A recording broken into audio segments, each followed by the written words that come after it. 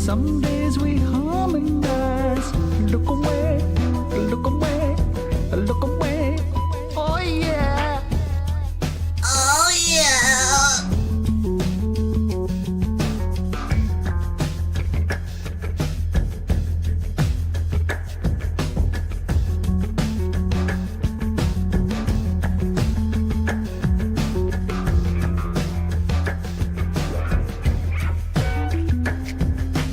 Emily said she'd suddenly awaken. Look at that guy with the government goodbye. Hey, you, gonna get you. Japanese jazz in somebody's concert. Telephone bills on the company paycheck. Who knew? Who knew? I do.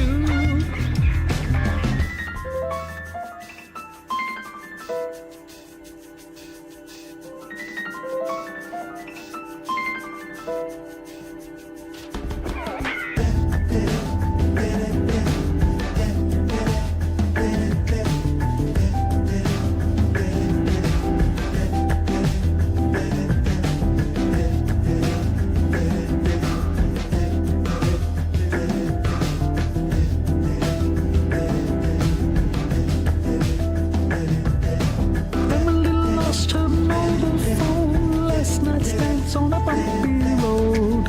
I won't go out in the cold. Lebanese, Chinese in my school. Imagine who can make you cool. Who's gonna pay for this call? The cheapest dog, the hottest son, the fiercest cat, and the meanest gun. You got to hold the feelings in your hands, baby. It's a safety belt, it's a Christian crime. A rocket ship, it's a joke of mine. I took away the day that I'd be gone. Shoot. Lebanese take their sailors home. The broken stuff in the outer wall. I'm sticking out in the road. Memorized toilets, check my school. I like my song, but I lost my cool. I need my laser, don't move. Put 'em in the ground where the Duchess grows, where the wood is true, when the girls are strong. Gonna stop it, step it, pick it, going by. Take another life of a wretched soul when they get too high and the bushes grow. Gonna rope it, squeeze it, push it, side to side.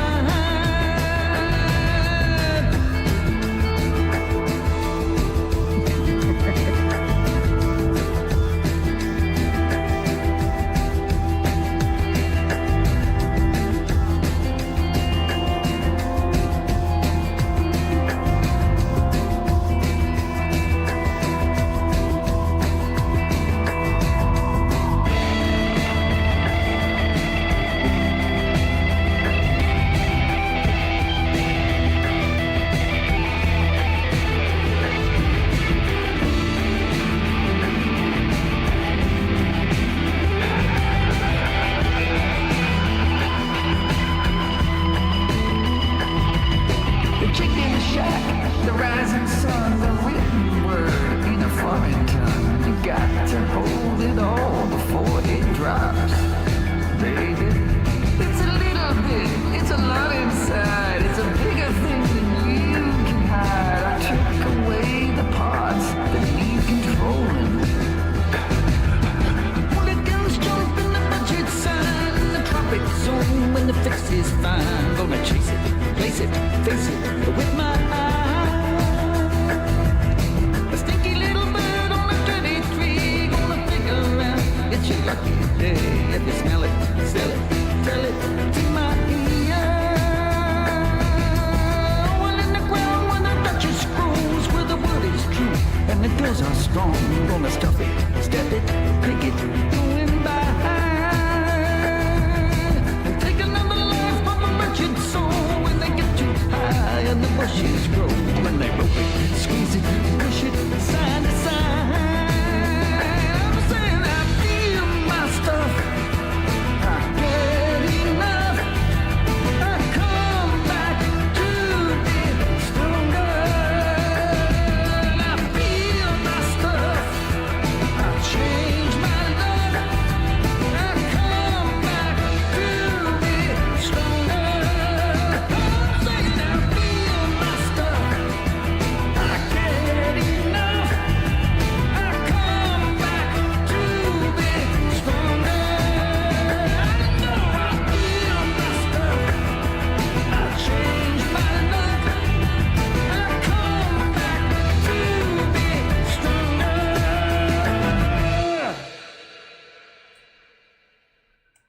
I Feel My Stuff by David Byrne.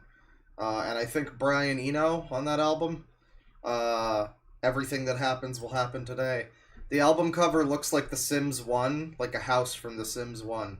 But the album itself is nice. It's kind of sunny and happy for most of it, except that one song is like, it's pretty, it goes on some journeys. I like it. Welcome to the stream. It's very early, and I say in the title Synthetic Man later, with a question mark, because I'm not really sure at this point. You know, it might be later. I've got a podcast later. I passed out really early last night before I had a chance to make my dinner, and so then I made my dinner at like 3 a.m, and I think I might have undercooked it. So we're kind of on a timer to see if I wind up with salmonella or something. This is gonna be an interesting stream. But that's okay. We'll try to get some trash in. We might watch a little bit of, last stream, I think it was last stream, we did some new Sonic Sega Gamer lore.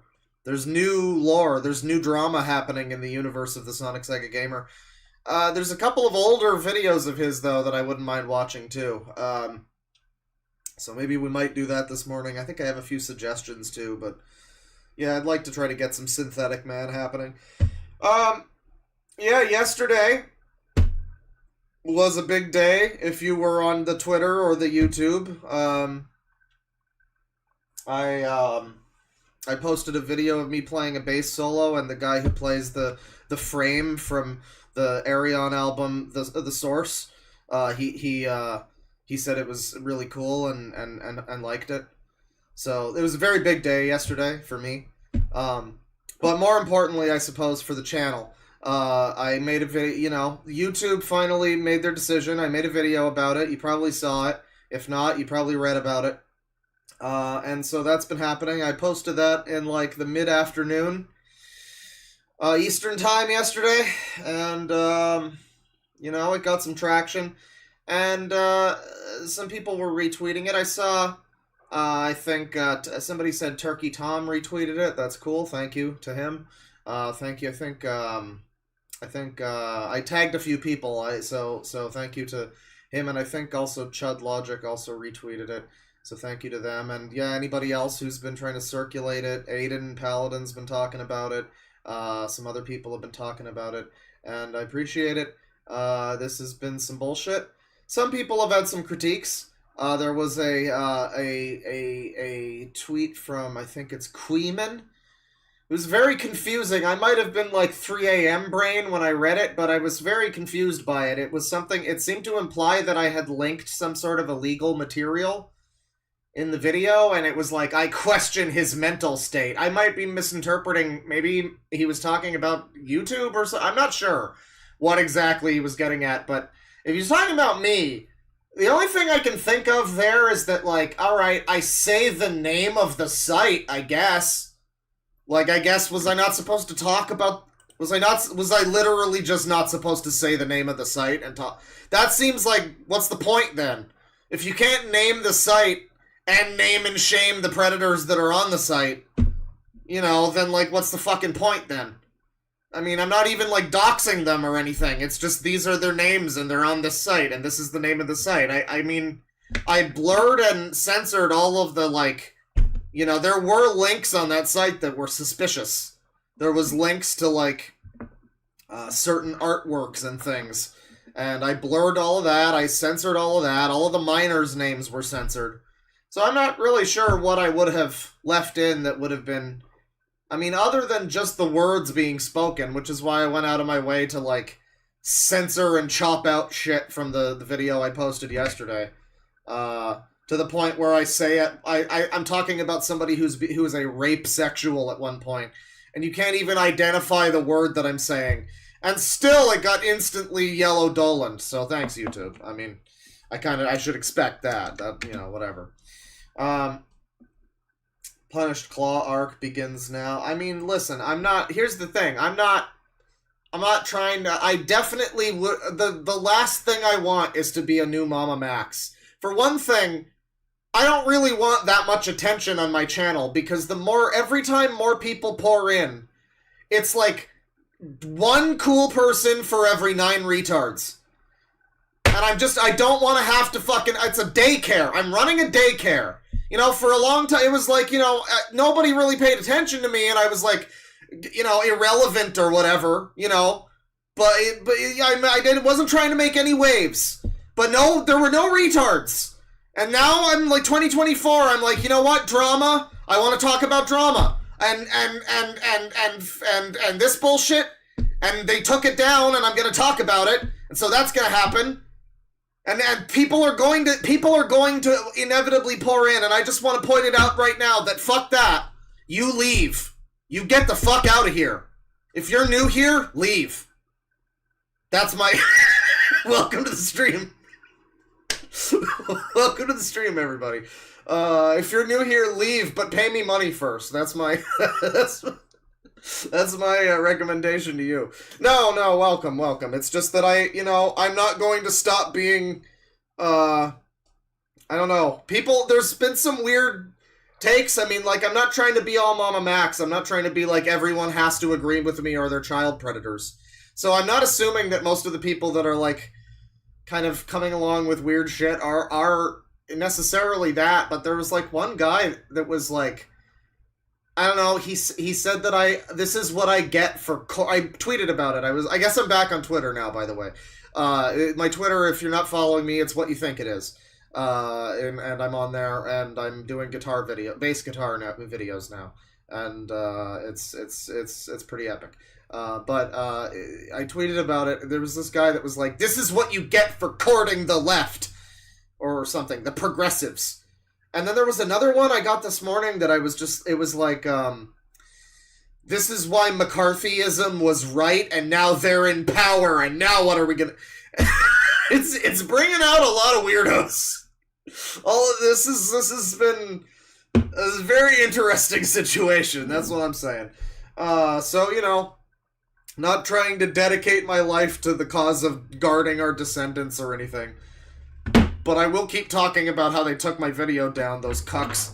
But anyway, yeah, that's been the thing that's been going on, and if you haven't seen it, go see it. Maybe, you know, if you feel like there is a person that you watch who has a large platform who would potentially talk about these sorts of things, don't send it to Anthony Fantano. Like, don't send it to Sniper Wolf. I'm good. You know, don't even send it to, like, the news. Well, maybe. Don't send it to, like, don't send it to the Young Turks or the Daily Wire. Those are just, that's all I say. But, you know, like, don't send it anywhere, that you don't think somebody would, you know, maybe the news, actually, but potentially. I mean, you know, that might actually be, not for my video or anything, but just for the website and the document, and I don't know, something like that. I could see that being the next internet hate machine Fox News thing where they talk about that website. But yeah, no, if you watch the video, you know, see the tweets, whatever, if you feel that it's something, if you feel that there's somebody that you watch that has a large voice, large platform that you think would talk about things like this, feel free to share it and at them or whatever, but do not send this to do not send this to Guru Larry. Do not send this to Atomic Shrimp. Do not send this to I don't know, abroad in Japan. There's a lot of people on YouTube who don't need to necessarily weigh it. They can if they want to, but it's not their it's not their it's not by necessity. They don't need to guard the children if they're okay with child molesters existing, I guess. No, but seriously, it's share it with people you think it might be relevant with. But that is the updates on that, I guess. And wow, fighting an eternal losing battle with my fucking padding on my chair. It's a nightmare. Yeah. So the title says Discourse and trash, and here I am with the discourse. I guess the discourse part is largely over, I guess. We're into, we might be into the trash now. Let's see. Let's see. What do we have here? Got this one, but I kind of want to save that one. I looked at that. What is this?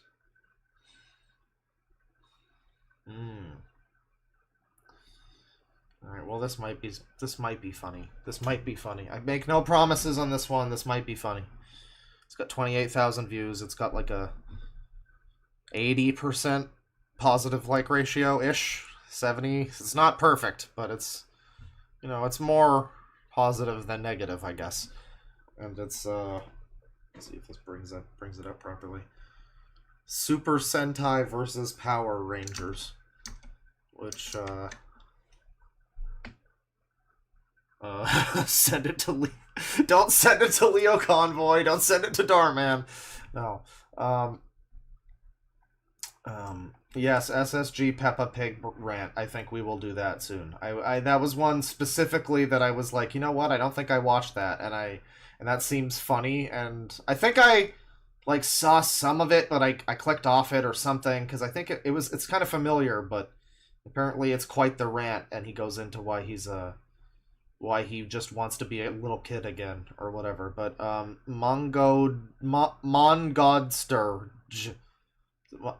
Mongodsturge 35 is here, and and he's got I guess he's not a fan of the Power Rangers, but he prefers I guess Super Sentai, maybe. I don't Power know. Rangers. Oh hell yeah! Hell yeah! Super Sentai. Well, thank you very much. I like cheese doodles and Brett, and I appreciate it. I will be reading super chats in a bit. I appreciate it. Thank you. You can't bring the video back, but you know what? Listen, you can't. This money does not really go. If you give me money, it doesn't really go to fighting pedophiles. Maybe in the sort of like trickle down economic sense, like. You know, fucking 10 degrees removed or something. You know, maybe you could consider it to do that, but you know, maybe it does go toward me. I don't know. And maybe it does go toward me buying a cookie. So thank you. But yes, Super Sentai is based, I guess. Me, manga. Try not to get copyrighted here. I don't want to get copyrighted. Which is better? Welcome back, guys. Another video from me, MongodsJ35. Good music. I'd like to hear you. What's your name, sir? Welcome back, guys. Another video from me, MongodsJ35. You know, when he says the name, it's even less. It sounds even less. I understand it even less than when I try to read it. I feel like the Buzz Lightyear face here is going to be my expression this whole video. I'd like to hear your thoughts and opinions on what version you prefer down in the comments section below, where I'll do a poll that will... No. Oh yeah, I mean, send it to Keemstar. That does seem like someone, I mean, not someone I necessarily care for, you know, but, does seem like someone who would talk about these sorts of things, sure. You want an answer, and I'll give it to you. It's Super Sentai! Yeah, I know. It's kind of redundant stating something that's so obvious. Well, he's having fun. It's a little cringe, but people are allowed to be cringe. You know, we need to stop him. We need to... You know, there's like good cringe and bad cringe. What? And this is just like the having fun, you know... Just having, you know, he's just expressing himself. That's fine. That's fine. There's no issue with that. I wish more people were like this. You know, there's a content creator called Zero Lenny. He plays like Soulsborne games and stuff. And, you know, one of his big famous series is to play along one of the Souls games or Bloodborne or whatever with the Game Facts guide or no, the IGN guide, rather, from like 10, 15, whatever years ago. And, you know, at a certain point when, like, Elden Ring drops, it's like the guide is no longer, like... The guides used to be like, the real Dark Souls begins here, sweet baby angels, and all this, like, extremely cringe, like, shit. And now it's just like a fucking video. It's just a YouTube video of some guy beating a boss.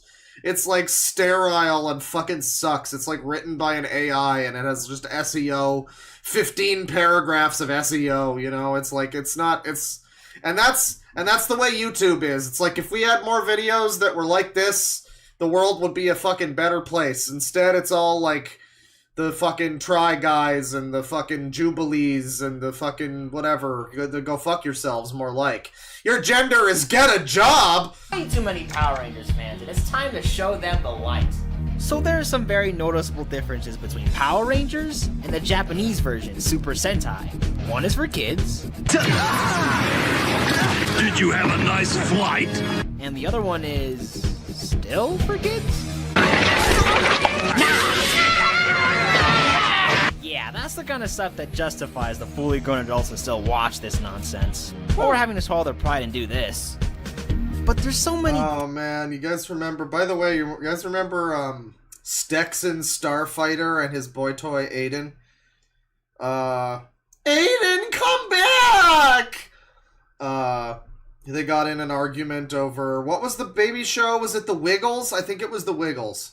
They got into a lover's spat over the Wiggles. And I think they eventually repaired their relationship, but there was recently, and by recently I mean in the last month or two, another similar spat with Stexon Starfighter. I don't know. We might be able to watch it still. I don't know. Complicated, interconnected details. And that might have to be another live clip soon, like the Blue's Clues video is the the romantic love story of Aiden and Stexon. Pick up some of the best shows to come out on TV with Super Sentai, and a boring pile of garbage that is Power Rangers. So let's destroy the Power Rangers, shall we? Oh yeah, let's do it, my epic gamers.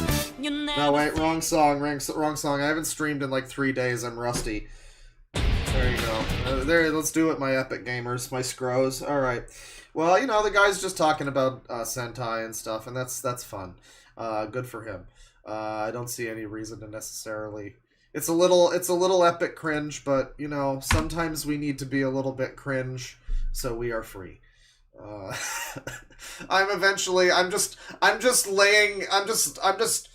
just like running defense early for when I do my video that's basically this, but it's for Arion lore.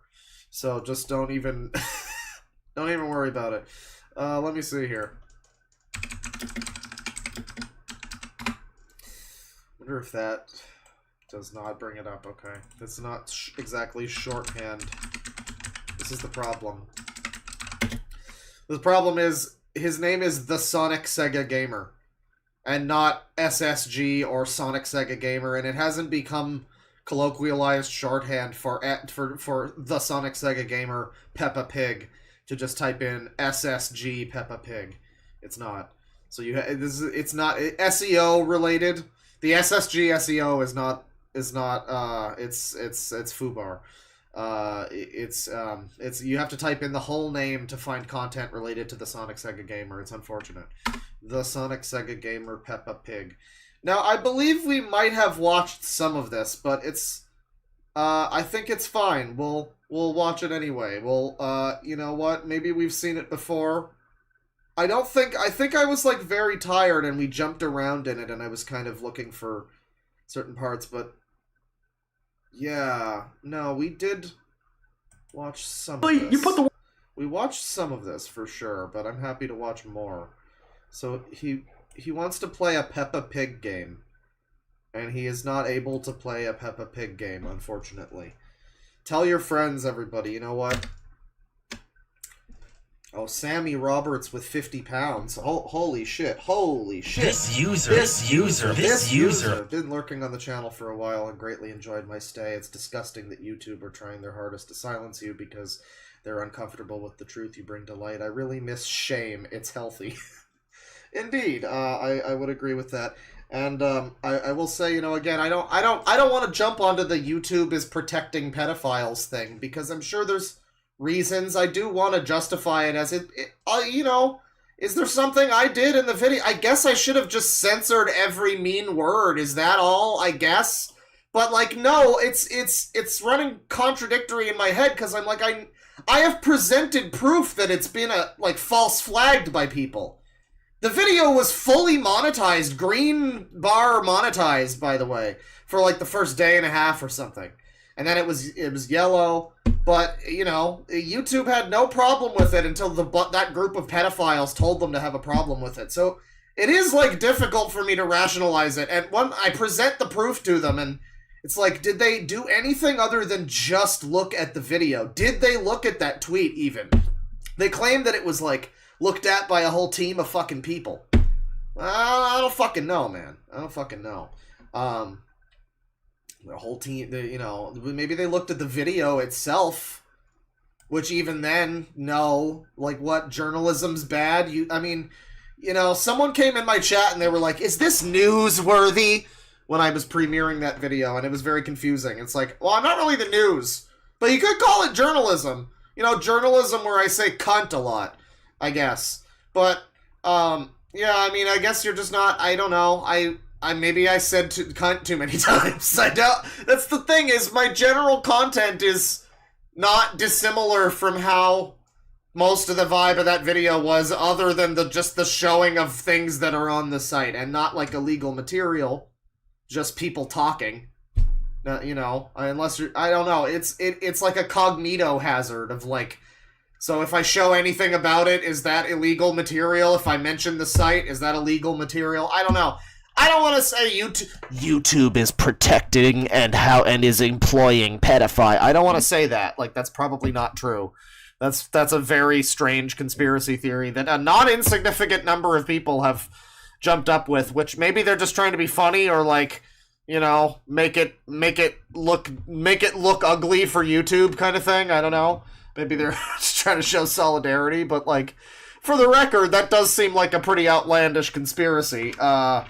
It's more likely that they're probably trying to protect optics for, like, Pride Month or something. The timing of this is really conspicuous, I would say. And that, in and of itself, I would say should make them look pretty bad. But, you know, I don't think that they're necessarily trying to protect. It's just that they're doing the thing where they're like, oh, pedophiles are being attacked? That's gonna look really bad for gay people. We gotta do something about that. They're doing that thing, which is always great when you see that happen.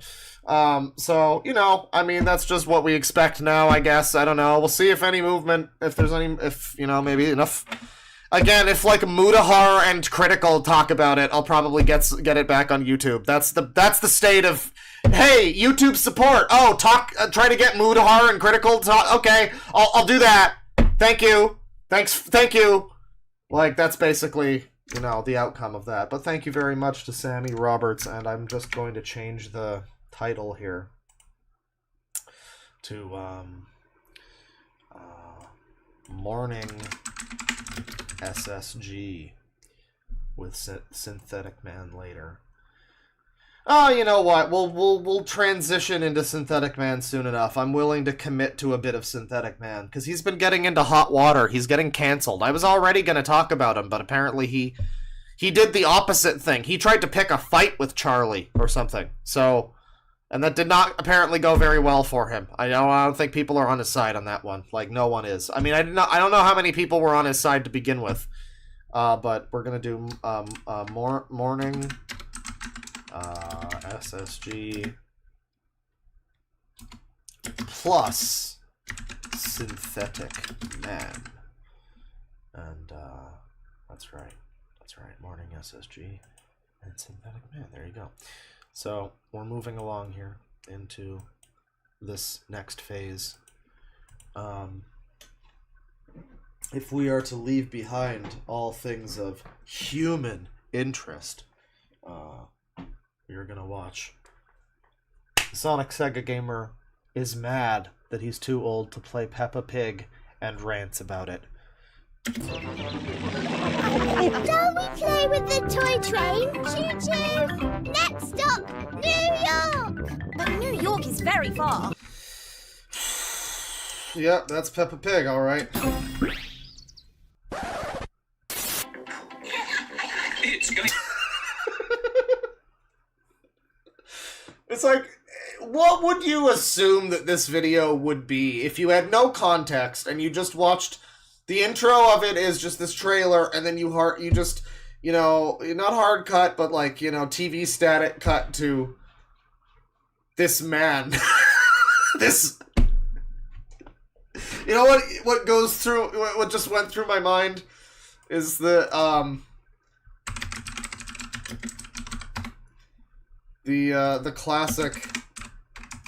classic comic book cover featuring the Thing, which is this man, this monster. He even looks like the Thing, doesn't he? He's got the extremely, like, it. Okay, imagine, I'm seeing it right now. I'm totally seeing it right now. Because he's got, like, so he's got the really low hairline, right? And that's, like, the Thing's sort of brow ridge, basically. He's the Thing! He is this man, this monster. That's who he is. Going to be loads of fun. Another educational game.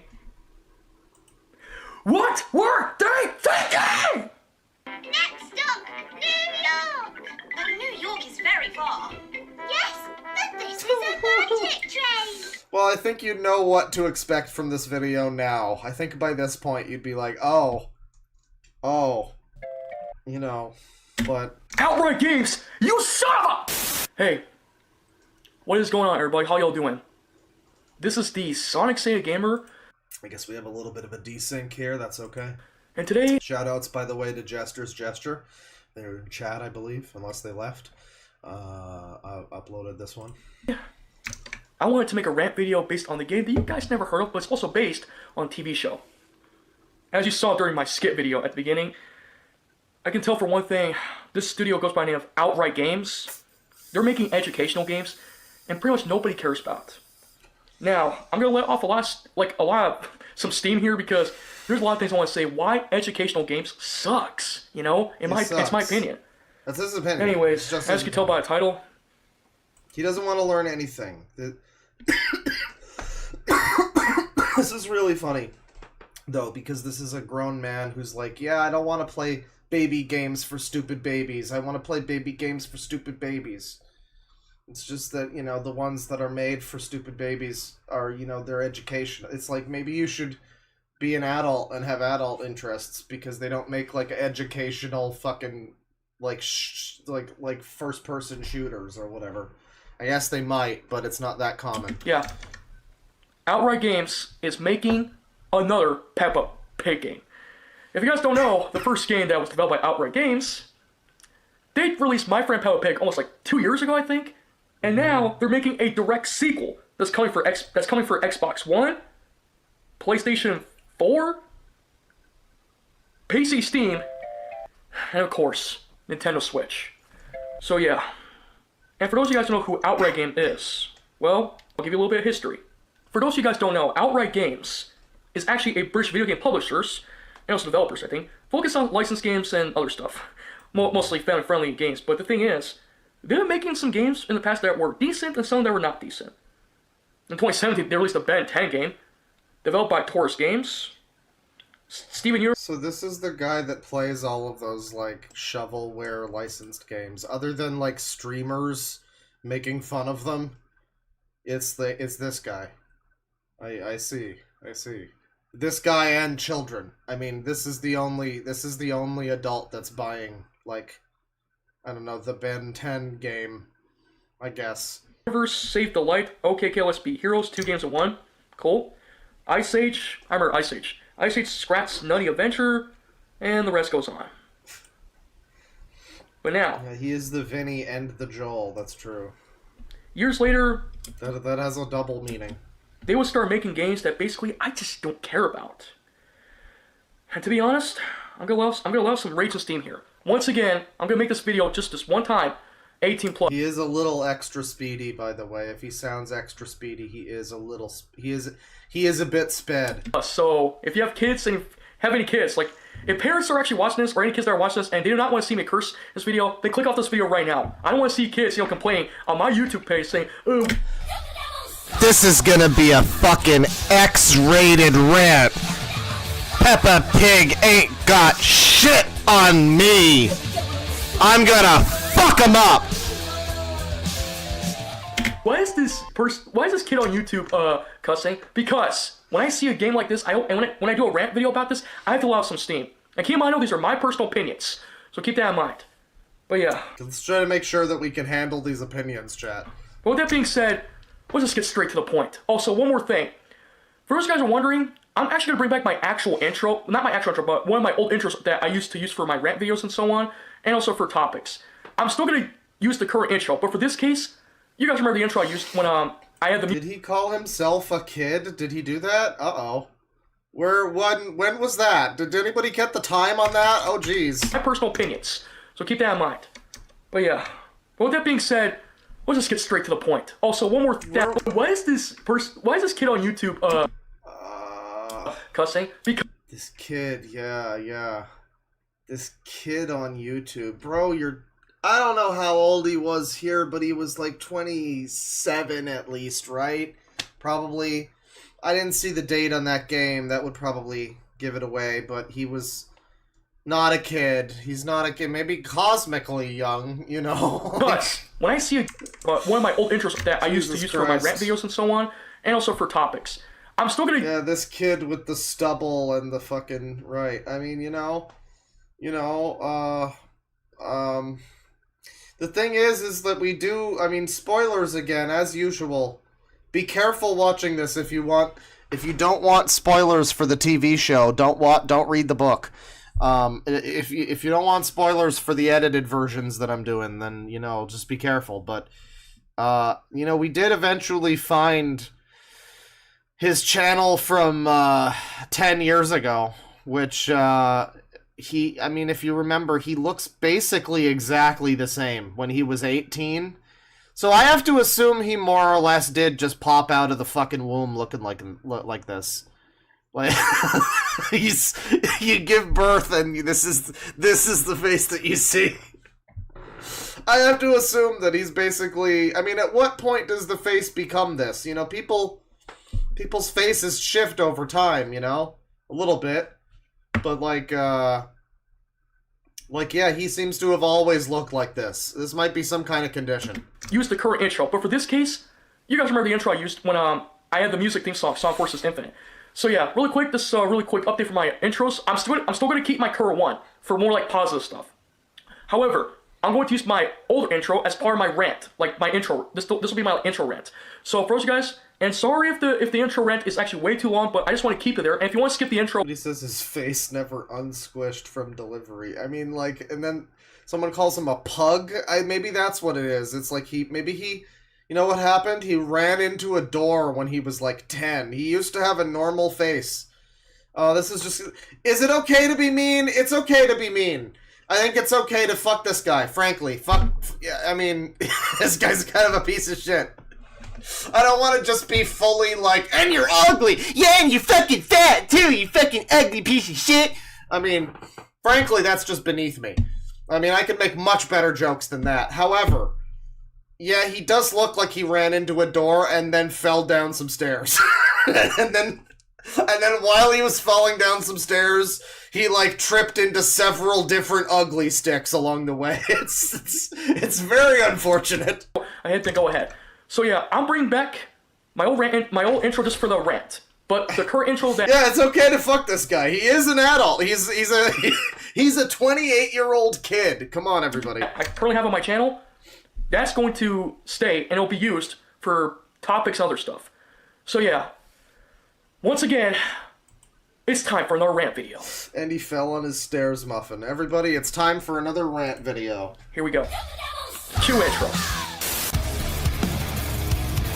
Yeah! Yeah! Cool. Epic intro. So let's count how long this intro actually is. I'm curious now. For another rant video. Here we go. Cue intro. So it's about 4:49 to... What is this? Almost 2 minutes. This is almost two minutes long. That is like about a minute and a half or so, ish. That's almost 2 minutes. That's insane. That's insane. 2021, when I made a rant video about my final rant against Nintendo, but it seems now they're proving themselves, so I got that over with right now.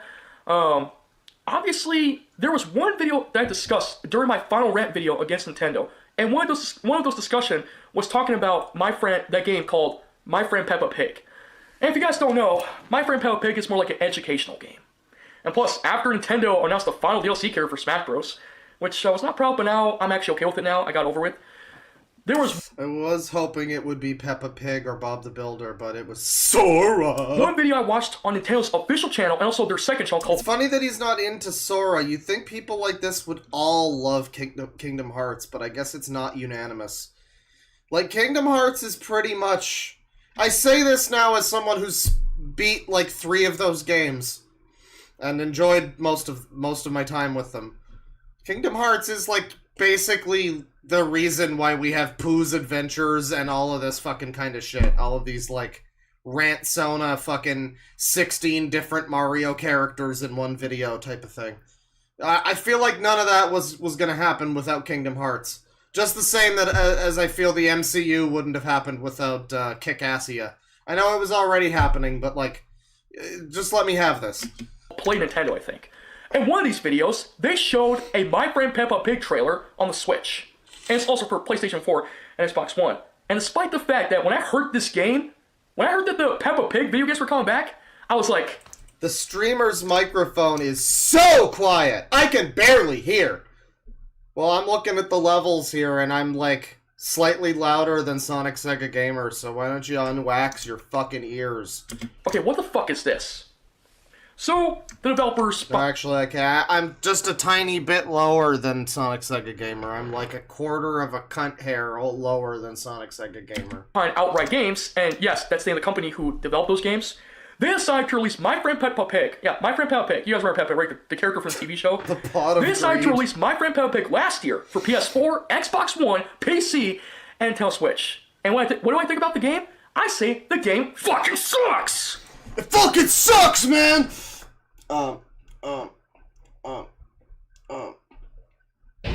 This game's a fucking piece of shit! I hate it! It killed my mom!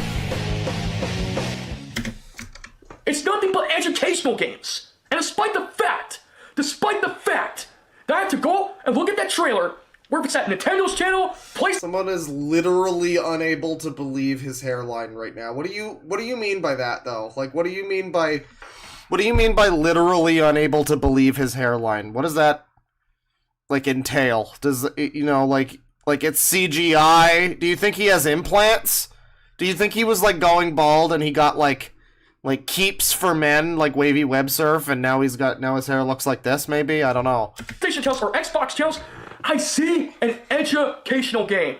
Like what? They're bringing an educational game back now for next-gen consoles? Like, seriously.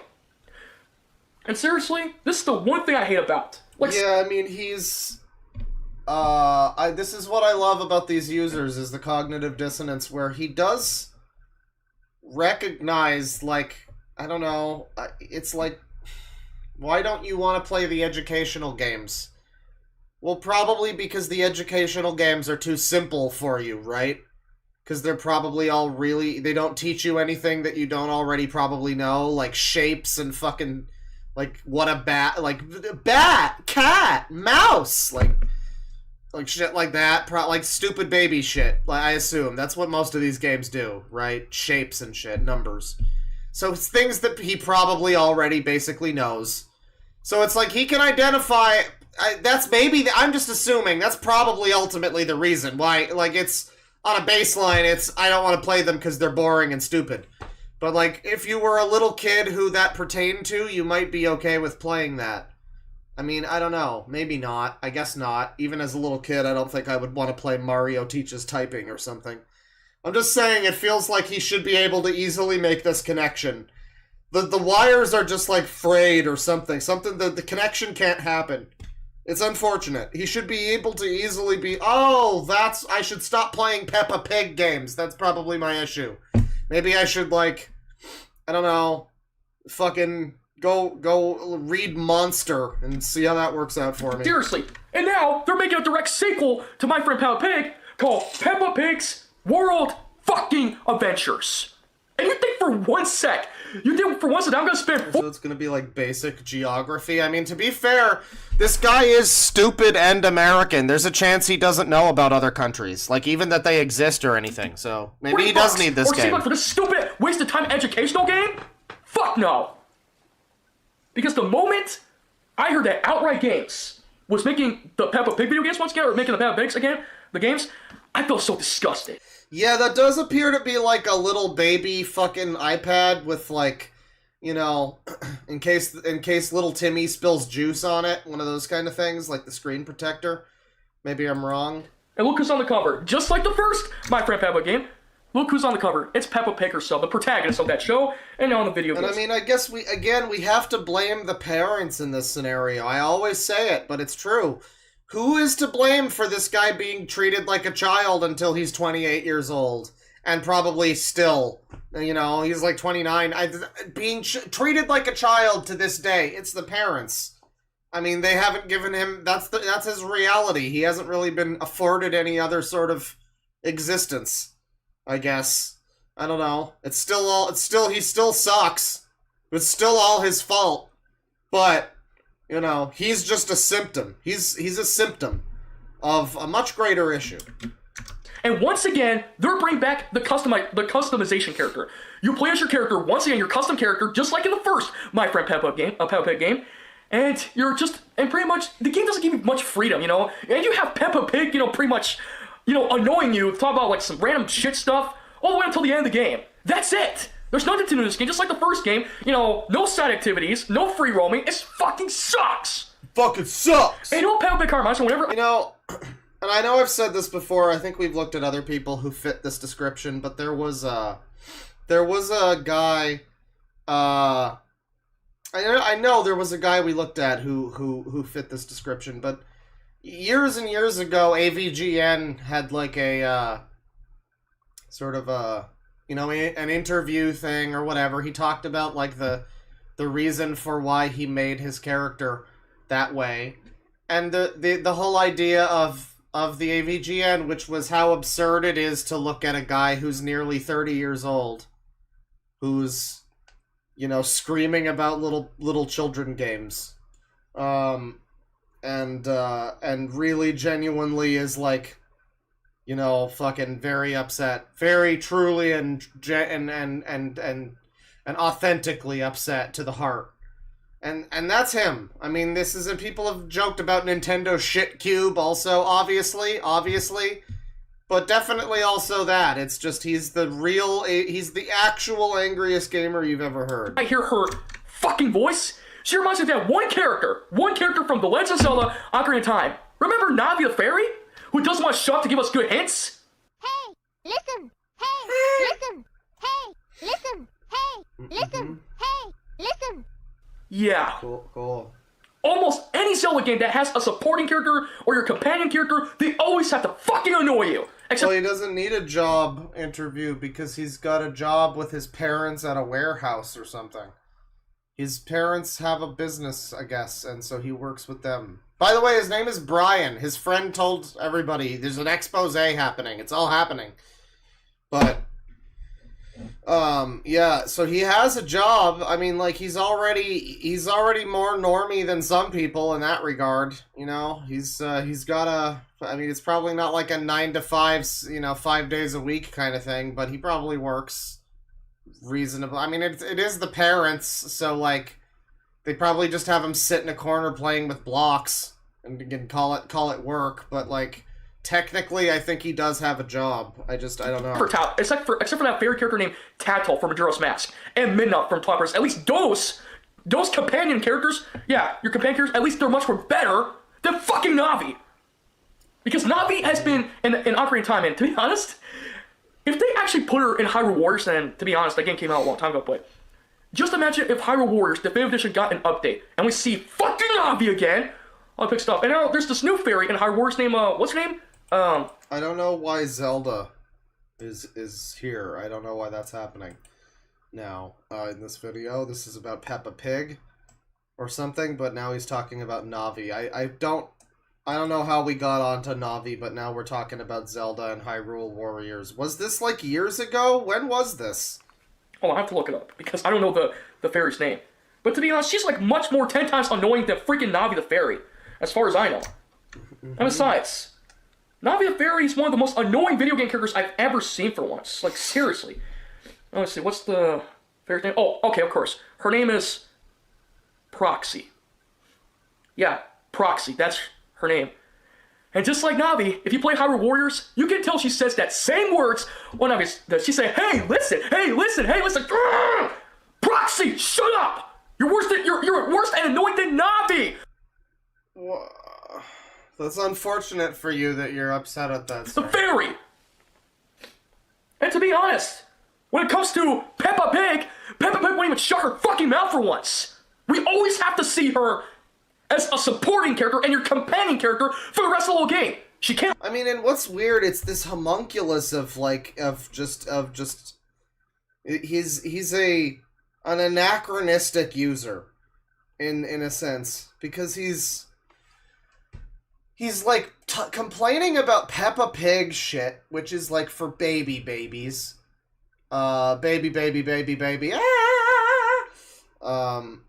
He's complaining about that, but then he's talking in a way that you would say is maybe, at the very least, more like, 12, 13, like, this game fucking sucks, bro, this game sucks.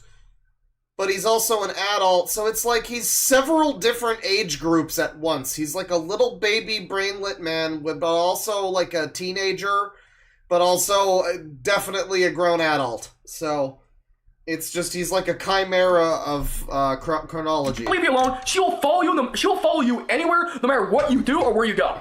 She's always gonna be by your side all the fucking time for the rest of the whole game. And to be honest, this is one of the worst reasons why I don't like outright games. I don't even know who this studio was until now.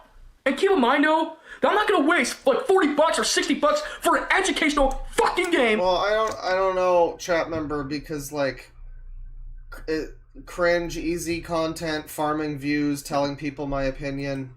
This is not really getting a lot of views. I mean, not for him. He wasn't exactly like raking it in as a content creator. He had an army of like fucking 11-year-olds that watched him, that he would threaten suicide to, so that they wouldn't stop being his friend. And yeah, if you're not up to date on the Sonic Sega gamer lore, don't worry about it. There's a lot.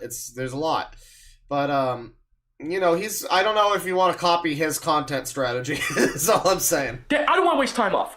Guys like us, gamers like us, we play better games. Gamers like us, baby. For me, I'm mostly more into platforming, fighting games, action-adventure games, a little bit of RPG games. So why do you care that the Peppa Pig game isn't those, though? And also the hack. Why do you need to play? It's Peppa Pig. You're an adult. Slash games. I know that's obvious, but like, it's just so obvious, though. It's like, shouldn't you just be like, yeah, this is not a thing that I'm into, so I'll stop caring about it. What is it? I must just like the show, I assume. But, man, there's gotta be, the connection needs to be made. Somebody get some fucking super glue. Make that happen. God damn it. Fire Emblem Warriors, or Hyrule Warriors, or even Persona 5 Strikers, and other stuff. And to be honest, when I see this, when I look at their website, I see this, either on Nintendo's official channel, or Play Nintendo, which is their second channel, I get disgusted. One of the worst third-party titles ever. And to be honest, I'm glad he's gonna finally start telling us the truth at this point in time in the video. I know he said to be honest before, but I got a good feeling about this time. I think he's gonna really start being honest now. I think he was lying up until before. Like, all that was just him, like, that was clickbait opinions. But this is where he's gonna start being honest. A little bit of Dragon Ball Z Rupture. There's like what? I like, to be honest, I assumed that from you, actually. They're like a little bit of Dragon Ball Z Rupture. There's like 1,000 games out there. This piece of shit garbage game. Like, here, let me give you an example. We're gonna start with the good old classics N64 games. There are better games you can play. Platforms such as Super Mario 64 and Banjo-Kazooie. Those are one of the best games ever. It's all about platforming, collecting stuff, and so on. And see what it says? It says kids to adults. So it's a shame they don't have the ESRB rating anymore for kids to adults, but So I guess every game needs to be Mario 64. I mean, that would get boring pretty quick, even though I like that game and the other one too. What's it called? Is Bango or something? I don't know. No, I've never heard about that one really. I think I saw somebody play it once, but yeah. I mean, like, it really, it's. Well, there's multiple layers to it. I mean, it seems like he wants gaming to go back to the way it was in the 90s, which I guess is fair.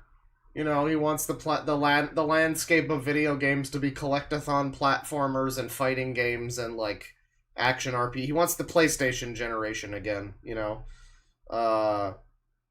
And, you know, I guess that's fair. I mean, how about that 10 out of 10 Xbox showcase that was, like a 5 out of 10, really, but it was like the best thing Xbox has done in 10 years, apparently, so we all have to pretend it's better than that.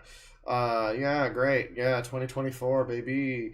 So, I mean, like, I get that, but then there also is just, I don't know, there's just, I mean, they made educational games back then, too, dude.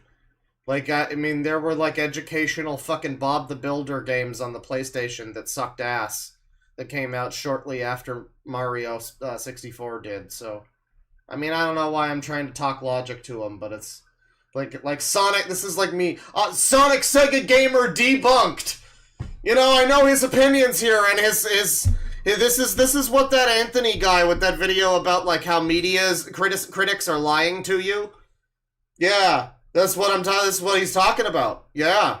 Like, he was trying to get by with his slick opinions and his he thinks he's so he thinks he's so fucking, you know, he thinks he's real slick, but he's not. No, I got him. Yeah. They're exposed. Yeah. I'm gonna debunk his opinions in this 4-hour rant. Please watch. It'll be nice if they brought that back. And Banjo-Kazooie. Ready for one. That's one of the best platform games ever on the N64. Yeah, Banjo-Kazooie, of course. And not to mention also have Diddy Kong Racing, but that's another good racing game. And once again, it says kids to adults, you know? To be honest, I just want to play more of a family-friendly... Oh, he's gonna start being honest now. That's good. ...games that have more collectathons or fighting games and stuff. And that's why Super Mario 64 is one of the best games ever. And not only that, but there are also better action-adventure games to play. But I'll get to that in a... You know, and it's like... I want to try to find some kind of point that he's making where I'm like, yeah, okay, I guess I see what you're saying. But it's like, I don't know, man. There's a lot of games that exist. You've convinced me of that. The N64 had some, also. I see that. That's true. I don't get your point, man. I don't. I just don't. There are better platform games here, too. He's got proof. You know? He does. I'm gonna show a couple of them. Games like Super Mario Sunshine, Mario Galaxy, Mario Odyssey, Sonic Adventure 2, another good Sonic game, you know? Or even Pac-Man World 2, that's another good platformer game. I like to play games that have much more better controls, better systems, and so on. And to be honest... And his posture is worse than mine. Also, he's gonna start being honest now, that's pretty good. You know, there are better games out there you can play than this shitty, you know, genre. There are most likely better games. It's like his mind can't comprehend that a bad game exists. He's having like a fucking aneurysm because he's encountered a game that isn't very good.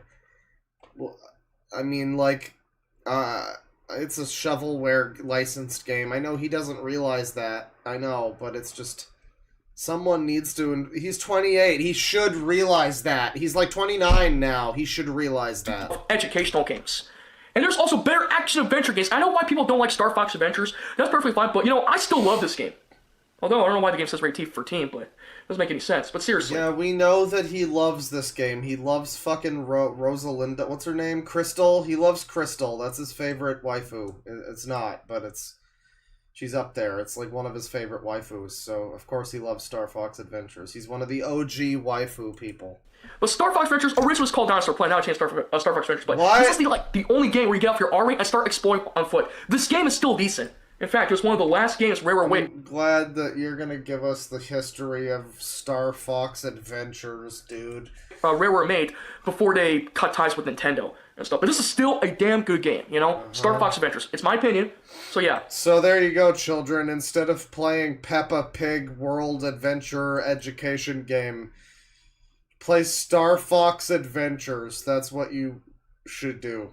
I know you, like, love Peppa Pig and don't know what a Star Fox is and don't have a GameCube and wouldn't know how to set up a GameCube, and neither would your parents probably, because no one bought the GameCube, so they'd probably think it was, like, from an alien ship or something. But, yeah, you know, play Star Fox Adventure, that's the idea. Yeah, emulate it, 2-year-old. Hopefully this game will get a remake one day. If not, forget it, but yeah. And also the Legend of Zelda Collector's Edition. The promotional disc includes 4 classic games, such as the Legend of Zelda, the Word Zelda game Zelda 2, which I'm not a fan of, and also the 3D Zelda games such as Ocarina of Time and Majora's Mask. And guys, there's a lot of games that are better than Peppa Pig, I'm learning that. Did you know that some of the greatest games ever made are better than Peppa Pig, the video game? I'm learning that. Street Fighter V? The Champion Edition, one of the best fighting games ever. Street Fighter V, one of the best fighting games ever. Well, maybe they fixed it. I don't know if that's one of the best fighting games ever. I mean, I'm not in that circle, but I feel like I've heard some bad things about 5, but he loves it. He's a big fan. Loves it. Yeah, I mean, hey, one of the prestige fighting games series, 10 times better than the Peppa Pig Switch education game. Yeah, dude, I also like tacos. And also Dragon Ball FighterZ! You know? And to be honest, if you want to play some good old classic retro games, let's just play the old school retro games for better qualities. Like the SNES Classic Mini I have here. The SNES Classic Edition. That comes with 1 bonus title you have to unlock. Star Fox 2! The game that was never released on Super until now it's released as part of the SNES Classic Mini. That's the angriest that anybody has ever said Star Fox 2 before. You just have to do an objective, like try to unlock Star Nobody's ever had that much emotion for Star Fox 2, actually. It's impressive. Fox 2 game by clearing the Corneria stage in Star Fox 1, or Star Fox, so yeah. Like I said, there are better games out there to play than this shit. So yeah. The education of My Friend Peppa Pig and also Peppa Pig's World Adventure. And really, you put the word adventure in that game, oh boy, where'd you get that idea from? Oh yeah, I know. Sonic Adventure? Oh my god.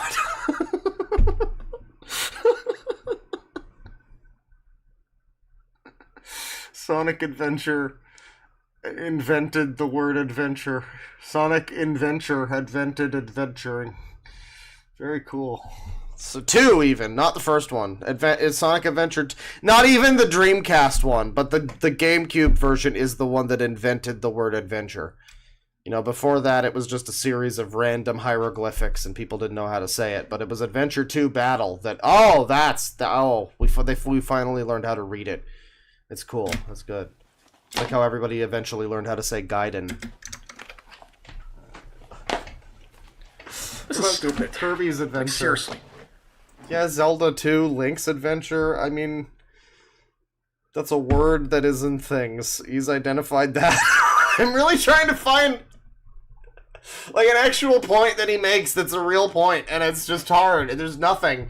It really is just he's mad that I mean, it's a baby rage moment, I guess. It's not logical. I shouldn't look for that. There's less logic to this than when I look at like some guy who's just like screaming and gibbering and fucking wearing a diaper or something. By the way, we got a Pamper Chew update. I'll be reading about that. If you saw my Twitter, you know about it, or if you saw it's on the Kiwi Farms. People were talking about it on the Discord. I just mentioned it. We'll look at it. We'll look at it after our Sonic Sega Gamer segment. It's nothing good. It's nothing good.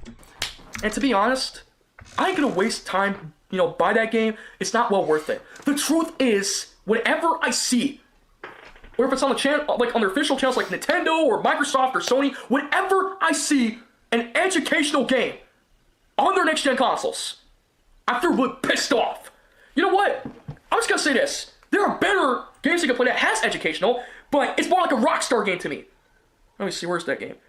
And if you want to play a game that's even not finished, there's a game I downloaded on the app called High School Simulator.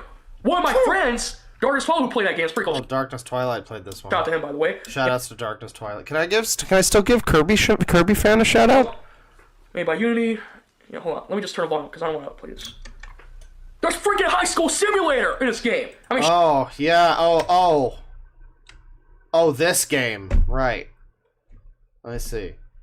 Well, you know, it's good that he showed this because you can clearly see here what makes this better than the Peppa Pig game. I mean, it's pretty that, you know, this is a self-evident truth. This game. I mean, sure, it has like a few side quests you can do, but the game's not even finished, you know? And this game doesn't even have updates, that's the problem. But seriously, you want to play a good game for once? Play High School Simulator! Hold on, I'm trying to load this up. Yeah, it's Persona but seriously, 6. there are better games to play. Like, look at the gameplay footage right here. High School Simulator. Oh, look at that gameplay footage, everybody. There's also the 2018 version too, you know? And I have to say, though, it looks really impressive too. When was this posted? It doesn't say. You cannot deny Vinnie Joel to forge a connection with the cultural heritage of his people. This broke my mind! Well, I don't know what, so 1913 here. What does it say the date is? What is the date on this game? 2023. So this is last year. This isn't like a few years ago or something. This is pretty recent. This is pretty recent, I would say. Recent enough that he has no excuse to be fucking doing this. You know? Like, even if it was like, you know, oh, he's 21. So he's gonna make a rant screaming about Peppa Pig. It's still stupid, but like, man, no, he would have been like maybe 27 at the time, I think, at that point. I'm not sure. I don't know. I'm not sure, actually. So, it looks really impressive, too, you know? Like, look how the loading screen... Well, I can't show the loading screen now, but, yeah. But seriously, look at this. It's pretty cool. But if you want to play a good game that has educational for bonuses, which is an action-adventure game... Yeah, I really want Vinnie Joel's opinion on this scenario. I mean, we know what Sonic Sega Gamer's up to right now, but have we found out anything about Vinnie Joel's whereabouts at this point in time? I wonder if he specifically chose that name, or if that's just a funny coincidence that that name happens to be the name of two related, very popular game streamers. But he does spell Vinny slightly differently, so I mean, I guess it's probably not intentional, but yeah, no, Vinny Joel is needed for comment on this scenario. Wherever he's been busy at the Wrestling Federation or something. He's waiting for his next fight against that one guy's action figure. So it's gonna be big. It's gonna be a big thing. Give me one sec here, because I'm trying to skip this. But yeah, you want to play a good game that has an educational game, but it's actually an action adventure game made by Rockstar Games? Then go play freaking Bully Anniversary Edition or Scholarship Edition. Hey kids, instead of playing Peppa Pig, you should play Bully.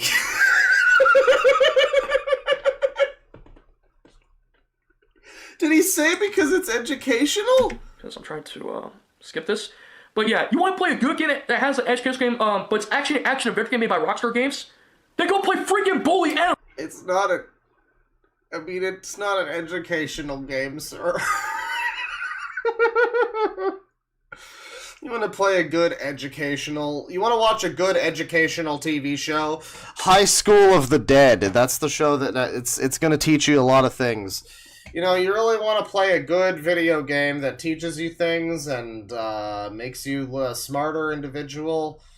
What you want to play is Persona 3 Dancing All Night. That's the one. That's the game that's going to make you... A genius. That's Anniversary Edition or Scholarship Edition. Yes, you can do classes in the game, but it's one of the best action-adventure games ever. Or is it action-adventure games? I don't remember, but at least Rockstar Games made a better game like this than outright games, Peppa Pig. Like, so you want to play a game that has classes that you can complete to unlock some cool bonuses, like extra health bonuses or basically extra clothes or whatever? Play freaking Bully Anniversary Edition or Scholarship Edition. What? Scholarship Edition. Right. Okay. I thought that was a different game he was mentioning. Okay, so play Bully.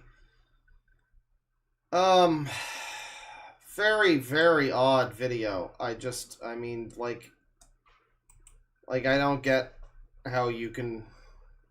I'm just fascinated by what it must be like to be an individual who is unable to they know that on some level, he knows that he's too old for the Peppa Pig game, but not to the extent where he's able to admit that to himself, or make that kind of connection like, officially happen, you know, and have that fucking... I imagine it would be like a Yakuza 3... What are they called? Those, like, inspiration moments or whatever? Where, like, Kiryu sees some guy falling out of a building and then, like, an insane, wacky fucking sequence of events happens and it teaches Kiryu how to suplex a guy or something.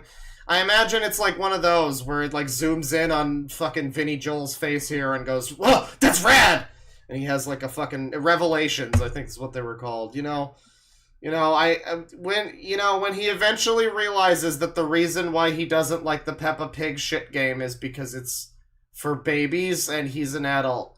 It's gonna be seismic waves that pass, that ripple throughout the community, frankly. Because I play this game most of the time, you know, in my spare time. If I just want to play a mobile app game, I can play. If I want to play a home console game, I can just go back into platform games, you know? There are better games you can play than this shitty Peppa Pig game.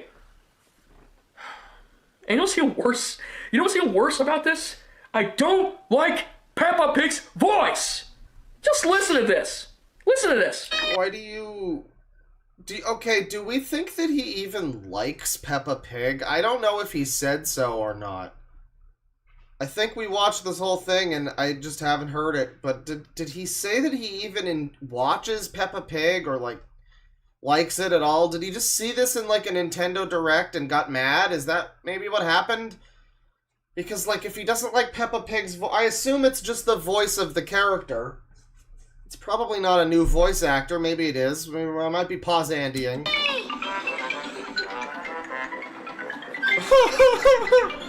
I like his little face that he makes. Like, I don't know what to tell you guys. The proof is in the pudding. You can see it on the screen right there. Granny creams, hot butter, ice cream. Oh, now it's... Oh, it worked for like 2 seconds. You could see a street. That's cool. Is it like Frogger? Shall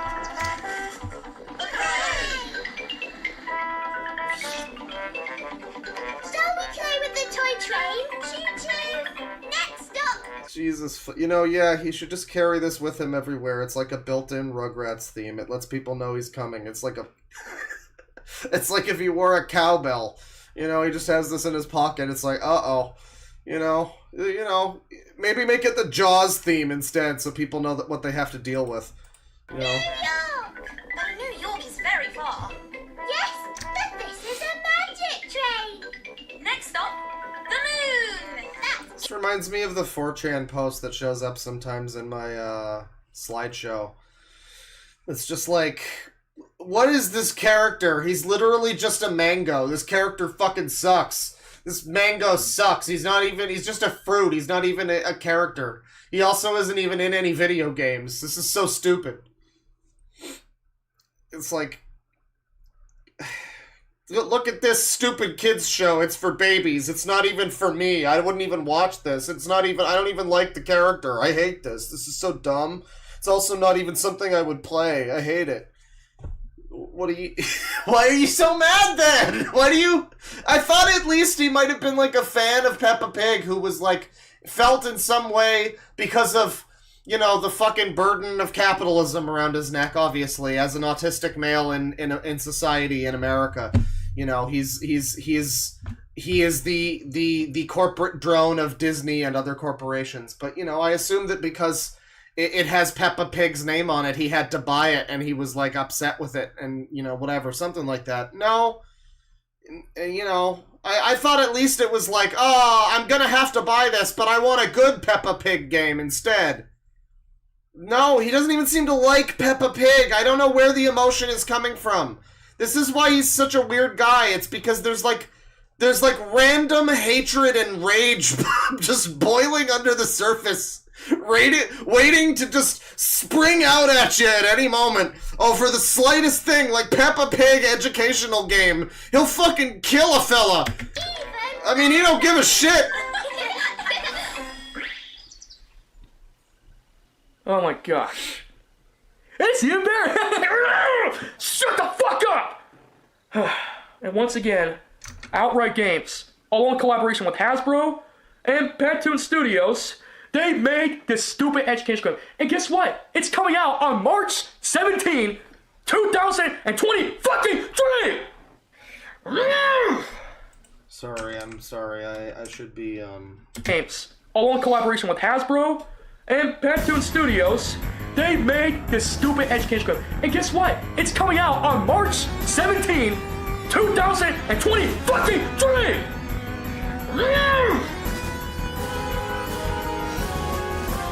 He's like passing out from anger. He's getting lightheaded from anger. He's like losing fucking like consciousness. He's like forgetting to breathe because he's so angry at the Peppa Pig game. Not even anything that happened, just that it exists.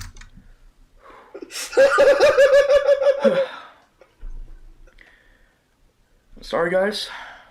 I apologize for my whole anger and my whole rage video for the part of the video, but I had to let this out because I could not take this anymore.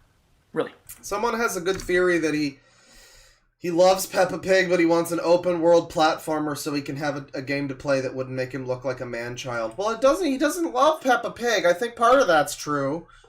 But he doesn't love Peppa Pig, or else, I mean, I think that's just the way Peppa Pig usually sounds, at least to me. I don't know. Sounds like he's just annoyed that it exists and he doesn't like Peppa Pig to begin with. I mean, unless he's just faking that part, I guess, but I don't have any reason to assume that. I don't know. I feel like he just has no reason to even care at all about this in any fashion. It's like there are other 3D open world games that you could, open world. There are a lot, there's other open platformer fucking banjo style games, collectathons. There's lots of that. That still exists.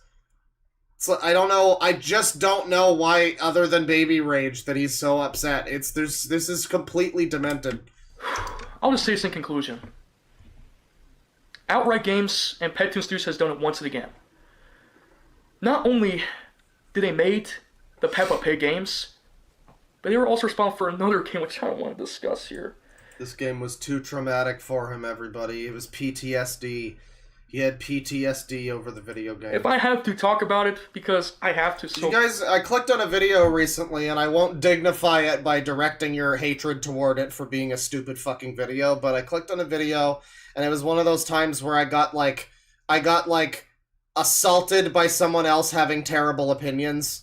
It's like you find out that somebody came in your food or something 10 hours later. I didn't realize at the time that I was listening to the opinions of a retard.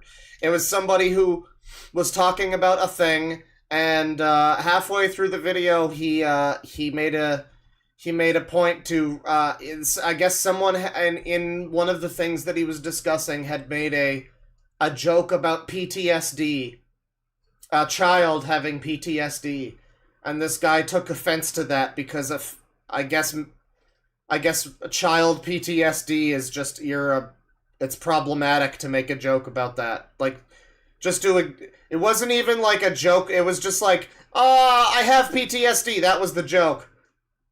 And that's enough for the guy to have been offended by that. You know what? I'm offended by you being offended by that. I am deeply offended by that. I was not happy with that. I felt like I was assaulted by that person being a retard.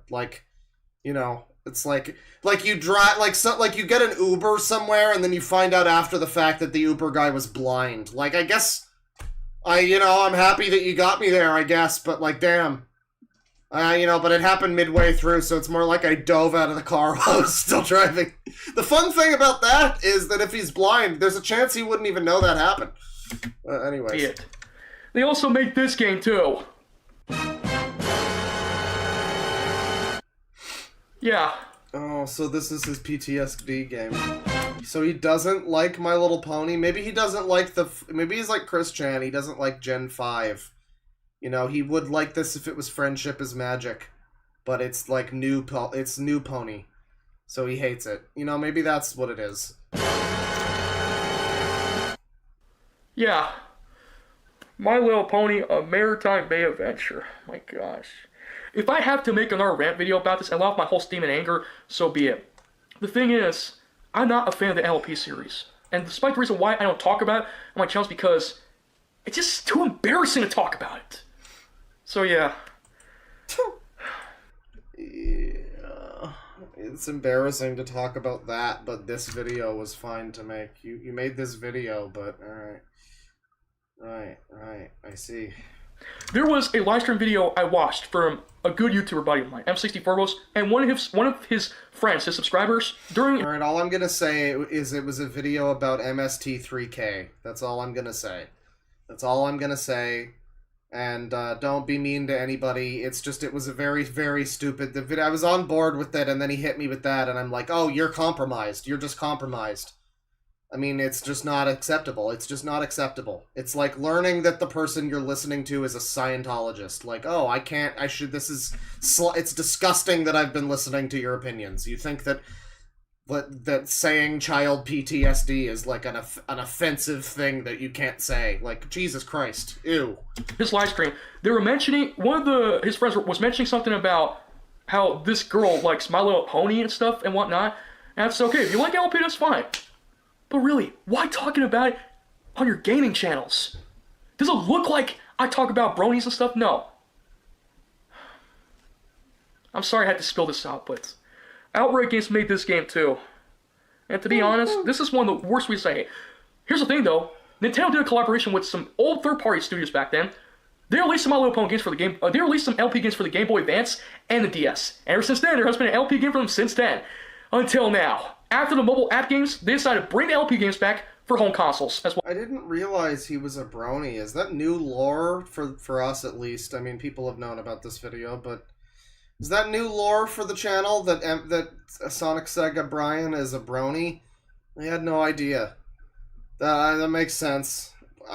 He doesn't let that. It's funny that he has some shame. Can we think about that for a second? How much that says about bronies, that he has admitted now that he's a brony, but he keeps that part of himself hidden. This guy makes videos of himself choking children in VR chat, and yet he's ashamed of being a brony. Think about that. Oh, so yeah, the game's been released since last He year. said he's not a fan? He said he's not a fan! It's too embarrassing. Alright, I'm wrong. In that case, think about this. My Little Pony is too embarrassing for this man who chokes children in VR chat. I'm just saying.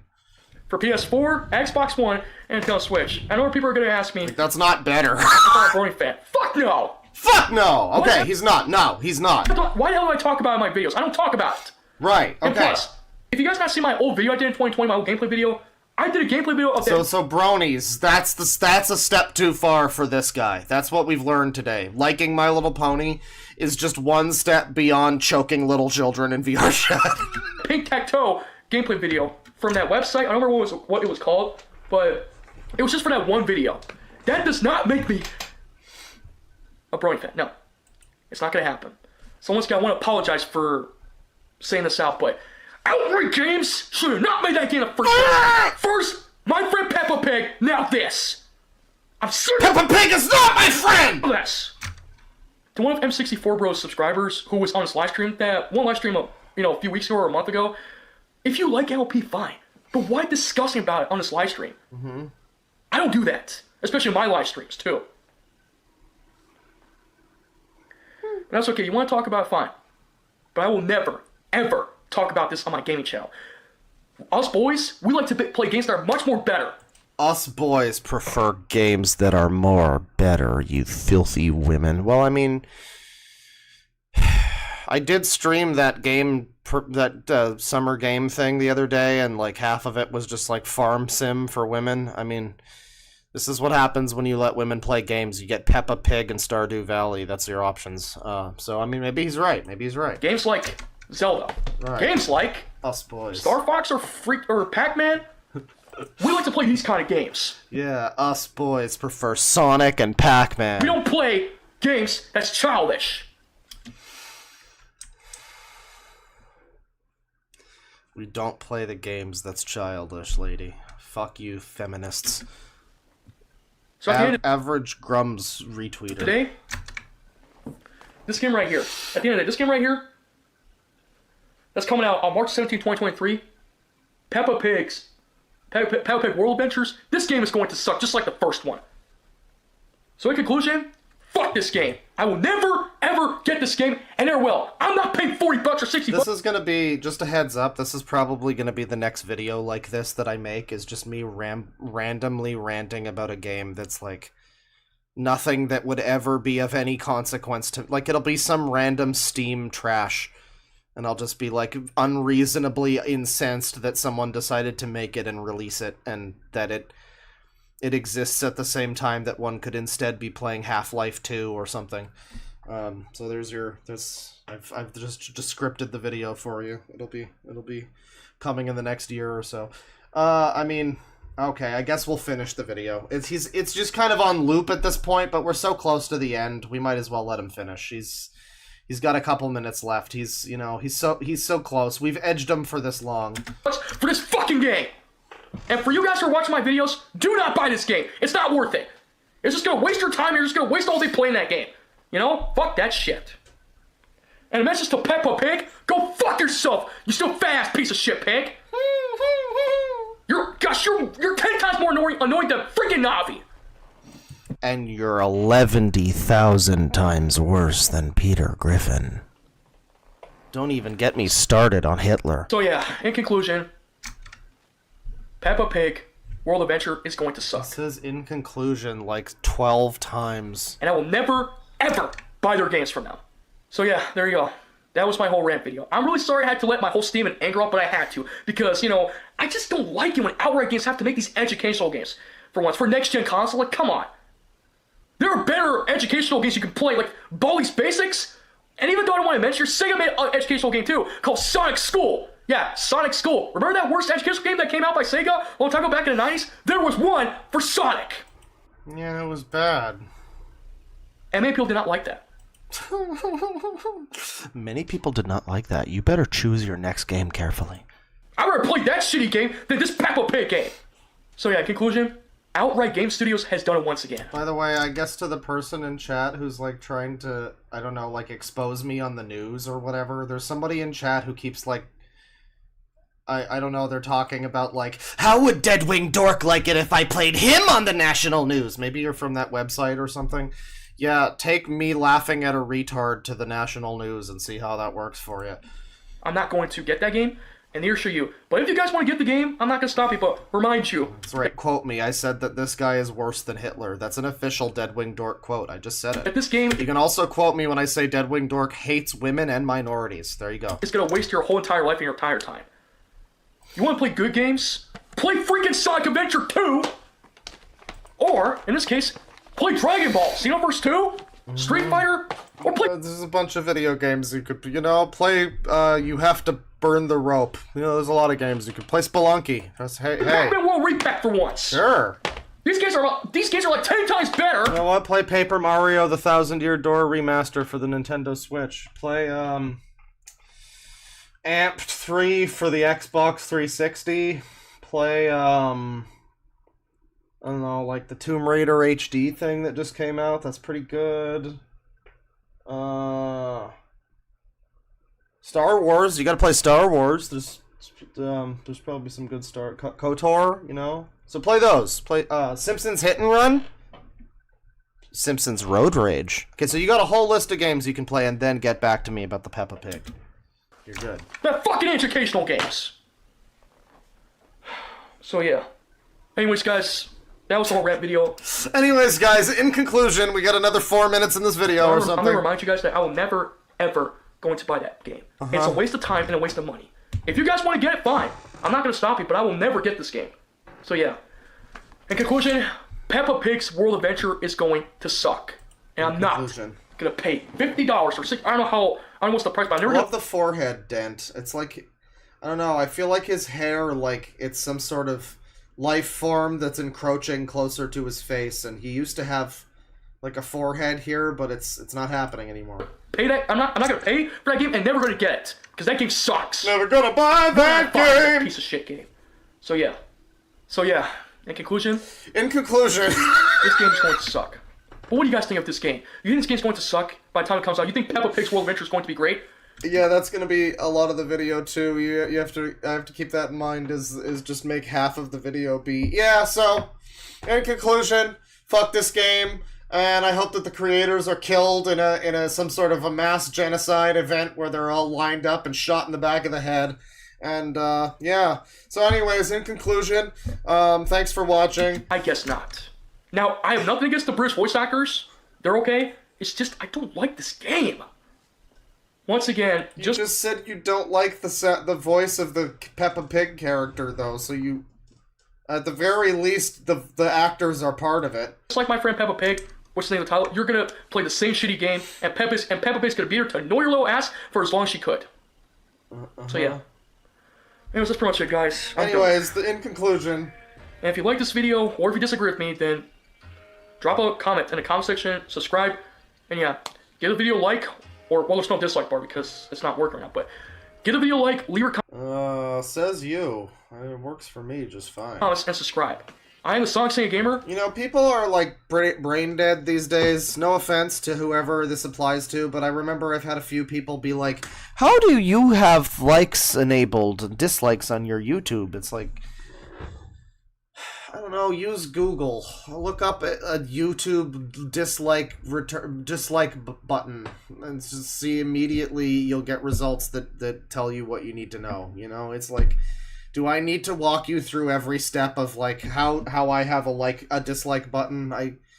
You know, it's I guess the dislike bar rather. So that's this video. In conclusion, that's this video. What was the one Raven Skeleton wants me to look at? You've been like kind of micro spamming it, not to a point where it's too annoying, don't worry. Just enough that I keep it in mind. In fact, not enough because I had to scroll halfway through the chat. Can we watch this video after this one?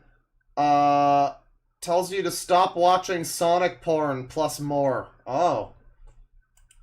Okay.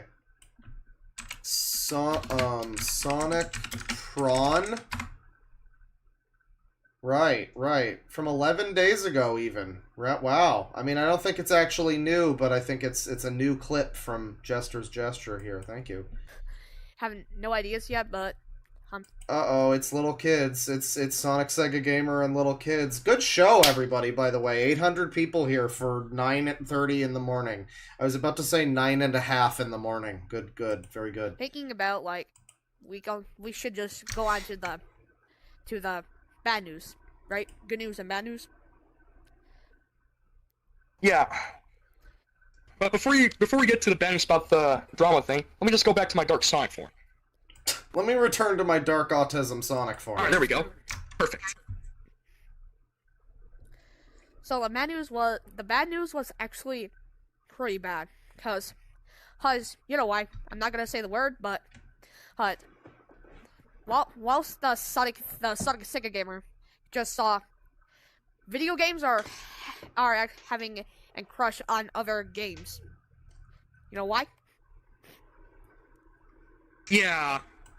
No, basically, I don't know why, because I don't know what you're talking about. I can explain it because I don't want Winter Gamer's channel to get demonetized, but hear me out.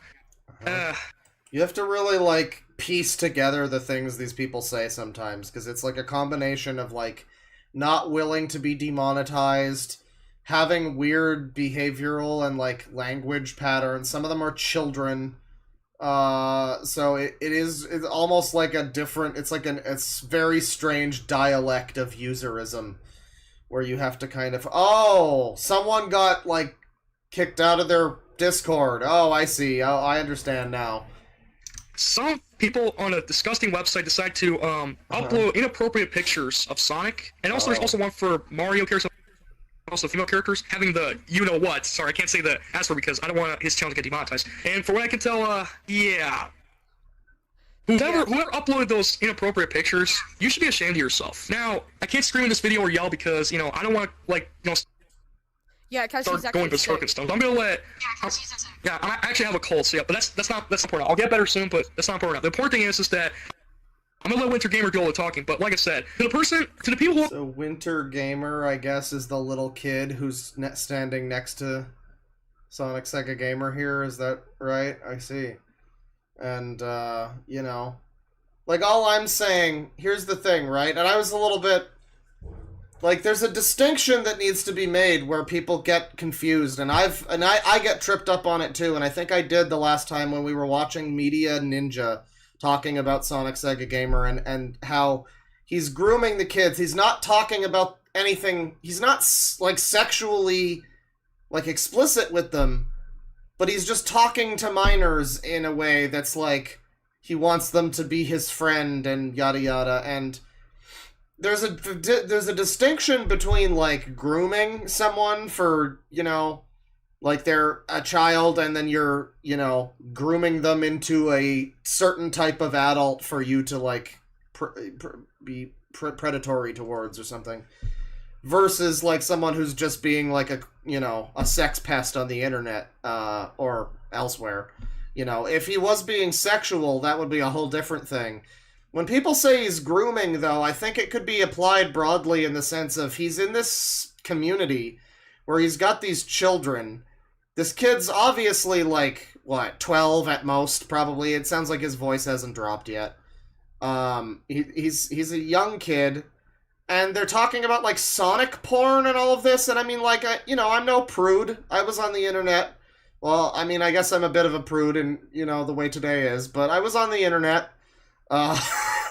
You know, I was on the internet back in an era where we had Sonic porn and everything, and I would see those things and whatnot, and I was young, and maybe I shouldn't have, so it's like the kids may be going to be exposed to that sort of thing. That's not so much the issue. It's more this adult being involved in all of it and being like, you know, like, I don't know. That's the fly in the ointment, is it's a little bit awkward to have this adult man talking in vicinity of this child about Sonic porn.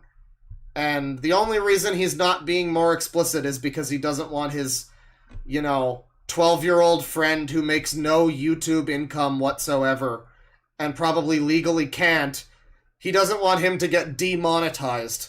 So he doesn't go into any, I guess, here but for the grace of YouTube every now and then, I guess. Please, who upload these inappropriate pictures? Whoever you guys are, you guys are disgusting. You're simps. Well, not simps, but also perverts, too. Why would you do that? Yeah, I would say this, but I have a friend of mine that was actually pretty funny that is actually on YouTube Shorts and just said, "Catch your ass sipping. Now delete it, you must." And there's also a picture of a female version of Sonic, known as Sonica, having, you know, with, I'm gonna say it. You guys know what I'm talking about. I can't say it here because it's just too much disgusting parts to talk about. You know, you guys know what I'm talking about. If you don't, ask me about it privately off of YouTube and I'll tell you all about it. This is what I'm talking about. This is why it's an issue. Because people are like, oh, it's whatever. It's just VR chat. What's he really gonna do to these kids? It's like, that's not really the point. It's that he's, you know, mentally he's... Do you really want the person that you get the birds and bees talk from to be the Sonic Sega gamer in the Mario Castle VR chat world from, like, as a... I don't know. That sounds bad. That's just dystopia. But yeah. I really don't like those images. Yeah, take a guess. Continue. Yeah. Take a guess what they're doing. Take a guess. Yeah, I'm not gonna say that, but yeah. I Anyway, guess it's possible all these kids are independently aware of these things. Sure, I guess maybe their parents could have sat them down and spoken to them about the birds and the bees, but it's entirely equally as possible that it's literally how I said it, like, oh, what are we talking about? Oh, let me explain it to you. And it's like, you know, a 28-year-old man telling it to these, you know, it's just... It's optically very bad for the left. remember, folks, it's rated R. If it's not rated R, then it's PG-13. PG-13 to rated R. That's how it goes. Yeah, pretty much. So, to Winter Gamers subscribers who are watching this, if you are watching this, please understand what we're trying to tell you. Please do not go to those inappropriate websites and look at those because it's going to give you nightmare fuel, and you don't want that. So this is for your own good. I'm asking you, Winter Gamer subscribers. I'm asking you, my loyal subscribers. Do not go to those inappropriate websites. It's disgusting, and it's going to make you have nightmare fuel. Yeah, like he's having a bad dream, you know. I mean, it's amazing. You have these people like they're terrified of seeing a Sonic nipple, but if they got no problem with choking kids on VR chat. It's like, you know, maybe you should look at porn. Maybe Sonic Sega Gamer should look at porn instead of being like a weird A weirdo. Just a weirdo. I jumped back by mistake. God damn it. Catch your ass sipping. Catch Now your ass delete. simping. If I'm correct, I think that means that he like made a comment on one of these sexy posts, and he was called a simp for it or something. I'm not sure. Yeah, take a guess. Take a guess. Continue. Yeah. Take a guess what they're doing. Yeah. Yeah, I'm not gonna say that, but Yeah. Do not Don't. go to those inappropriate websites and Definitely do not go to these websites. Websites like, and they just start playing the like da da da da da da da da da da da da da, just a fucking scrolling list of all of the websites. You just have Pornhub and one is X videos, but it's just x.com instead because they're X is trying to be a video platform. X, the video platform. It's great. I'm looking forward to. I'm shoving guitar videos into my Twitter. That's where you get those. So hot, sexy bass guitar action only on X videos. look at those because it's going to give you nightmare fuel, and you don't want that. So this is for your own good. I'm asking you, Winter Gamer subscribers. I'm asking you, my loyal subscribers. Do not go to those inappropriate websites. Please do not look at porn. Please just, tell little children to go suck a dick and kill themselves, in VR chat. It's disgusting, and it's gonna make you have nightmare fuel. yeah, like he's having a bad dream, I see one rouge ass cheek, and it's a bad dream. It's like, my head's all out of sorts. I don't know what's real anymore. Yeah, which I don't want to talk about. So yeah. But anyways, let's get to the next subject. Of course, the whole drama with the whole gimme coffee thing. I'll let Winter Gamer Who? What? speak about it. Winter New Gamer? drama? So you may know that the Ace Jaggers' video, the disturbing truth about Gimme Coffee. So, there was trying to do a little bit fun roleplay until Ace had Websites like your Sonic porn eats my asshole, sonicsex.biz, 420 sonicfuckit.com. Yeah, just a whole list of real websites. Yeah. tell Gimme Coffee has to say, how about you just go... What the fuck? Child, please don't speak. Get off the internet. I really wish we could ban children from the internet. People argue against that, but it's like, if you do think about it, why do we need so much censorship on the internet? It's always the argument is the children. Why do the fucking children need the internet? Why is that good for them? They're cheating on their tests and they're fucking learning horrible things. They're getting groomed. They're getting the gender agenda. They're downloading genders as we speak. Why are we allowing the kids? People argue, it's like, no, we need to make the internet safer for children. No, we need them off of here. The safest place for them to be is not near Sonic Sega Gamer. Get them the fuck out. I'm done with this. I used to be a child on the internet. You know what? I'd probably be a much more well-adjusted person if I was not a child on the internet. I can tell you that. Roleplay. Until Ace Internet Junior. What is it that Kamal calls it? He calls it, dummy internet. That's what we need. You get it's just like America Online. It's like a walled garden that's just like a micro internet for retards and children. And then everybody, if you lose your real internet privileges, you get sentenced to dummy internet. That would be great. Hassan, dummy internet, perfect.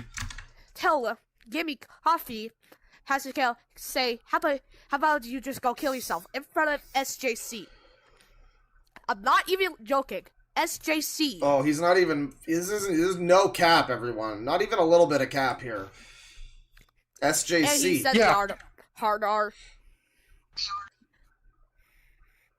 Yeah, Ace Jagger told me about this a few days ago. Gimme Coffee's going after one of Ace Jagger's friends. Gay Coffee? I think it's Gimme Coffee is the name. This is some more Ace Jagger inter-user drama, so we have to assume Gimme Coffee is also like 6. Friends, and Ace Jagger told me that Gimme Coffee's going after one of his friends, and when I heard about it, I was like, oh my gosh, are you fucking kidding me? Seriously. First of all, I got something to say, Gimme Coffee. First of all, you're a bully here. And second of all, you really pissed me, Winter Gamer, my friend here, Abraham, aka Beltra, off, and also Ace Jagger. Now, even though me and Ace Jagger are good friends again. Wait, okay, so his friend Abraham. My friend here, Abraham, aka Beltra, off. Beltra off. I think that's the friend who died, isn't it? He had a friend who supposedly died of COVID. Or, sorry, you could call it a decease. He's tried to say disease, but he said in the exact phrase was, "You could call it a decease." I think that's the phrasing. I think he misspelled it as decease and not disease, but supposedly he died of a decease. But then it was later revealed that Abraham was in fact not dead of a decease, and he was just fine. And also Ace Jagger. Now, even though me and Ace Jagger are good friends again, since he told me the truth, I forgive him. Ace Jagger, I want to apologize for me and Winter for making that video against you. I don't think it was you who blamed us for the stealing our curse thing. I think it has something with either Gimme Coffee or another troll who told you what to do. So is Abraham in the cut corner? He doesn't get to speak here. That's I apologize to you, Ace Jagger. We're still good friends with you, and we forgive you. Yeah, I'm sorry. We're sorry. I'm sorry too. Yeah, but anyways, we're cool now. But right now, the most important thing, what you told us, Gimme Coffee. Gimme Coffee's telling Ace Jagger. I like every time SSG does the little like Lex Luthor laugh. Solve my maze, Superman. Ace Jagger's never gonna save his friends. Ace Jagger's friends to go kill himself. First of all, are you fucking stupid? Second of all, you don't tell someone in their personal life to go kill themselves. Well, you have done that, so I mean, yeah, I agree. You shouldn't. So, like seriously, say this from another from the latest YouTuber. I know the exact lead that you want to do. So, Ace Jagger has to invite you, and then just decided to try say, how about you go kill yourself while that you thought that they're doing something wrong that they have to do. So I'm gonna say this. You know, I couldn't have said it better myself. Darkness Sonic Cringe Master XXL. I couldn't have said it better myself. In front. Whatever your name is. And remember this. This is actually rated R. So yeah. Go fucking kill yourself. Well, on that note, thank you very much to Aurelius for the $50. This user. Thank you very much. I feel like YouTube live streams should have you verify your age or something before you can watch them, he says.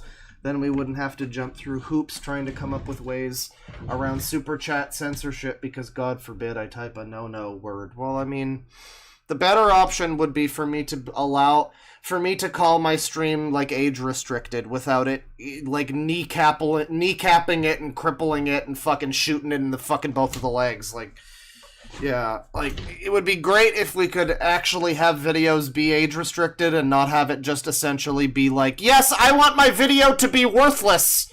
I would like my video to be seen by no people, please! Thank you! That would be great, if we could do that. If that's not the way that it worked, I would set all of my shit to be age-restricted, and it would be a great time for everybody. But because of the way YouTube works, they've decided that age restriction means, I get it when it's your video is restricted, it's a kid's video, so no comments, whatever, sure, that's fine. Yeah, but when it's I don't know, just let me call my video for adults and not have it, it's terrible. It's people have to, and it's having an effect on society. I mean, don't ever act like it isn't, when all this unaliving fucking corn, all these stupid fucking these stupid words that the Zoomers have to say now because of, TikTok and Google. And now these are words that they say, unaliving and offlining in Minecraft and all this horrendous gay shit. So just God, it's very frustrating. And I think that people are really overzealous about censoring themselves. That's the worst part. Is that YouTube has engendered a system where everybody feels like they have to omit every fucking curse word they ever say. No, bitch. I kept most. I'm still Green Dolan fully monetized on the Brian Mullins the Fox video, and I kept all of the mean words in. I'm pretty sure. I didn't I don't think I censored anything. I think we were fully open talking about child predators and fucking all the stuff he was talking about in that video, all his insane opinions. You should go watch that video. It's a good video. And I'm still fine. YouTube doesn't give a shit. People they won the war. They won the war. Now people do the work for them. They censor themselves. Like I did yesterday, and you know what I got for it? Instant yellow Dolan. Instant fucking demonetized. Even when I try to censor myself. Don't censor? Perfectly fine. Censor? Demonetized. So, yeah, you get a lot of channels that are overzealous with it, and you get them clipping shit out, and it's like, you can, as a YouTuber, I know you can just say this word. You can. They aren't gonna get you. Or if they do, they probably were gonna get you anyway. So it's like a fucking 50-50 shot. You might as well just say the things, you know? Thank you. Thank you very much. Thank you, Aurelius. I, would generally agree and would add some addendums to that, but thank you. Literally, Yeah, go and kill also, yourself. I'm gonna send a message to Getting Coffee, because I'm gonna this straight right in front of the camera, and I apologize if there's gonna be a lot of likes in this video, but just hear me out. I mean, like, we don't need to spread the narrative that YouTube loves groomers or loves whatever, but we can at the very least honestly say that YouTube is it's not as catchy. We need to figure out a way to make it more catchy, I guess, but YouTube is suppressing like exposure of pedophiles, something like that. YouTube doesn't want pedophiles to be exposed, is, you know, then that's too much of a generalization too, but I mean, there's a lot of other examples of that happening too, so I mean, it's, you know, maybe, I don't know. I don't want to go full Mama Max, but like, what are the takeaways when you show them the evidence that it's a false flagging thing and they still keep your video down? It's like, well, seems like you have all the info you should have, and you've, still, and you know, they saw me too when I was like, the other thing too about that, I made a tweet, I was like, you know, it's been a day or two, I think it was the next day after I like tweeted at them, and I was like, you know, it's been like a whole day, next morning, where's the video? And they were like, oh, and what I said specifically, I was like, and after I showed them all the proof of, you know, the video and what happened, like, they, you know, it got false flagged and everything, I showed this proof. They were just like, oh yeah, it might take a few days, smiley face. And it's like, you had to have seen that. You responded to the tweet where I showed the proof. You had to have seen the fucking proof. I don't know. You do have to walk away from it with some fucking questions. I mean, it's starting to be a pattern. There is a pattern here. So, I don't know. That is unfortunate. But speaking of child molesters, I mean, why did I say that? That's not related in any way to Sonic Sega Gamer. That's just cruel. That's just cruel. That's just I don't need to be that cruel. This is straight right in front of the camera, and I apologize if there's gonna be a lot of likes in this video, but just hear me out. I need to use this avatar just this one time. Oh yeah, the bass line in the Steam Garden song is very good. It's great. I enjoy playing it. I mean, that song in general is pretty kick-ass. You know, Mario songs don't typically groove that hard. There's a few. I really like the, the Bowser fight theme from, it's like the final boss theme from 3D World. That one's the like, you know, the fucking like big band one. That's pretty good. That was pretty good. They don't usually like have that kind of vibe though. So yeah, no, that's a good one. If you're one of those people that's been wanting me to do more guitar streams, check out my Twitter. Again, the Twitter @ is what you think it is, and I'm doing some postings over there. I got a few videos up. I did a whole Beatles song this morning, and all I'll say is it is the best Beatles song. Coffee.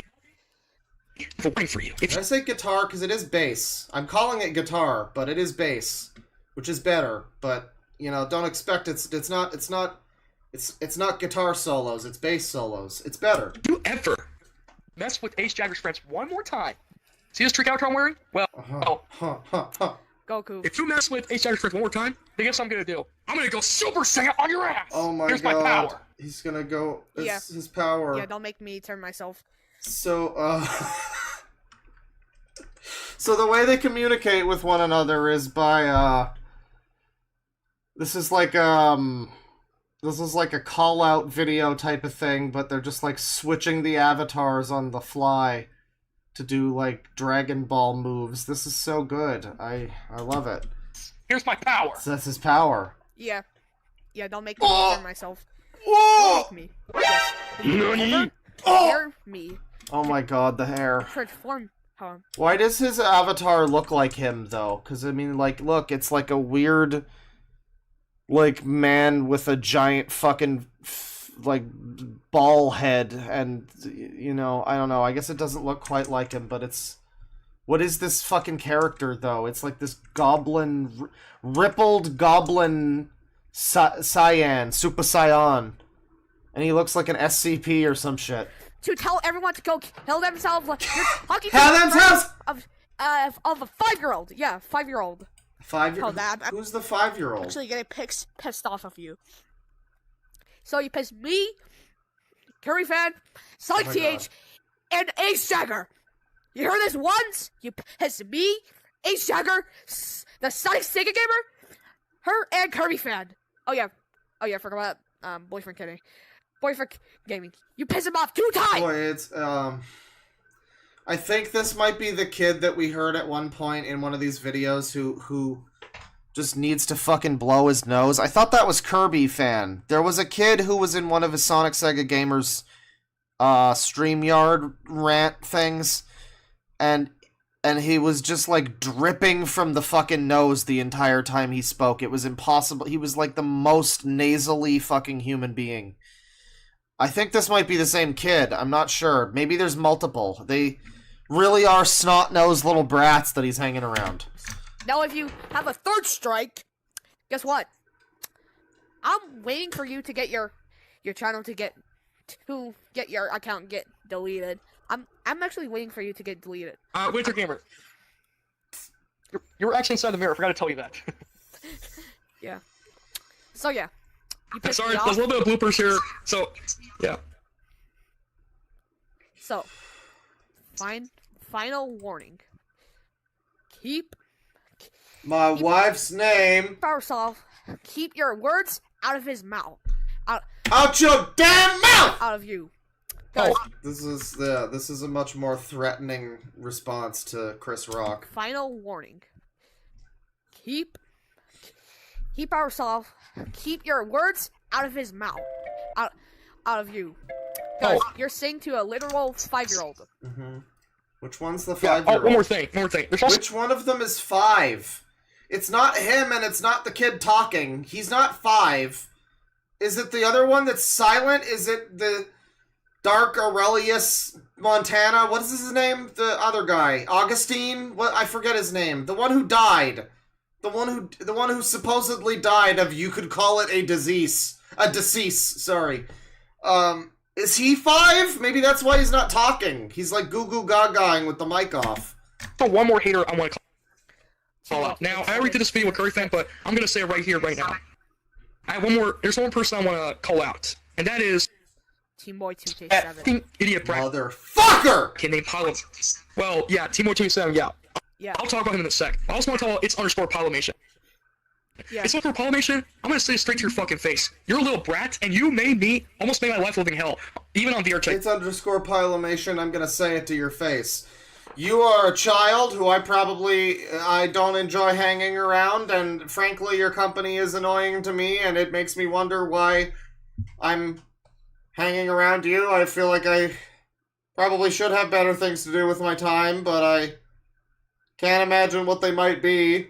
Anyways, your mother is also ugly. You know why? Because last year, when you threatened me in front of Tails DF, shout out to him, by the way, shout out to Tails DF, you made it personal, okay? It's telling me that, if I don't make the right choices, you're gonna remove me from, you're gonna remove from us. Have we ever learned what the right choices are? He keeps saying this, that he was given some sort of ultimatum by these people. And that he needs to make the right choices, or he's gonna be kicked from the friend group. What were the right choices? He never elaborates. He refuses. No one ever does. To my knowledge, no one ever shows up and is like, yeah, they just told him to stop posting his dick. No, it's never like, no, we don't know. First of all, that's called blackmailing, and second of all, Blackmailing. you are nothing but fucking brats. Because I told Winter Gamer... Yeah, he's being blackmailed by a 5-year-old. Welcome to the stream. And Creepy, I mean, I don't think that's exactly what's happening, but that more or less conveys what's going on, you know. Thing about you, stupid little brat. And like I said, VR Boy Records already told me the truth about you. I apologize to them, but I won't forget what they did to me. So, yeah, for what you did to VR Boy and Sanctor Records, you're gonna pay for this. And Polymation, I swear, if you ever threaten me again on VR chat, I ain't gonna go alone this whole hell no. I'm gonna have backup. I'm gonna have Abraham to have my back. Winter Gamer, Curry fan. Abraham. I don't know why that was so hard for me to remember. The account and any other users I can think of will have my back. Yeah, Meta Knight. What did he say?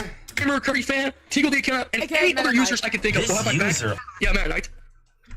We're gonna come after your sorry ass. For what you did to me.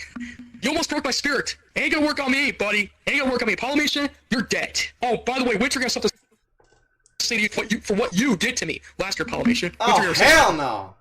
I'm a...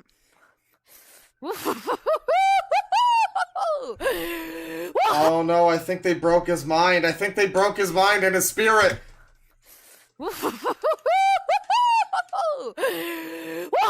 Yeah. You wanna get nuts? Let's get nuts! That's my, yeah, mad laugh. Yeah. I wanna see you friend me and invite me. I'm literally gonna kill you.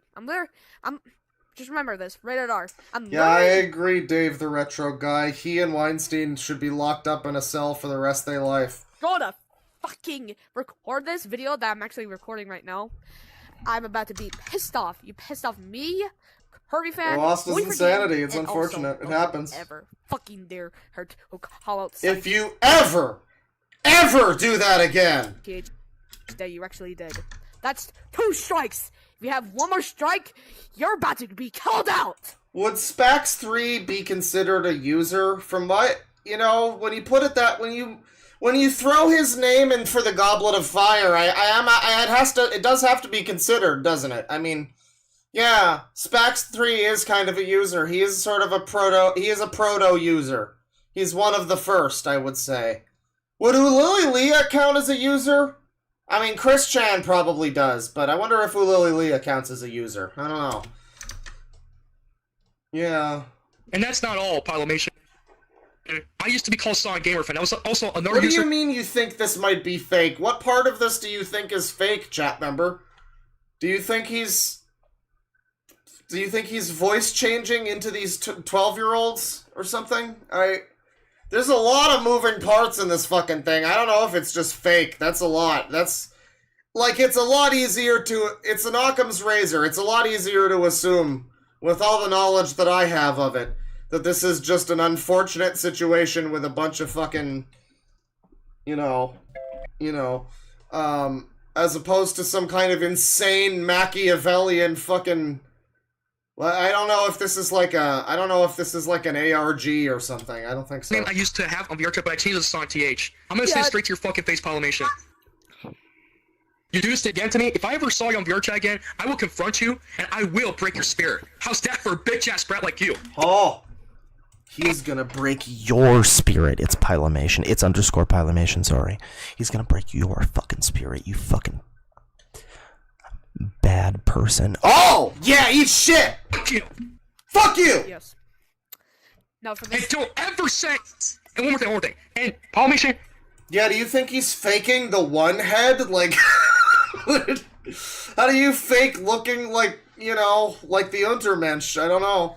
If you ever decided to take a hostage like what you did in Peach's Castle last year, it ain't gonna happen, buddy. Keep her out of this, and you don't ever put your hand... Did he he took someone hostage? I mean, I guess when the person says fake, maybe they mean this drama is fake. I mean, but that doesn't change, like, what we're looking at, though, that it's still an adult doing this with children and, like, RPing or whatever. That's still weird. I mean, maybe this is, like, not real. It's, like, performative, fake wrestling sort of drama, where it's like, oh, I kidnapped your Dynamite Gal, oh, you're done for. Like, because we've heard him talk about how he's on his heroes and villains arc, and he let it get out of hand or something. But, like, I don't know if he recognizes the boundaries of fiction, and I don't know if the kids do either, necessarily. So, I mean, like, I get that that's a possibility. In fact, it's probable that this is in some way performative. But it still is a 20... You can't fake him being a 28-year-old, like, weird, sussy user that's performing this with children. I mean, that's still pretty strange. If you ever decided to keep Tico hostage like what you did in Peach's Castle last year, it ain't gonna happen, buddy. Keep her out of this, and you don't ever put your hand on a lady like that. Tico is just trying to be nice to everybody. They understand people's feelings, so don't you ever put your hands on her again. Granted, she wasn't hurt. She was okay. You do that again, Polymation, I'm gonna make your life a living hell, and I'm gonna make you. No. We're gonna make you our bitch. Slap a bitch. So my words. This is your only warning. Don't fuck with me again, or everybody else. Now you may continue. I'm gonna slap a bitch at you. Well, you just like, don't fuck with me again! Please clap. Very good. Oh. I want you to friend request me, and I dare you to send a request invite me. I dare you. I dare you. I literally fucking dare you. I double extreme dare you, motherfucker. Yeah, you pissed off Abraham. Yeah, you pissed him off. So that's why he's had that.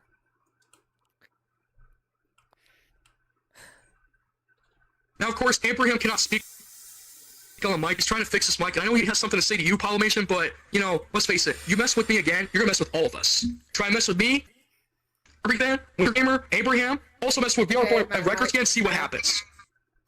Yeah, telling presumably a little kid that you're gonna make them your bitch. All I'm saying is tell the cops that it was just make-believe, we were just playing pretend, I swear. Like, I don't know if that will necessarily... I don't know if that helps, you know? It's still creepy and weird.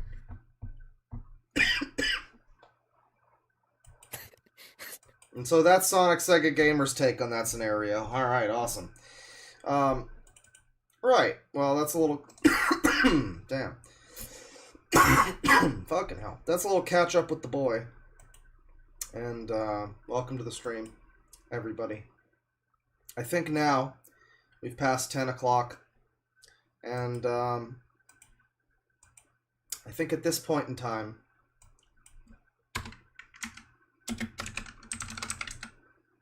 it's time to make this officially a Synthetic Man stream. You can, once again, let people know, hey guys, Synthetic Man is on DeadwingDork TV, because I'm like a TV channel, you know? It's like, wow, they started airing reruns of Synthetic Man on DeadwingDork? I mean, I've already watched his stuff, but, you know, I want to support the DeadwingDork TV channel, so I'll watch it again. If you're not familiar, he's an individual, Synthetic Man is, an individual who, for a while, Synthetic Man has been making, you know, sort of culture war video essay reviews and stuff like that, calling various things woke, saying that they are humiliation rituals for, I guess, white people or men or something. You know, I mostly thought that his reviews were some kind of rage bait, you know, just looking for attention, looking for views, and I didn't really want to pay too much attention to it, until, yeah, recently there was one where, I mean, I think it became more clear that it's like, it's one of those situations where it's like, if he's just rage baiting, it's still kind of sad, it's still kind of embarrassing. It was the Fallout TV show review, a show that everybody was liking, generally. I think it's been, you know, outside of some lore stuff with the Fallout games, it's been very well received. And, you know, it doesn't have a lot of... one of the things that it does very well, in fact, is the diversity. It's got a fairly diverse cast, and it's handled extremely. It's not shoved in your face. It's not Batwoman. It's not Ghostbusters, whatever. It's none of that, you know. And so people were a little surprised to see Synthetic Man shitting on it and calling it woke and saying, there is a trans actor, therefore woke. And it's like, I remember seeing notorious right-wing bigot Chud Logic who hates and beats women. I saw him talking about that, and, he's further right than me, I would say, considerably, but, he was still just like, bro, what the hell do these people, what do you want? What does this guy want from this show? It's just the actor is just black. What's your problem? You're just racist. I don't understand this. So it really, on all sides, it comes across as very bizarre, when very early on in the Fallout review, he starts bringing up interracial divorce statistics, which I guess is relevant because Walton Goggins' character is married to a black lady, and also there's another, he literally uses the word race mixing in the video, which is, and he seems to say it without any kind of irony or anything, so I mean, it's a very interesting video. Most people have not been on the side of that guy, and so that's been on the back burner for a bit. I've wanted to watch that as a Fallout show fan, as a fan of the games. Sorry to Bane and Tristan, because I'm realizing now that I was going to have them on the stream. We'll have to watch some more stuff from Synthetic Man at some point. But evidently, he's gotten into some kind of fucking issue with Moist Critical just recently, in the last day or two. I guess Critical might have called him a loser for one of his many loser takes. And, I guess he's either not into being called a loser for his opinions, or he's, trying to become like a lolcow for more attention. It seems like the guy wants attention. That was my first instinct, was guy wants attention.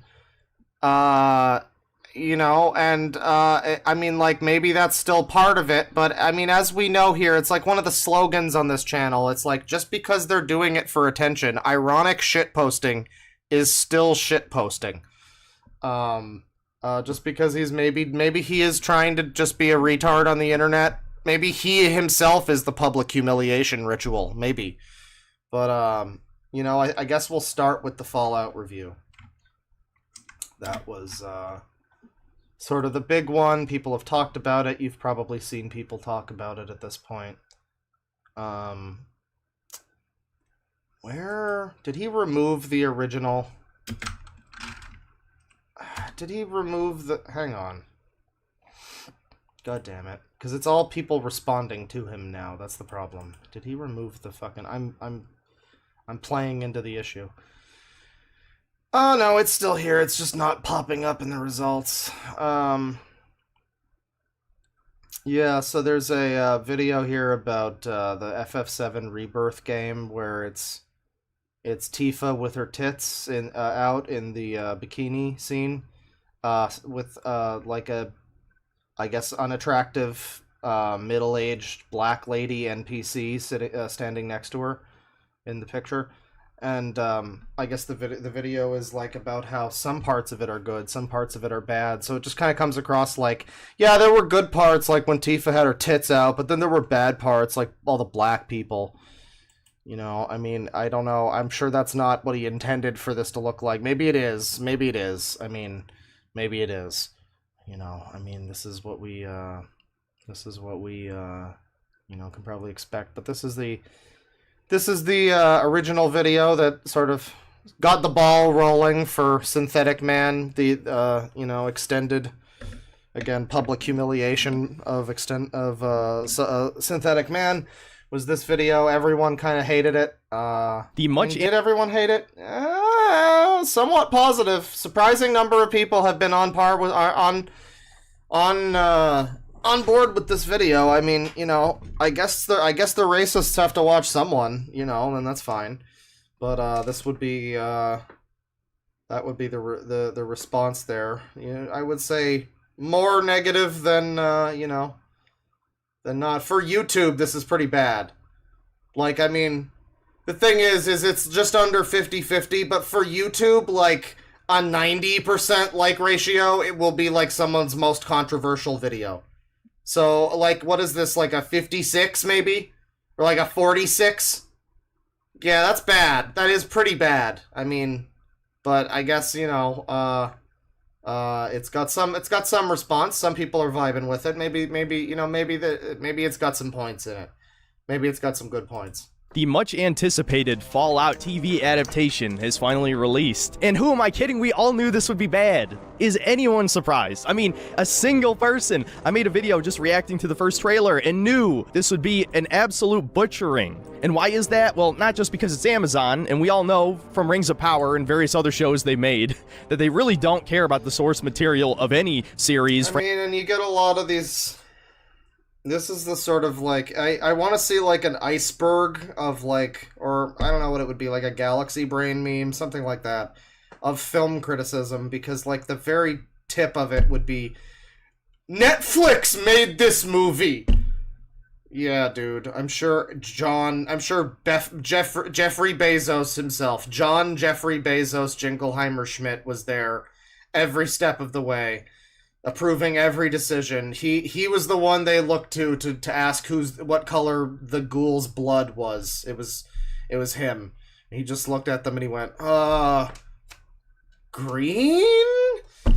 And that was him. I'm sure. Amazon made this, smiley face. That's not really how it works, genius, but you know, sure.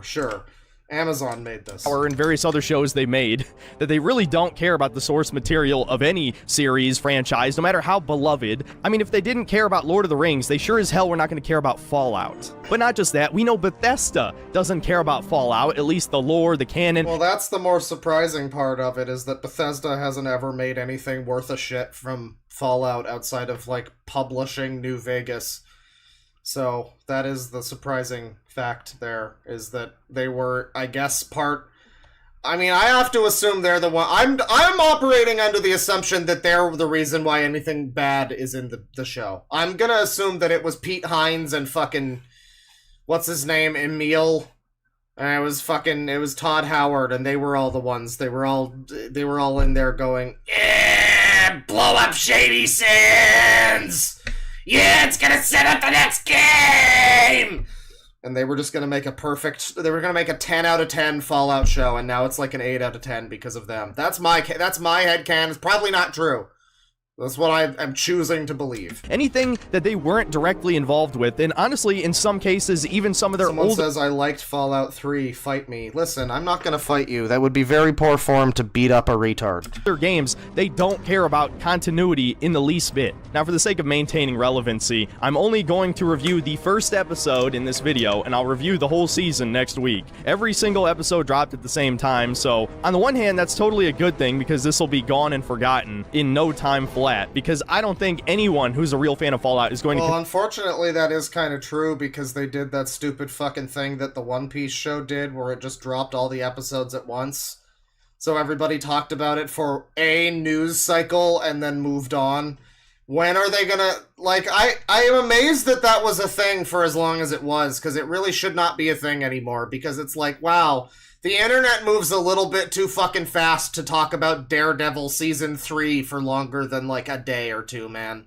Like, you gotta space these episodes out a little bit. That's what Doctor Who has continued to do, and, you know, the dialogue, the discourse over gay makeout sessions on camera has been lively for weeks. It's been great. Consider this canon, especially because of all of the retcons, inconsistencies. It's obvious the showrunners didn't give a single shit about the Fallout. Listen, I've played enough. I've played so much of Fallout 3 that I have been... I remember I made a point of going to every single marked location on the map when I was playing it on the PS3 in, like, 2010. And I have earned my right to say, fuck that shit. Universe, yet Todd Howard said this is canon. I fucking hate Todd Howard at this point. I don't care if he's not directly involved with any of Bethesda's projects and he's basically just a glorified salesman, the face of the company. Doesn't matter. He's still taking the fucking blame. So before I start spoiling everything... I remember watching Papa Gut watch this video, like, back when it was newer, and just being... Because he's, I guess, not into, you know, Bethesda. He doesn't know the lore. I don't mean the Fallout lore. I mean Todd Howard lore and everything. So it's like... Yeah, it's a little bit, you know, I remember him just being like, why the fuck, this is so childish, why would you blame Todd Howard if he's not involved? Yeah, there's reasons. there's reasons, like the fact that these games have been using the same engine for like 25 years, or like the fact that he keeps hiring his fucking friends who have like no. I remember that was one of the big complaints with Fallout and Oblivion, was that he had like the guy that did the animations, like the main animation guy, was just like Todd Howard's fucking friend who was like not really very good, and that's why all of the animations in those games look like a hot fucking pile of shit. And it's because Todd Howard's just like hiring people for nepotism or whatever. I don't know if that's fully true necessarily, but all I'm saying, yeah, there's a reason why people fucking hate Todd Howard. I can give him this one. Thing in the intro, we might as well just get. It's a bittersweet hatred. We kind of love him too. I mean, we do love him. I love Todd Howard, but also fuck that guy. He sucks. Into the it's breakdown. one of those. It's one of so those. episode 1 begins. It's like all of the autistic people with Super Mario Logan. It's like that. In 2077, right before the bombs drop, we see Walton Goggins playing one of the main characters, the Ghoul. Yes, they literally call him the Ghoul when there are thousands. You're literally agreeing with him. Why is he getting shit? Well, I'm agreeing with like 2 points. He's also just a retard, though. He's complaining that Amazon made this, quote unquote, which is like, no. They just put the show on there. Rings of Power is really not fucking relevant to this show's production whatsoever. This is also the beginning of the video, and I'm pause-andying it really hard. So, frankly, perhaps you shouldn't cast stones from your glass house, sir. Tins of ghouls. He's now complaining. Here's another part that's stupid. And right before the bombs drop, we see Walton Goggins playing one of the main characters, the Ghoul. Yes, they literally call him the Ghoul when there are thousands of ghouls at minimum in the Fallout universe. This guy has never watched a movie before, now I'm convinced, because it's just that standard, like, Western naming kind of, thing where they just, the man, and it's capital T, capital M. Like, that's his name, is the Ghoul. Yeah, there's other fucking ghouls. Yeah. He is the Ghoul, though. He is the main Ghoul. That's the point of why he's called that, is because he is the fucking big dick daddy dom fuck Ghoul. He's the main Ghoul. He fucks all of your mothers. And some people are just like, I've seen other people like, why is he called the Ghoul? There's other ghouls. You're fucking stupid. This is why people talk about media literacy.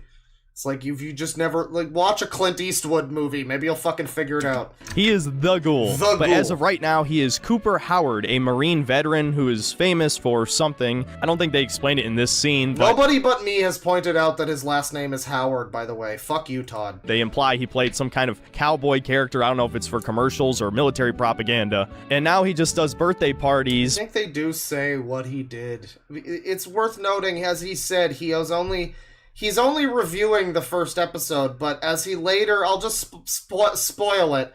He's doing this whole fucking thing where a lot of his video is just him like, well, why are they doing this? That's stupid. And it's because he didn't watch the whole show, which they all dropped at once. So there's really no excuse for him to not have done that before making this video, frankly. I mean, there's just no reason to make this video. If either don't watch it and don't talk about it, or watch it and then talk about it, but he didn't do that. A lot of these channels seem to not want to actually watch the thing that they are condemning. It reminds me of like in 2015 or whatever, when the SJWs would block people just because they happened to be associated with like Gamergate or something. It's like, you're not even gonna listen to, they might have a point that you agree with. You're not gonna listen to that? No? You're not even gonna watch the Doctor Who show. You're just gonna say it's woke because a tweet told you so. All right, that's cool. That's called thinking for yourself. For alimony payments. But he did watch this first episode, I guess. He didn't watch the whole thing, but at least he saw one episode of it. And I find this even more funny because his kid is mixed race.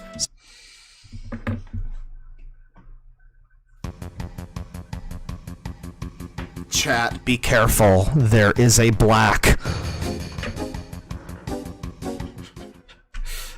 Gee, Deadwing, why are you being mean to Synthetic Man? You're agreeing with him. Well, this video doesn't take long to get stupid. That's the thing. Or some. It starts out pretty dumb. It's a little agreeable in one part or another. And then it starts to get pretty dumb. Thing. I don't think they explain it in this scene, but they imply he played some kind of cowboy character. I don't know if it's for commercials or military propaganda. And now he just does birthday parties for alimony payments. And I find this even more funny because his kid... The fall of the West. This is the thing, too. It's this, like, schizophrenic media shit where you look at anything, and it has to conform to your worldview. It's just like with fucking In Praise of Shadows, where he's like... You know, everybody that he looks at it is some kind of fucking Nazi or whatever. Everybody, it has to conform to your preconceived idea that exists in your head.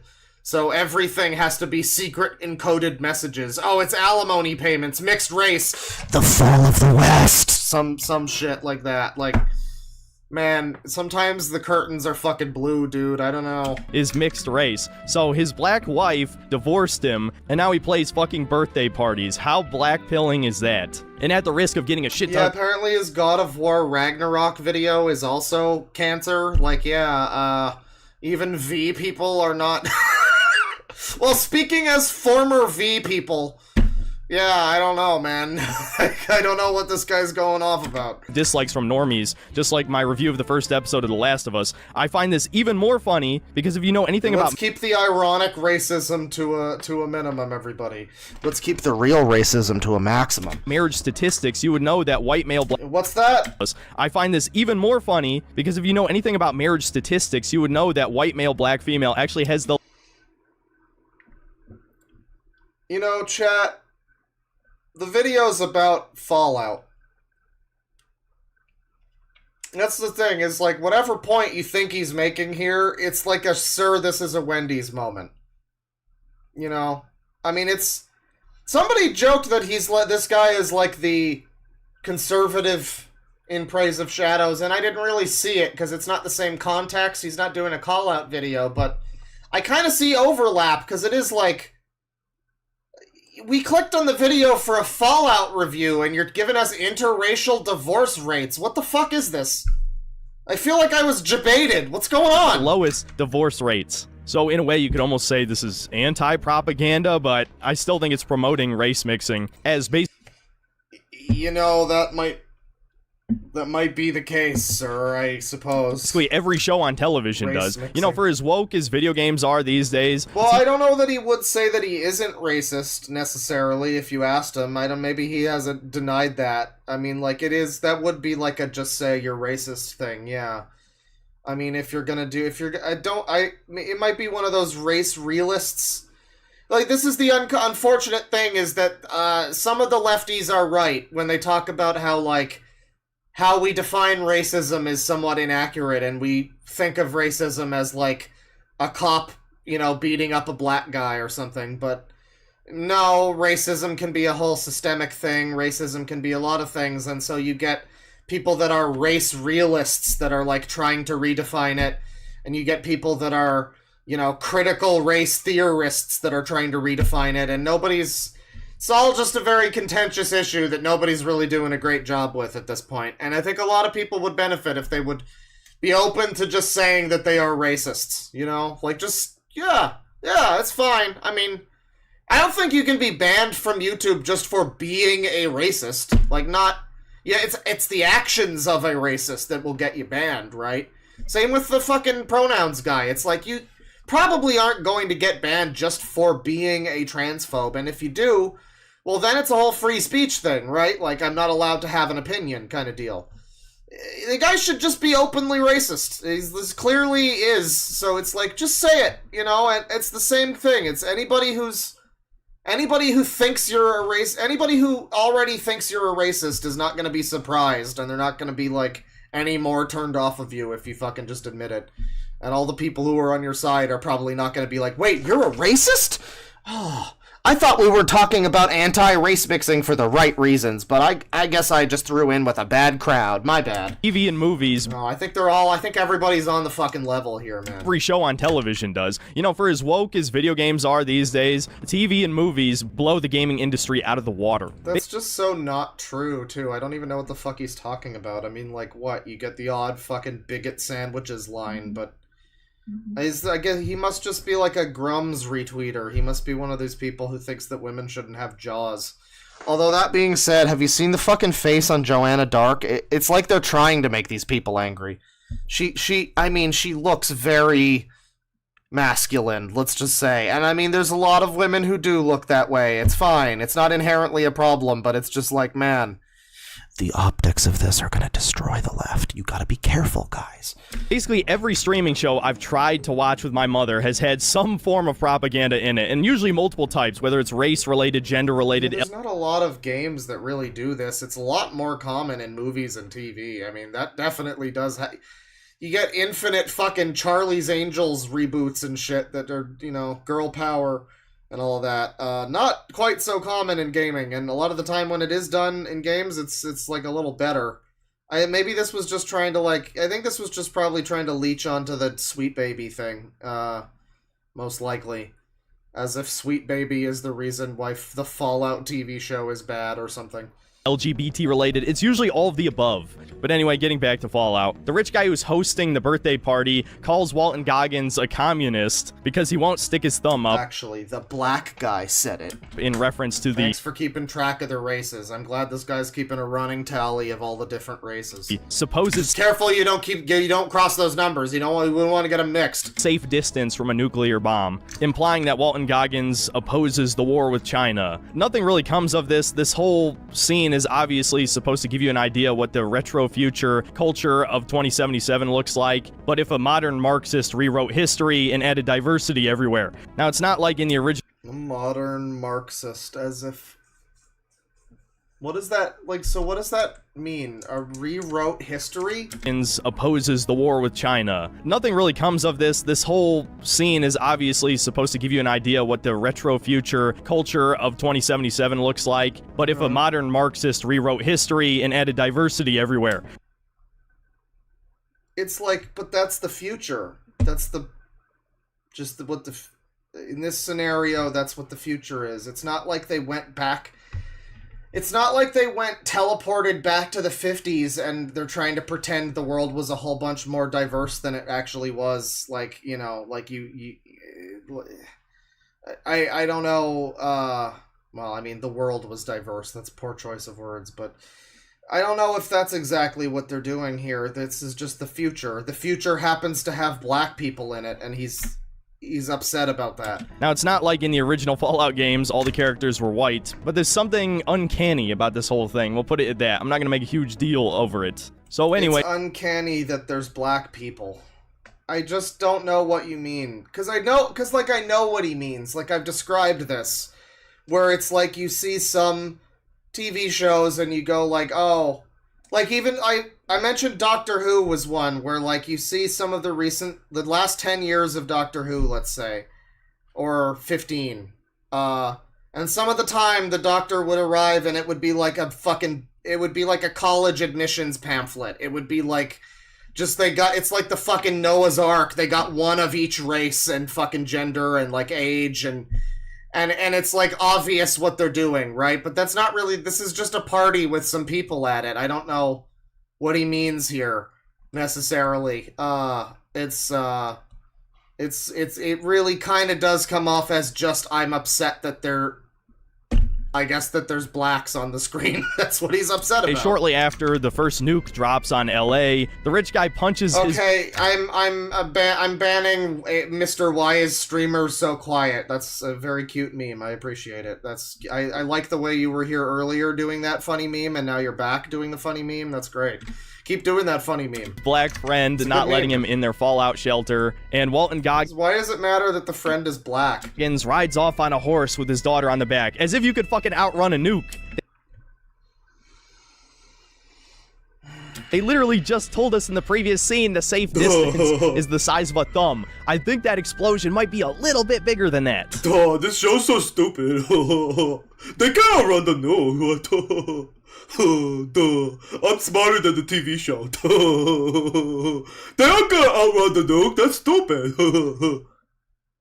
That's you. That's how you sound. I just drew you as the soy jack, bitch. I know they did this to have a really dramatic scene, but it just comes across incredibly idiotic, especially since 3 more nukes drop. Yeah, why don't he just parry the nuke? What the hell? One which is within a mile of the house. Whatever. So anyway, moving on, we fast forward to the present, and I want to point out, this takes place... Yeah, no, he had expected them to, I guess... I mean, I don't know, it feels like very natural human response to try to run even if there's no point.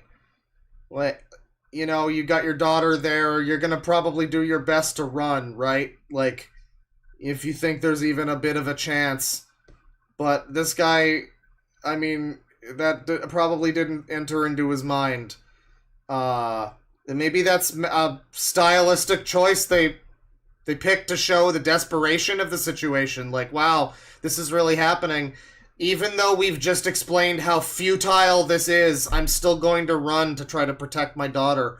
No, it's stupid, bro. They're not gonna outrun the bomb, bro. They're fucking dumb. After all of the games. Wise words from Synthetic Man. And more importantly, 15 years after Fallout New Vegas. No, you could have just called the police on the bomb. Like, what's going on here? I want to remember that. This is so unrealistic. Considering this takes place on the West Coast. So now we meet our true protagonist, Lucy, a resident of Vault 33, which I guess was another... Of course, she's a woman. ...control vault. Either that or it's some kind of multi-vault experiment.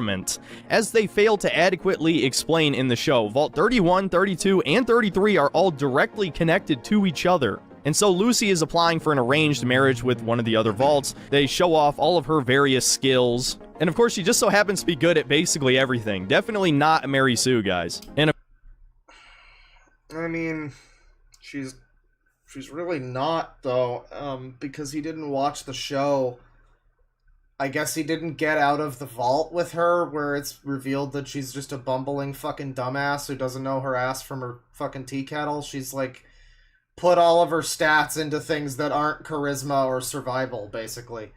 And that's, sort of the, you know, the result there. She's got a lot of agility and athletics, and she can shoot guns, maybe, but she can't, you know, really function other than that, sort of. It's sort of like this is based on a series where people have, you know, strengths and weaknesses. Or also you could argue it's sort of like you should watch the whole show before you complain about it. It's not like the whole it would be different if the show came out episode by episode and it's like, this is your reaction. Okay, whatever. This is the information presented to you in the first episode. But the whole show's there. You're gonna make a video, just make the fucking video be about the whole show. Why are you saying she has no weaknesses? Half of the fucking series is her trying to overcome the fact that she's a retard. What are you on about? Of course she gets approved. We find out her father is the overseer, her younger brother is this tiny, huge-nosed, cowardly, yeah, she's like 10 luck, that's her thing. So keep close watch on this here. Overseer, her younger brother is this tiny, huge-nosed, cowardly, incompetent beta male. You know, he's huge-nosed, he's cowardly, he's sneaky. You know, it's, what are you getting at? And also that Lucy fooled around with her cousin. Messing around with your cousin, it's all well and good for kids, but... Yeah, I will say they did hammer this home a bit too much. It's like, they make the one joke. It's fine, it's vaults. There's gonna be some weird incest shit, maybe, fine, I can accept that. They make this joke like 3 or 4 times. It's enough with the incest joke. It's like they thought we wouldn't get it. It's not a sustainable long-term sexual practice, you know? Who, despite being a tall... Is this Deus Ex music? I think this is like the UNATCO theme or something, isn't it? All kind of more Chad-looking dude, is also a complete coward, worthless pussy. Get used to hearing that. And so the members of Vault 33 meet up with the members of Vault 32, and we Remember, they're trying to emasculate the men or whatever, guys. The men are weak. They're feminizing the West. Yeah, her soon-to-be husband is actually a white guy and not ugly. Shocking. But don't worry, they ruined that pretty shortly. At the wedding, Lucy asks her new husband Monty what his sperm count is. Well, he likes Dragon Ball because it's not woke. It's got only white people. That's the characters that are in Dragon Ball. It's white people. And aliens, I guess. But, you know, that's fine. They're not black, at least. So she's asking him his sperm count because that's probably important for the, you know, it's continued existence of survival and yada yada yada, all that. Why has he got a problem with that? At the wedding, Lucy asks her new husband Monty what his sperm count is. You know, I think I'm actually starting to like this girl. And even more based, as soon as they get back to her room, Monty strips naked and they just straight up have sex. So I guess one good the way he likes his women, I guess. Yeah. thing came out of this show. He doesn't want to have to really work for it or do anything to have to like it's funny. I mean, it's just a little joke there, but it's just funny. Like, guy walks in, immediately wins woman, and that's the one thing he's praised about the show so far. It's like, finally something I can get behind. What happened to all the stuff that wasn't realistic before? I guess that's fine though. I see. But of course, everything goes to shit as the big schnoz little brother soon discovers. Big schnoz little brother. One of the members of Vault 32 is dead. Oy vey, what is he getting at here? Rotting. And it turns out raiders somehow got into Vault 32, killed everyone, and Lucy gets... You know the little brother character was in fucking the Hannah Montana show, too? He was... When I initially saw him, I thought he had to be a dick ass. That was the exact wording I used, was, oh, look at this guy, his face, he's gonna be a dick ass, but... Surprisingly good character, not a dick ass. I like that character. Stabbed, but she manages to save herself in the most cliche... Was he a dick ass in the Hannah Montana show? Hollywood way possible by smashing a glass on his head and then, like, slicing his face. She heals herself with a stim pack and then heads into the armory and grabs a fucking... I like these reviews that just, like, basically just explain the whole plot of the episode. It's like, this isn't really a review as much as just a... you know, an overview with some editorializing. I guess it counts as a review. I feel like a review would be... I don't know if he would even call this a review, necessarily.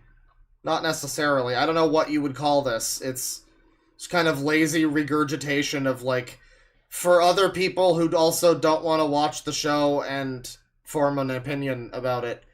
Which, it makes sense with some things. Like, I admit, I didn't watch the Rings of Power show because everything I saw from it looked fucking stupid, but I don't know, most of the stuff from the Fallout show looks pretty good, so it's pretty odd to me that people wouldn't want to at least watch the first episode. You'll probably enjoy it more than this weirdo did, and probably want to keep watching.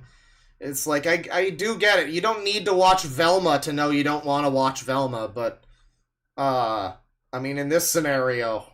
It's like the whole show is there, and it generally looks pretty good. It's getting good reviews. You might as well just watch it, frankly. But he didn't, and so I guess for the people that watch him, that the idealized, like the platonic ideal of the person that would watch this video would be someone who goes, thank God, now I don't have to watch this show myself. Because Synthetic Man watched it for me and told me all of the plot points. And misrepresented a lot of it, and crammed in interracial marriage statistics, I guess. You know, talk about an educational experience. Trank gun. I guess all the real guns were already gone. And she witnesses a bunch of her friends get horrifically murdered, men just getting the absolute shit beat out of them. The only competent males at all are the raiders. But her pregnant best friend, after getting stabbed in the eye with a full... This is what you're like... it's the same behavior as the, like, turbo wokes from 10 years ago, or even now, but especially for... I keep pausing on all the frames of gore. This is good. Well, kind of gore. 10 years ago... Yeah, every game had to be, like, in some way supporting the patriarchy. We had to dismantle the patriarchy of Mario rescuing Peach. That was no longer allowed. And it's like, sometimes it's just Pac-Man and Ms. Pac-Man. Sometimes we don't need the 10-hour video essay about how Ms. Pac-Man is, like, subservient to whatever. Like, we don't need that. Sometimes it's not that deep. And it's the same thing here of, like, I don't know, man. There's not a competent male, quote unquote, in the first, like, 5 minutes, and he's like he's shitting his pants. I just settle down. Not everything is an attack on you and your fucking existence. What is wrong with you? Gets a hold of an SMG and starts mowing down raiders. Wow! My god, it's Wolfenstein 2 all over again. This is the cringiest shit ever, seeing pregnant women be badass. I fucking hate this propaganda. It is so transparent. Whatever, moving on. Lucy's husband turns out to still be... I mean, it wasn't, like, badass, necessarily. I guess it was. It was just she got a gun and shot people. I mean...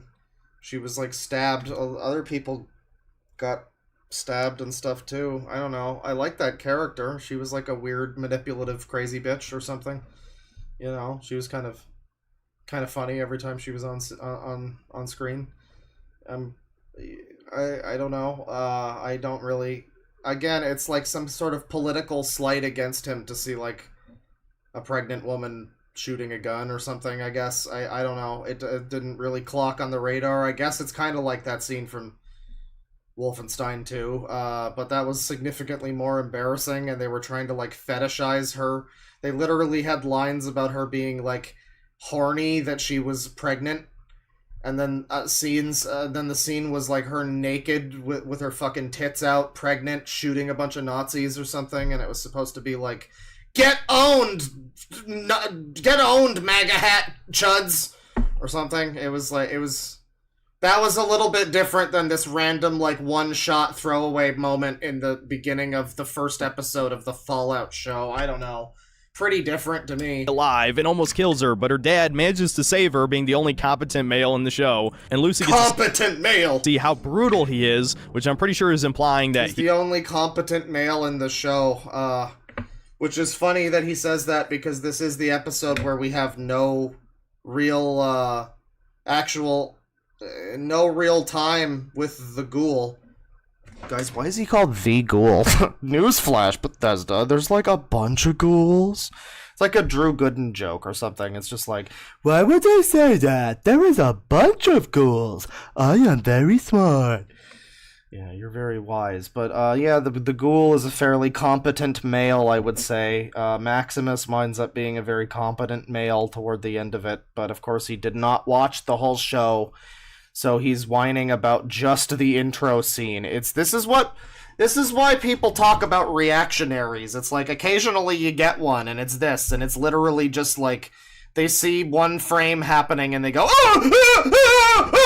there's a black! Oh my god! Oh my god! He's been to the surface before, but all of the survivors managed to get captured anyway. We see that the Latina overseer is the real villain of the show. Yeah, guys, she's Latina. Did you know she's not white? This middle-aged brown woman. She's brown. Is supposed to be this mega badass. Yeah, evil. see, if she was white, she would be able to be a badass, but she's brown, so this is just unrealistic. Raider we're supposed to be intimidated by. Modern media is I would not be intimidated by her because she's brown. Such a joke. We're not even halfway through the episode and I already don't want to watch anymore, but fuck it, let's just get through this. Evil Raider chick gives the Overseer an ultimatum. Either choose his daughter Lucy or choose the rest of the residents of the vault. Obviously he chooses his daughter, but instead of killing all the others, the Raiders just kidnap the dad and then just let the others run away as a bomb timer goes off. Oh. Yeah, that was fucking stupid actually. I don't know why they did that. I mean, that was a very unknown thing that they put into the script. It's like, you could have just not had those characters there. Why they had to run away? What the point of... It's like fake tension. I don't know about that. And Raider bitch reveals that she knows Lucy's mom. Wow, what a mystery. I'm so intrigued. What the fuck was the point of this? Most people were intrigued by that scene. Alright, now we get to meet our final main character, Maximus. And it's another pussy-ass black guy.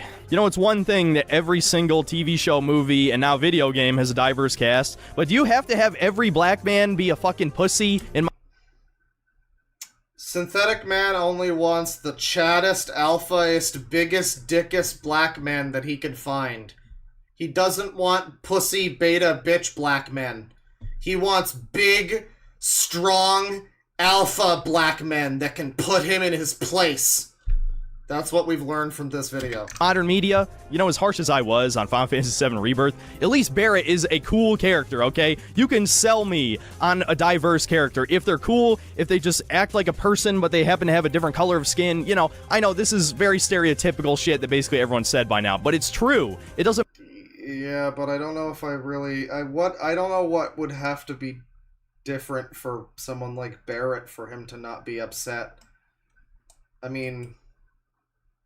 It's like, I guess it doesn't matter because that whole game was woke, according to him. So, I mean, he's just upset about everything, I guess, is the image he wants to portray here, is that he's just very mad about a lot of things for no reason. Or not even mad, but just like, I don't know, like very aware. He's woke. What he is he's woke. he's counter woke. He's very aware of the political realities of interracial divorce statistics. I mean, this is it's like when you watch, this is so unhinged. It's like when you watch a video that's supposed to be about a TV show and it starts talking about how white men are evil, you know? Or how I fucking hate Trump or something like that, you know? It's like, I clicked on the video to know about the Fallout show. I didn't necessarily click on it to learn about interracial divorce statistics. What the fuck? No matter how many times or any of this whining about but competent man, just what's wrong with the show? Everything that's wrong with it is identity politics. That's what's wrong with it.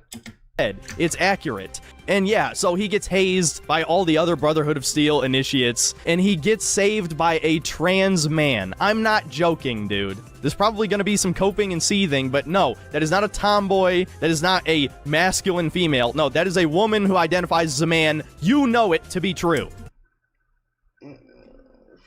Well, I mean, I guess, again, to a certain...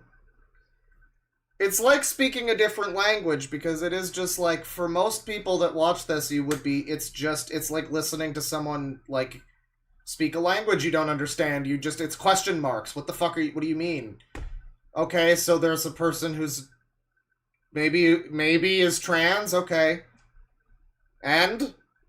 Is that do they have a trans awakening for 5 episodes in the middle of the fucking Fallout show? Or, are they just there? Oh, they're just there? Oh. Okay.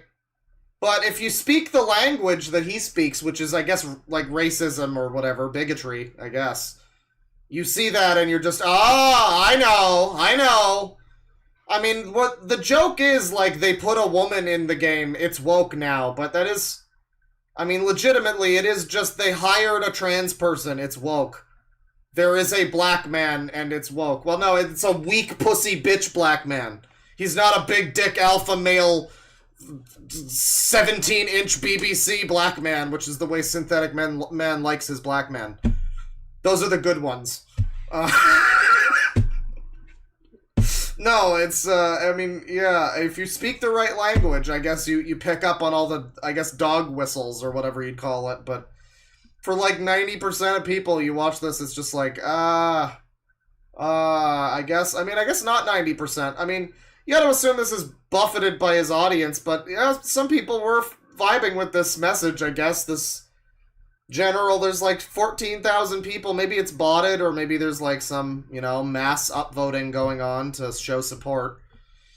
But, it seems like a good number of people are supporting, this sort of thing, which is, it just does seem to just be woke. It's just woke whining, but in reverse. I mean, people talk about reverse racism or whatever. This is reverse wokeism. This is just SJW frothing at the mouth from 10 years ago, but it's it's looking the other direction now. So, I mean, it's insane, silly nonsense that people probably shouldn't be taking that seriously. And she's more of a man than Maximus is. This is fucking embarrassing. Whatever. Anyway, moving on. I have to get through this, guys. I can't take it anymore. Everything I love has been destroyed. Let's just fast forward through the rest of this episode. Okay, so another... Yeah, apparently Synthetic Man loves Fuda and dated a black girl in high school. That's what I've learned from chat, by the way. This video where he complains about trans people and black interracial marriages or whatever. Yeah, he dated a black girl and he loves Fuda. That's what chat has informed me. I don't know how true that is, but... Interesting! Pridwin shows up. Maybe it's the same Pridwin from Fallout 4. I don't know. They don't confirm or deny in this episode. We see some Brotherhood Knights in T60 power armor show up, and I don't know, it looks okay. I know some people are like, it looks like shitty cosplay. I think the costumes look okay. It's when there's CGI that it looks bad. In the next scene, Maximus and the girl boy sneak away and look at some power armor. And this is the problem, is that if you did directly ask this guy if he's transphobic, he would deny it probably until the fucking cows come home, but... I mean, it's just you can just say it. Just say it. Just admit it. I don't know. If you, Maybe he would, and it's like respect to you if you are openly willing to admit that instead of doing this fucking like, oh no, I'm just trying to push your buttons, man. Like, just say what you are. It's fine. You can be like those people on that website. Just be proud. It's fine. Just be proud of it. Everybody is gonna be super on board with your beliefs. And just be openly proud of the type of person you are, and everybody will support you. It's great, And Maximus is a flashback to when he was saved by the Brotherhood of Steel. Then we see the Initiates calls trans people disgusting mutants in another video. I see. Well, maybe he would openly admit it then. I mean, I suppose. But, yeah, I mean, yeah, I'm of the controversial opinion. It's like, it's distasteful, but, I mean, it's not exactly hate speech or anything. Well, maybe that's pretty bad, but, I don't know, this sort of girl-boy thing, it's disrespectful, distasteful, but, I don't know, it's not like, I'm not out here like, get rid of his channel! No. This is just maybe, he's kind of a retard. I mean, but he's allowed to be a retard, I guess. I mean, at this point in time. Maybe he said other worse things. If he's actually calling for, like, death on people or something, then that'd be pretty bad. But, yeah, I mean, this is just, keep the video up so everybody can do what I'm doing and laugh at it. Some brick ball? Look, I know they're trying to be cute about, like, oh, post-apocalypse, they don't understand how sports work. But really throwing bricks into a fucking square hoop? And we learn some of the Initiates. Maybe they don't have fucking balls. Maybe they don't have the ability to. Yeah, the Fallout TV show doesn't have balls. There you go. That should have been that. There was an easy joke there you could have made. You could put it in your. There you go. You take it for free. Put it in your. Change your title. It'd be great. Maybe they don't have like people that are willing to make fucking rubber basketballs and footballs and shit in the post-apocalypse, because like all their resources have to go towards like important things. So they got just debris lying around and whatever, brick ball, it's fine, that works. Sure. That's a weird thing to even complain about, really. I guess it's a little weird. I guess it's a slightly strange thing. His criticisms are so bizarre. It's nothing like, this shot goes on too long. The composition is bad. He hasn't mentioned how they overuse fucking licensed music in the show. Like, there was one part where they are playing a licensed song, and then it, like, fades out, and then basically immediately another licensed song begins. Within a few seconds of it ending or something. He doesn't mention that, nothing that's, like, a real, like, critique that isn't just, it's woke! I mean, you at least watch the first episode, don't you really... I guess he's trying some of it. I mean, like brick ball. I guess he's trying, but the things it's like watching. It's like watching somebody like that Lights Camera Jackson guy that YMS looked at. It's like you have identified the types of things that some reviewers might complain about, but like not exactly correctly. Like I don't know the brick ball thing. It's like you're trying to be a film critic and complain about things, but it's not really It's not quite it. It's like an alien trying to wear a human skin suit. Have been chosen to be squires, and of course Maximus doesn't get chosen, but the girl boy does. And so the next morning, as G.I. Jane puts on her boots, a trap placed inside her boot shreds her leg. And to no surprise, Maximus is blamed for this and taken away to be interrogated. Back at Vault 33, Lucy tries to get the council to send out a search party for her dad, but the fat black soy jack on the council is too chicken shit, as is the rest of them. And so Lucy teams up with Big Schnoz and Sweet Home Alabama to leave the vault themselves. Of course, her brother, being a massive pussy, won't go with her. Her cousin actually wants to, but she knows he's incredibly incompetent and also a coward, so she tranks him and leaves. A bunch of people who have been raised in the, like... It's, again, if you watched beyond the first episode, he'd see that the rest of the show goes into the fact that they're, like, vault people are like a bunch of fucking cushy 1%ers basically that are like forced. I mean, literally and figuratively, because there's more to that. I mean, with the plot at the end, but vault people are essentially, they've got the cushy, easy life in their vault and don't have to deal with how hard it is in the wasteland. So of course they're all a bunch of fucking pussy, pansy, bitch cowards.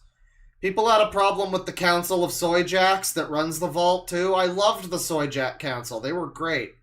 That was great. Of course, because it's like a community run by Reddit. It's brilliant. It's a great moment. It's like, this is what happens when you let people be too safe, I guess. Leaves the vault by herself. Now, this is where the show jumps the shark. We find out that Vault 33 is located next to Venice Beach, in the heart of the Boneyard. Now, if you know anything about Fallout lore, you would know that the NCR dominated this territory, brought civilization back. You start to get into, like, lore complaints, which is more reasonable. Again, things about the lore and, like, Bethesda. Sure, I guess. Yeah, I don't know why they had to change so much of the lore.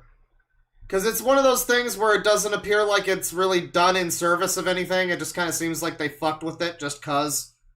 It's not, I mean, at least at this point, it doesn't seem like it's really leading to anything.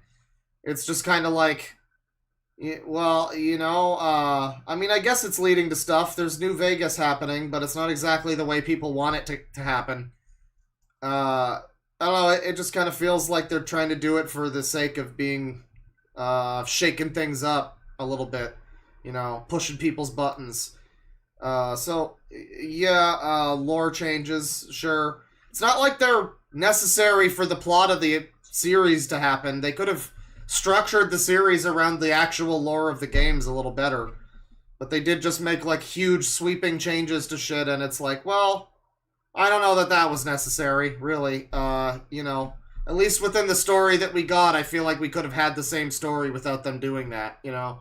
So, I mean, more or less the same story. A few details would probably be different, but more or less it would be about the same story, and, yeah, so that's maybe this is a fair complaint, sure, but this is getting into the weeds a little bit if you haven't played the game. To it. There is no way in hell that Vault 33 was not contacted over the course of 100 years. And of course, to address the elephant in the room, LA itself is a massive wasteland, like a featureless desert. What happened to the NCR? Well, at the time of me recording this, I was spoiled of future episodes. And apparently, Shady... Or you could have just watched it. At the time of you recording this, the entire show is available to watch, so you could have just watched it. Sands got nuked 4 years before the events of Fallout New Vegas. Yeah, that's how you know the showrunners didn't do the research, and yet, this show's didn't do the research. This is the true Dunning-Kruger effect in action. He really thinks he's, like, caught them. This is a frequent theme in his analysis, is that he seems to think like, oh, got you! Caught you in 4K! Bet you didn't think I'd notice! Dude, they had Mr. House making quips to Big Empty Guy. I think they know the games pretty well. Like, whatever they did, it's not that they didn't do their research. They might have not given a shit, maybe, but they sure did their research. They got an actor who looks and sounds like Mr. House and acts like him and has dialogue that's like him, and, you know, they've done their research. The research was done. You could complain about the way the ghouls are represented, maybe. There's some weird choices made there. I get that they didn't want everybody to sound like a dark elf from Morrowind. You know, every ghoul in the whole show just, hey, smooth skin! You didn't want that, maybe, but, like, you know, there's also the weird ghoul juice that they have to, like, inject. I don't know. They made some weird changes that feel unnecessary, but the main one is the Shady Sands thing. But it's like, it's not that they didn't do their research. Like, you think you're just so smart, like, oh, they didn't do their research. They didn't look at New Vegas. They didn't know that game came out. Like, I think they probably knew about that game, dude. It's not that they didn't do that. You can complain about it. You can. That's not why, though. It's like they didn't do their I'm so much smarter than them. Yeah, I don't think so. Maybe you would have made better decisions and made the whole cast white, I guess. But, like, you... It's not that they didn't do their research. Canon, it's totally canon, guys, that the capital of the NCR got nuked before New Vegas. Yet it was never mentioned, and it's more than established that the NCR dominated California and brought civilization back. Fuck this show. Fuck Todd Howard. Fuck Amazon. Bethesda is so beyond dead to me. I mean, like, I don't like the weird lore changes, but it's so autistic to, like, complain this much about. I don't know, the story... Is the story not important? Do you not care about stories? Is it all just lore pages on Wikipedia for you fucking people? Like, can't you just enjoy the fact that it's a story that's told pretty well? Like, I guess if you don't like the story, that's also fine. I mean, if it's for real reasons. But, like, you know, I don't know, whatever, there's some fucking changes. It's stupid, sure. Ultimately, the show's pretty good, though. I'm not really fucking crying about it. I don't know. Like, I'm not over here writing up a whole fucking entry on the Wikipedia about how they fucked up the lore! Ah! Like, watch the fuck... Do you have emotions in your heart? Do you feel things when you look at a television show or watch a story or anything? Or is it all just is it like the Bible to you? Is Fallout like historical fact? This is like, or at least, at the very least, I guess it's like the Silmarillion or something. It's like the Fallout canon is just, you cannot change it. How dare you? I get it. The changes are a little dumb at this point in time. They might seem less dumb when we know more about what they're doing with them, you know? So it's also, that's an element too. But I mean, at this point, sure, you can say it's stupid. But is it really enough to ruin the whole fucking show? I think you're quite extremely silly if that's a huge deal breaker for you. Insane. Everyone who likes Fallout 4 insane. gets exactly what they fucking deserve with this show. What blows my mind is there's people who actually thought... It's really overstating Fallout 4's quality there, dude. I mean, you know, this is the problem, is like, I can agree Fallout 4 is a terrible, like, when it's like, oh, they changed the story and it's Fallout 4, they changed the lore and the result is Fallout 4, like, yeah, okay. Yeah, maybe people can be mad because they made Fallout 4. I guess that's fair, right? Like, there's complaints. You know, maybe they probably changed some lore shit for Fallout 4. You can play. I'm much more on board for complaining about shit like that, because like the end result is Fallout 4. The end result of the TV show is a pretty good TV show. It's like an 8 out of 10 fucking, you know, the modern television series of consisting of 8 episodes, which isn't really television. It's like an online prestige streaming event, whatever. But whatever you fucking call it, it's like an 8 out of 10 show. You know, probably would have been better without the lore changes, though. Let's be real. Starfield and without all the black people was going to be good. And even though the NCR capital was nuked, that doesn't explain how the I think it is before New Vegas, isn't it? It is before. Because that was the argument, was that it doesn't make sense for them to be... Like, the nuking happens before New Vegas, because the argument was always that it doesn't make sense for them to be so prominent in New Vegas, in the Mojave, if their capital got nuked. It's possible that it stopped being their capital, or, like, other people have posited, like, oh, maybe there was, like, a virus, there was a drought, Shady Sands Fall wasn't necessarily a nuke.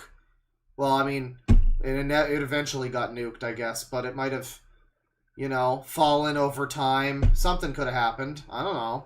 We really don't know yet. I mean, at this point, it's all very up in the air. Another thing, you know, it's funny how often, like, the wokeness is... They're so blinded by the anti-wokeness that they don't even see when they get a dub delivered right to them. I mean, if you'd watch the show, he'd find out, spoilers for the Fallout show... Spoilers, we're kind of already into it. Spoilers. But if you get to the end of it, you find out that one of the main villains, and probably someone who will return in some fashion in Season 2, one of the main bad guys is actually Walton Goggins' interracial divorce statistic wife. So, you know, like, can't these people just be happy that there's a bad guy who's black and just be like, yay! As a racist, I agree with... As a racist, I am surprised by this. You know, you'd think that they'd be able to have... It's like the Doctor Who people. You guys got a drag queen as a villain. Can't you just be like, yay! I don't like drag queens, so I'm happy with this, you know? No, it's just, it's bad. Oh, it's gotta be woke. It's like, no, you got... It's glass half empty is the problem. These people are not able to just look at the situation and... you know, and make lemonade from it. That's what I'm saying. Turn into a giant desert wasteland. But it's as simple as the showrunners didn't care. This is not made for— Yeah, as a racist, I thought it would think you would be intrigued by such a thing, you know? You would think that such a thing would be fine for the fans. This is made for normies who have heard of Fallout. It's made for women who won't even watch the show. And most importantly, it's made as a humiliation ritual. They will destroy everything you love, and you will do nothing about it. At best, you'll vote with your wallet and hope things get better. Yeah, that's worked out so great for us in the last decade. But whatever, I'm not gonna Fed post, because I will legitimately get— Fed posting now. Right. Well, I mean, like, it is made for normies. It's fucking ridiculous to imagine that the show would be made for... Well, I went into it and I was very cynical, and you can see there's, like, I was, like, live talking about it when I was watching it in the movie chat on the Discord server, where I went in and I was like, why do they need to show us a fucking nuke in the first 5 minutes? God damn it, Todd Howard. Every single fucking thing that Todd Howard makes in the Fallout universe has to have a fucking actual nuke go off, because we're so dumb we'll forget what the series is. Like, Fallout 4, you gotta see the nuke. Fallout 3, you get to blow up fucking Megaton. Fallout fucking 76 is like a whole mechanic. And the TV show, I was really ready to be against that, and then it's like, well, it is a TV show. Grandmas don't know about what Fallout is, so I guess it makes sense as a TV show. Yeah, you're gonna try to get in the normies who don't know what the fuck it is. You have to keep that in mind and know that that's gonna happen, and then be okay with that. And also, Fallout's pretty damn normie to begin with. I think most people are kind of on, you know, they're on board with Fallout. I think people have heard of it at this point. You know, it's not exactly niche. He's talking about women that don't even play Fallout. I think Fallout's actually a pretty popular one with women. Actually, as one of those ones that women do tend to like. It's like The Sims. It's like a farming game, but instead of farming, you know, crops, you're blowing up raiders' heads for experience. You know. Yeah, it has to be a normie show. They all have to be. It's what television is. It's not a YouTube video. Like, this is how brain rotted people are now, where they talk about normies, and it's like, yeah, because imagine this guy living in the 70s or something, where it's just like fucking 10 TV stations, and you go to work the next day and everyone's talking about, like, MASH, and it's like, you fucking normies watching MASH!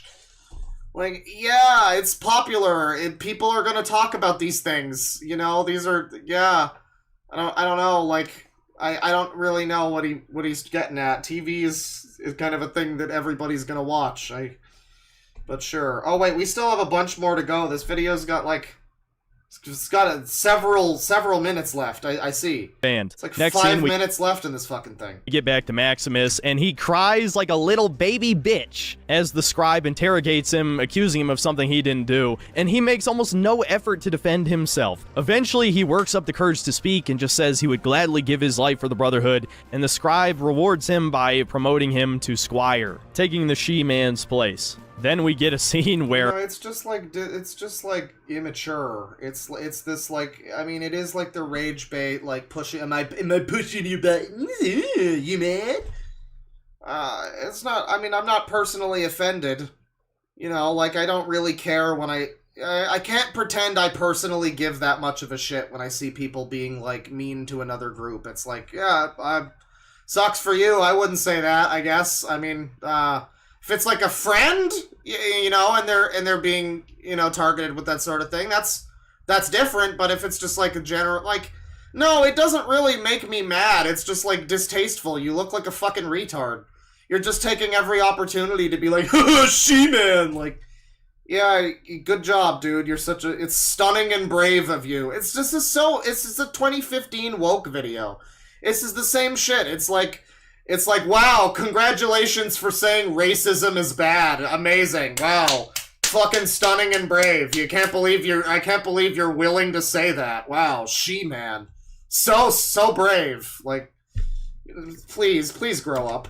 She-Man doesn't blame him because It's she just knows he cringe. would never do it, because, again, he's a little bitch boy who would never do anything wrong. What a great protagonist. And at his anointment ceremony, he gets a brand burned on the back of his neck by Power Armor, which is kind of cool, I guess. And now we get another massive retcon. Apparently, the Enclave is still around. Yup, even though we see the... Yeah, I mean, I don't know. I think we've seen the worst of it in this video. There's more to it. He says that he didn't watch the show and everything. There is this part here that's the most replayed part of the episode. I will jump to this here. He's talking about Pete Hines. He's bringing up a fucking tweet from literally 9 years ago from Tweet Hines over here. He's bringing up a Pete from Tweet Hines over here, and I don't like this guy. He's a stupid idiot. I don't care for him and the PR Bethesda team. Irrelevant to the discussion of the TV show. I'm sure that this was not a. I'm sure that they didn't have this tweet on a plaque in the wall on the fucking wall at Jeff Bezos's office, where they were doing all of the the writing of the TV show. I'm sure that that's not what happened. So Continuity. You're right. Why should I care about anything that happens in the story? I should just consume your product, you piece of shit. But now there is a full season review, and it continues to be dumb. I mean, at least he does eventually watch the whole show, but it is just kind of continues to be dumb. I'm good on more Fallout, though. You can watch it on your own time. There's other stuff on his channel that I'd like to watch, namely people are talking about a Zelda video, and also there's some more recent stuff. There's the infamous Spider-Man 2 video that's kind of like the big one that got him circulating in a lot of circles. Spider-Man 2 video is one I wouldn't mind seeing, because that's another one that's like partially. I like the chat member earlier that's like full on playing with trains, just like, you're agreeing with him, why are you shitting on him? It's like, yeah, because it's interesting to see a video where I do agree with part of it, but you're such a retard that I can't agree with all of it. That's the point. It's like maybe you got a point. Spider-Man 2 is kind of fucking stupid and overly woke at times, The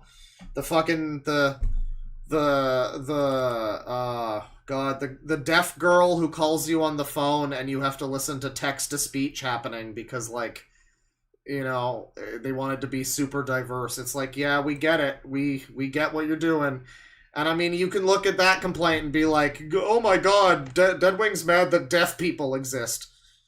No, it's just that it's really obviously shoehorned into a place where it doesn't fit. There's another part in the Spider-Man game where Spider-Man has to track down a dog for a lady or something, and she's blind, and she's blind, and it's perfectly fine. She's just a lady in the neighborhood, and it's integrated fine. But they make it so that it's one of Miles's best friends is this girl that talks in text to speech, and when she's on screen in person, it's just long, very awkward periods where she's just sign languaging. And I'm sorry, deaf homies, I get it. I'm sort of adjacent to you guys in the sense that I have one hand. So I mean, that's basically like being deaf, right? I mean, basically.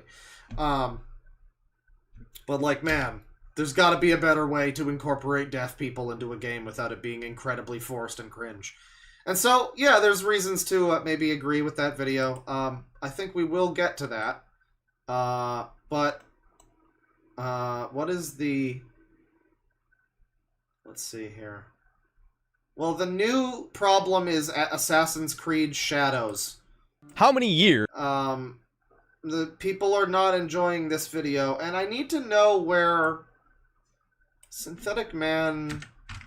What exactly did Charlie say? He tried to expose Penguin Zero. It destroyed his channel. Synthetic Man tried to cancel Charlie. Where does he attack him? Is it this clip? Explore the map before I went here. So this is the clip, I guess, of him live streaming, and I guess he responds to Charlie about the Fallout TV show review. I guess Charlie talked about it. to some extent. He's playing Zelda. I don't know if that's what you meant by, like, Zelda video, but he's playing Zelda, and Charlie's involved. Is this the video where, like, the drama starts? He said Charlie is a sellout. Well, I mean, that might be true. Leviathans are coming for Charlie again. Yeah, apparently. This is not the Zelda video. Is this the Charlie cancel video? Or did he have, like, a manifesto? Did he have, like a 4-hour video essay where he calls him a Nazi or something? Does that exist? It's barely even drama. Well, I'll be the judge of that. He did a whole review on Tears of the Kingdom. That's good. He's watching the podcast. Well, I mean, I'll just watch this. Critical called me out. Have taught me that Are you fucking kidding me? Critical called me out? Oh my god. You gotta be fucking kidding me. Are you serious? Oh my god. This is the biggest fucking shill campaign ever of all time. Like, Amazon's gotta be paying these fucks. I mean, there's almost no point. I'm just gonna release my next video, see what happens. I wish Amazon was paying me. I think they offered me an Audible sponsorship like 5 years ago, and I just never got back to them or anything, so no, Amazon's not paying me. I probably would accept it if they did, though. I mean, it's uploaded. I still gotta put up a thumbnail. I mean, like, that's the thing, is if Amazon wanted to pay me to promote the Fallout TV show, I would do it, because I like the Fallout TV show. If they wanted to pay me to promote the Wheel of Time TV show, that would be a very different story. Or even Rings of Power, or most things. But if it was something specifically that I liked, then yeah, I mean, yeah. I wish, in that scenario, sure, I wish I was getting paid to just talk about a thing I like. That would be great. But it'll release tomorrow. It'll be up tomorrow. Maybe he seems very much like he really does want... I don't know. I mean, it kind of seems like he wants the attention, right? And so, like, when somebody informs him that Charlie called him out, I guess, you know, he tries to do this sort of play it off like, are you kidding me? No way. Are you sure you didn't want this a little bit? I mean, it seems like that's kind of the goal, isn't it? I'm just wrong, though. It's my opinion, retard. Do you know what an opinion is, Zoomy? I mean, I know Zoomers are like, I have to take what the group takes or I'll get bullied. I'll be made fun of on the internet. But you're being made fun of on the internet because your opinion's stupid and wrong, and it's formulated by an idiot who doesn't know what he's talking about. These people don't... They really haven't... They haven't gotten around to understanding that, like... There's a difference between, like, people trying to go after your family and your job and everything because you said a swear. You know, that's canceling. There's a difference between that and people calling you retarded and gay because they don't like your opinion. That's just free speech. That's the way it should be. You know? That's the way it should be. I don't know. Like, why are you... You're, like, yelling at this... It's called free speech, retard! It's my opinion! You're not handling their opinion. How many streams do we need to look at users that can't handle opinions? What, wrong about what? I think the show's dog shit? That's not... I'm just an opinion. What the fuck do you want? We will, 1, be rewarded for going off the beaten path, and 2, not be punished for not going off the This is a pretty good path. soundtrack selection for this video. I can appreciate that. Easier to not stress about missing anything. Obviously, some exceptions. Just watching some video, I guess. Alright. Apply and maybe don't set you up for success. For the record, I still think Tears of the Kingdom is fantastic. I'm just incredible at ruining things for myself. But games these days are doing their best to keep me. Yeah, fantastic copy-paste job. Ubisoft tier sequel, but let's keep pretending that it's the greatest sequel of all time or whatever fucking stupid shit. I mean, goddamn, people are just... What the hell happened? People just... They can't be honest, man. They just gotta shill. Again, because it's cowardice. Like that comment in the live chat. I mean, like, but the thing... I hate to do all the whataboutism or whatever, but I mean, it is sort of like... If you're talking... I mean, speaking of Zelda sequels, I don't think this is the video. I don't know where the video is, where he actually... You know, where, like, Charlie talks about him. I don't know where that happened. I don't know. Maybe we'll have to come back to that. How many years? You know what? We'll come back to the Charlie Synthetic Man drama. Maybe I'll do that with Tristan and Bane. For now, let's just watch him talk about Assassin's Creed Shadows. I'm too confused. I don't know where it all starts and what's going on there. Apparently he's being cooked by the Charlie fandom or whatever. I don't know. But people are not happy with this Assassin's Creed opinion also. So, cool. How many years have people been asking for an Assassin's Creed game set in Japan? It's got to be at least 10. And so finally, when the franchise is at its weakest, and Ubisoft in general is probably going to go bankrupt in the next 5 years and likely be bought up by Microsoft, they finally pull out their ace in the hole, an Assassin's Creed game set in Japan, just like we all wanted. And of course, it stars a black man in feudal Japan. Okay, there's an argument I could see being made by, like, Japanese people or something, that it's like, why do we finally get a game and it's a black guy instead of a Japanese guy? But I think isn't there a Japanese woman that you play as? I guess that's woke. It's a woman, but the thing is, there's a very long-standing history of white guy samurai. I mean, there's the whole Shogun TV show and book. The show just came out recently, and the TV movie in the 80s or whatever, but that's kind of one of them. He's like pirate action meets, what is it? It's like English pirate action white guy meets, Japanese shogunate. That sort of thing. I mean, there's Neo is another one with John Whiteman, the Japanese samurai. That's a whole Beverly Hills Ninja. There's a whole genre. But it does seem to, I guess, just be an issue because it's a black guy. The thing is, there's also a genre of, like, Afro samurai, too. So, like, I don't know. It doesn't seem that weird to me. I mean, it just seems like a style, an interesting choice, if anything. It's like, the obvious thing would be you play as a Japanese guy or something, but instead it's something a little different. I don't know, it's interesting. Now, this is where all the people who are trying to change the definition of woke come out and say, Yasuke was a real samurai from feudal Japan, and you're just a racist for not wanting to play as him. Well, people are, apparently misinformed also about this Yasuke thing. Supposedly the idea is that there is a narrative being pushed that he was more important or significant than he was. He was a real person in history. This is still a historical figure that you're playing as. This isn't some kind of complete random shit. It's still a standard thing for Assassin's Creed, which actually makes it an even better choice, really. But it's the idea is that, like, they're woke washing history, and they're trying to make history more diverse, and so they're taking this real guy and making stuff up about him or embellishing certain things to push a narrative that he was a samurai or something. And I mean, like, I don't really care, I guess. I guess if that's all happening, then maybe don't do that, right? I mean, just tell history like it was. But I mean, if there's, like, rumors about the guy being a samurai, it's like we're talking about the series that has the Illuminati shit and, like, Templars and all of this, and I don't think it has the Illuminati, but it basically has that. It more or less has all of that shit. And so, and, like, aliens and 2012 conspiracy, I think we can just be okay with, this character. I don't know if this is a problem to me. Is, like, the embellishment of history for the purposes of being more exciting or whatever. That's kind of just what this series does.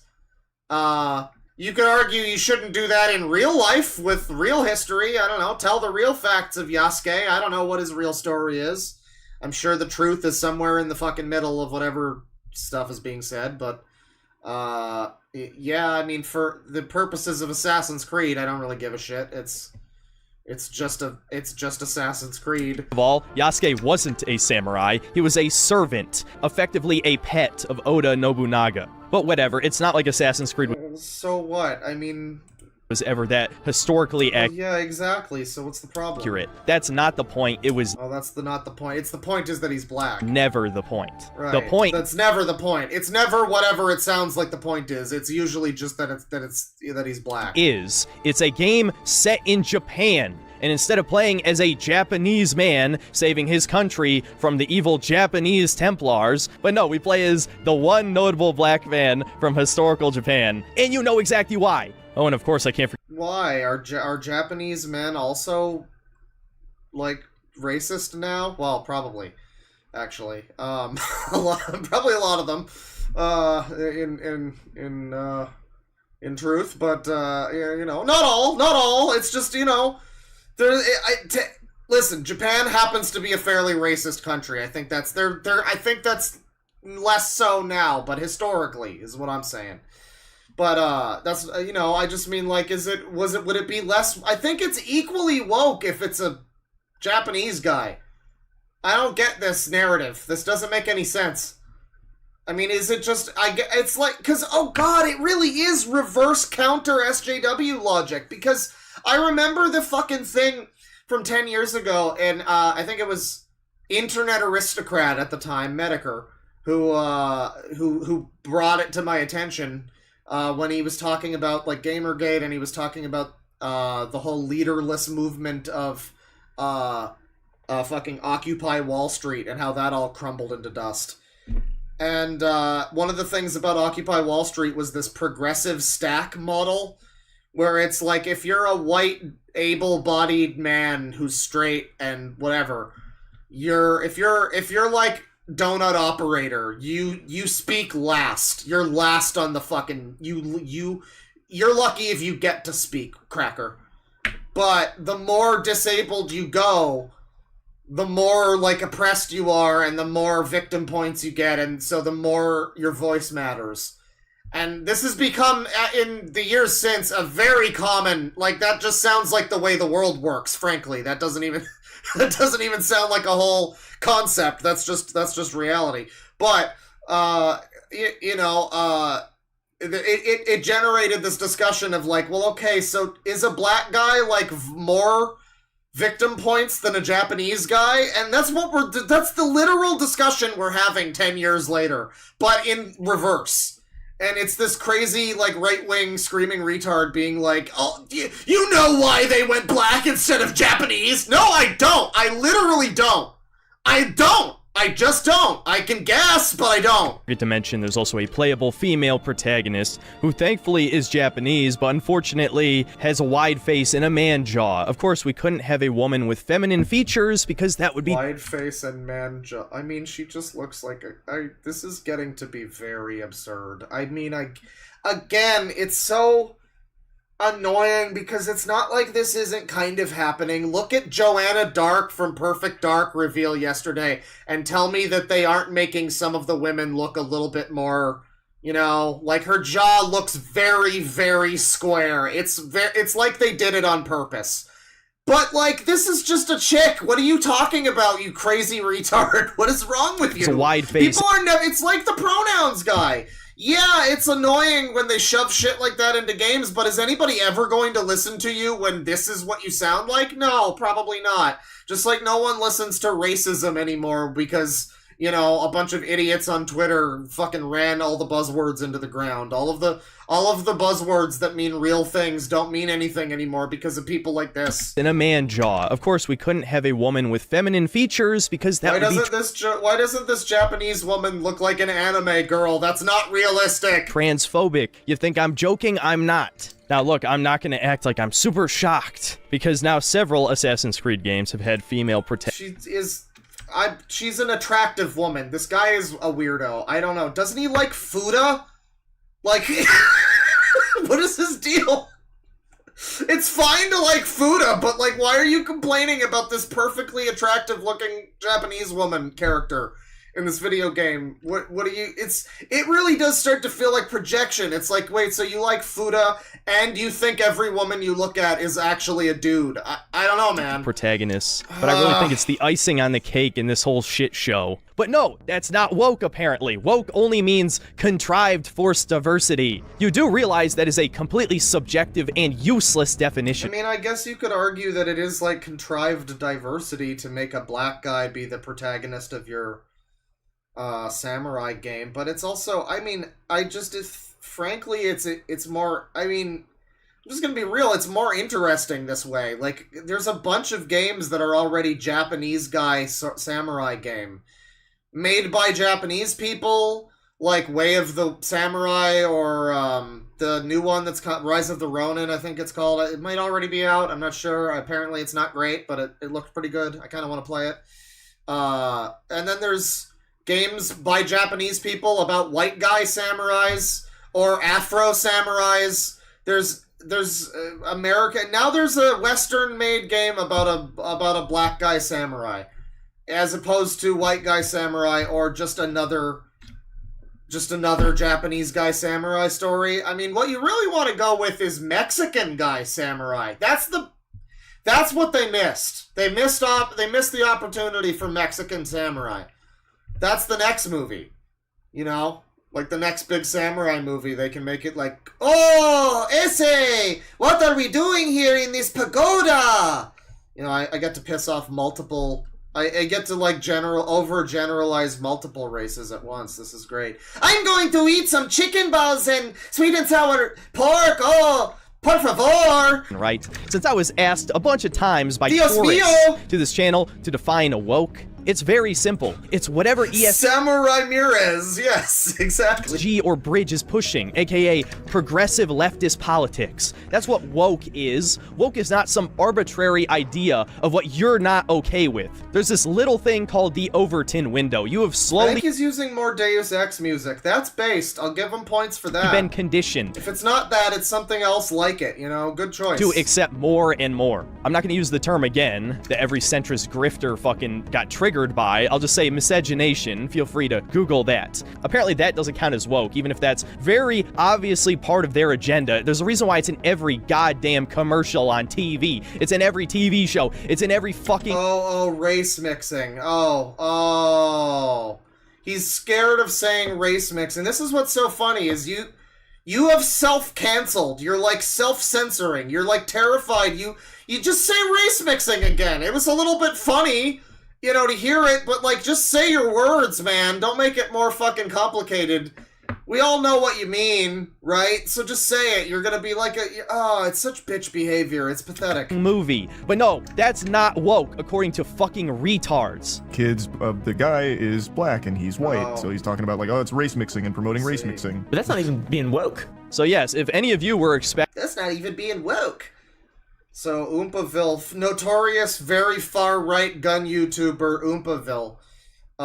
Even he doesn't think that's woke, so I mean, like, I hear he, like, steps on children or something, so, like, I don't know, dude, you might need to reevaluate. Expecting a response video to the numerous replies to my Fallout reviews, or Moist Critical's little tidbit in his podcast. No, it would be completely pointless, and as entertaining as that video would be, it certainly would get this channel in trouble, to say the least. And look, I know I'm rambling about something completely unrelated to this Assassin's Creed trailer, but I do want to point out... Person in chat asking, as a white man, do you care about becoming a minority in your own country? Well, as a white man, I'm from Canada, and I hate to do the thing, but it really isn't my own country, is it? I mean, frankly, it's like John Redcorn's country or some fucking shit, isn't it?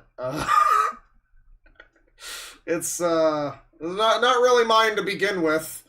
You know, it would be a different thing if it was, if I was back in the native Fiddly Scotland or whatever the fuck, but, you know, as a Canada man, no, as a matter of fact, when I moved to Toronto, I was very happy to no longer be surrounded almost exclusively by fat old white people. That was the experience where I used to live, and now it's like, you know, it's nice to go outside and hear like 7 different languages when you go to the, you know, on a normal trip to the supermarket. It's just, it's interesting. It's more interesting. Before we move on, that there seems to be this narrative that I was the only guy who didn't like the Fallout show, when It's a Gundam's video on it has 250,000 views. So I wonder... Well, he's also retarded. What's your point? If Critical will have something to say about that. Somehow I doubt it. Why? Well, was he, like, openly, weirdly racist and bigoted in the video? I don't know. It was my channel specifically targeted. Probably because you're being a freak. Probably because I'm the only remotely popular chud gamer on the internet at this point.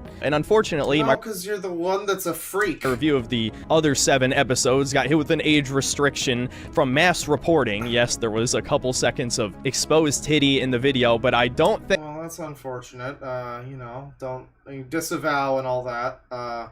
Although you probably should have just made your fucking one Fallout video be the one where you watch the whole show. So, like, that is stupid.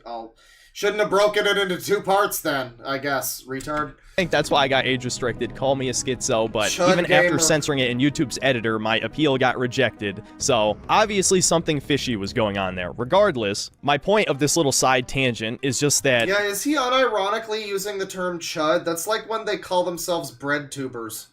No, we call you that. You don't call yourself that. I mean, I don't really call anybody chuds outside of Chud Logic, I guess. But that's like a derogatory pejorative. That's not a.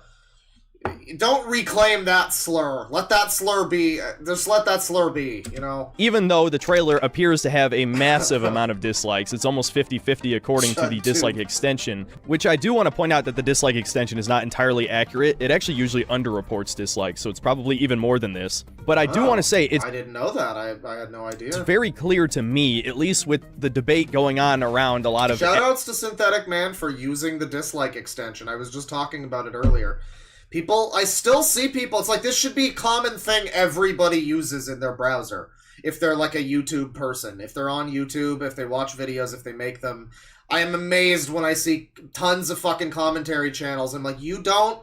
Really? You don't have the dislikes? Really? It's valuable information. It's worth noting. It's like things don't exist in a bubble. It's good to know. There's a whole reason why everybody got upset about it. I see somebody else repping the dislike return. Yes, return the dislikes. Fuck you, YouTube. Adaptation. You gotta give them credit where you see it. Shoutouts to this weird racist. Or race swapping, or interracial couples, or... Don't even get me started on the race mixing. Replacement characters like Miles Morales, that people don't seem to understand where the line is with woke. Again, for normies who don't really give a flying fuck about nobody knows where the line is. I just watched a video from... Shoe on Head talking about how the fucking Barbie movie may possibly have been an anti-woke masterpiece. Everybody thinks everything is woke and anti-woke. Reminder that the Mario movie was both woke and anti-woke at the same time, depending on who you asked. Because it's all subjective, and people generalize it in a way as thing I don't like, but that's not really true. I mean, it is... a subjective view of politics, and I mean, it comes down to how much of a bigot someone actually is, I guess. When you see someone and it is just like, yeah, I'm mad that there's a trans person. It's a little different than like, I'm mad that there's a whole girl boss segment with Peach strutting around wearing pants and taking no shit and not being held in any cage by no man.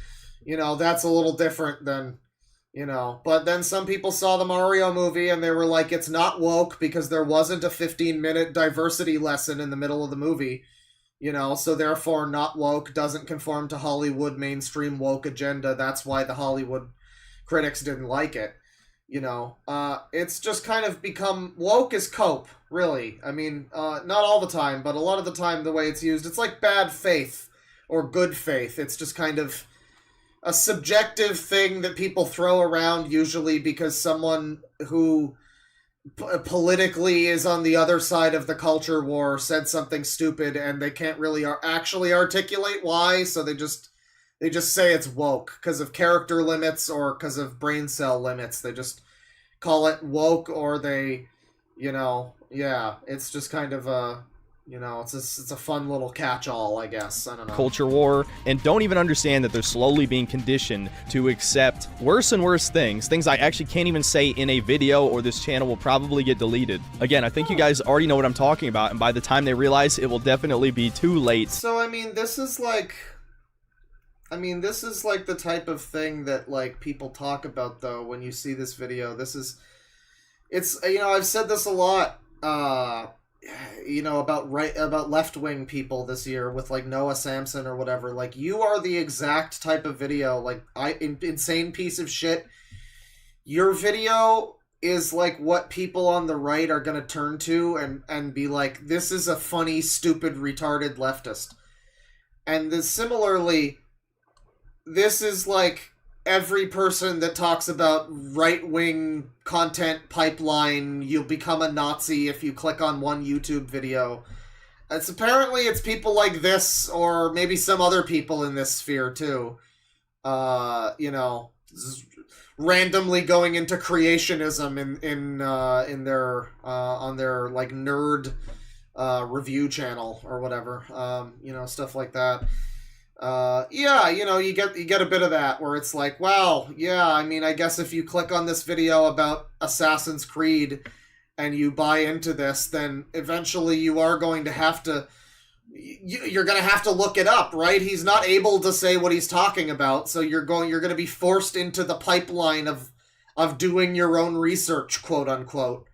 And like where I don't know, it's just interesting. It's like you hear a lot about this like supposed pipeline, and it definitely works both ways, and not enough is ever spoken about how the left does it ironically, by being so annoying and shitty and just dishonest and fucking, just a lot of lefties look really pathetic and, like losers a lot of the time. And, looking at that optically, it's like, wow, yeah, I wouldn't want to be involved in that if you're, like, undecided, if you don't know what to think, if you're young, whatever. It's like, wow, yeah, not sure I want to be like Noah Samson, I don't know, it's just, yeah, it's, this though is sort of that kind of video where it's like you click on an Assassin's Creed video and now you're being, I mean, it's direct, he's directly being like, I can't say this stuff, do your own research, go watch the Alex Jones video. Give a flying fuck about the culture war, and don't even understand that they're slowly being conditioned to accept worse and worse things. They're going to replace us all! I actually can't even say in a video, or this channel will probably get deleted. Again, I think this is just insane, though. I mean, then the people that try to defend this, it's like, I understand you feel like you have a principled complaint about the white man being genocided or whatever. Really, I'm making a joke about it, but I do. I don't want to say that you're wrong for thinking that or whatever. It's just that it's very cringe to be like this in a video about Assassin's Creed, though. Again, it's like the people 10 years ago that were like, trying to babbling about fucking diversity and everything, and it's like, maybe you got a point. Obviously, insane culture war, white genocide rhetoric is exactly equal to, some of it was pretty insane and radical back then. Let's call a spade here.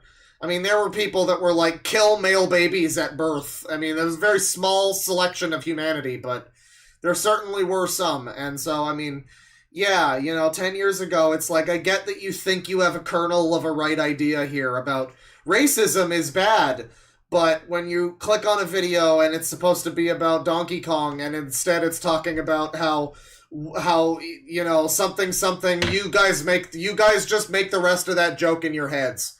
You just make the rest of that one in your heads.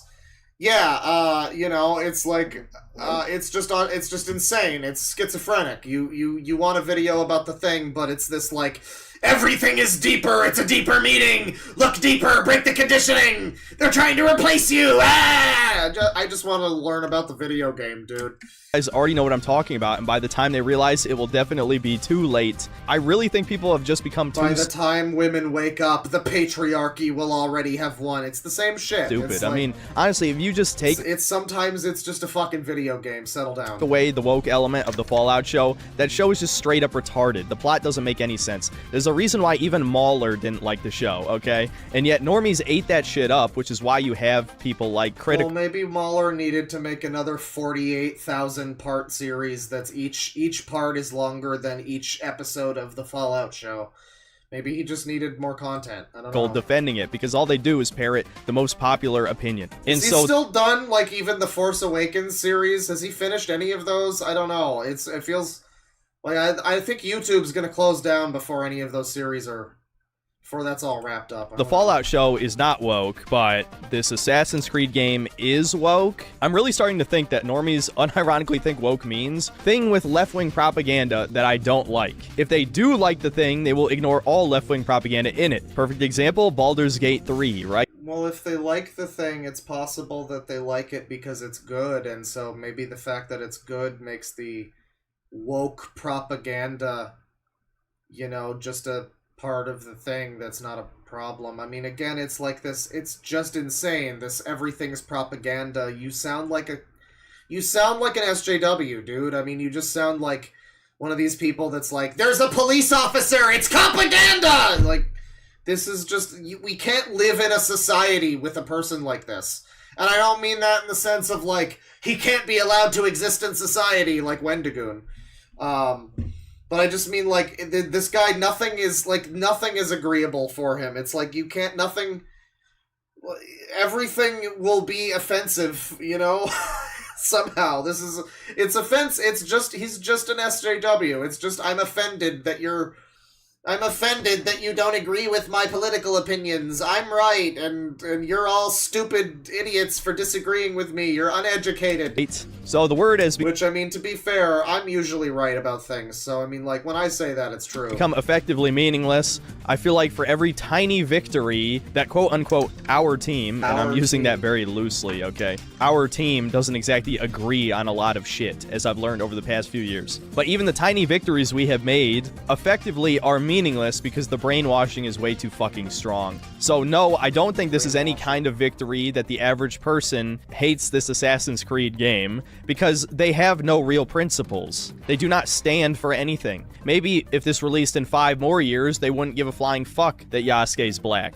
Now, if you're wondering why this video isn't really talking about gameplay or thoughts on, like, the concept of the game, If you're wondering why you clicked on this video about an Assassin's Creed game and it's just me screaming about how the West has fallen and they're going to replace all of the whites.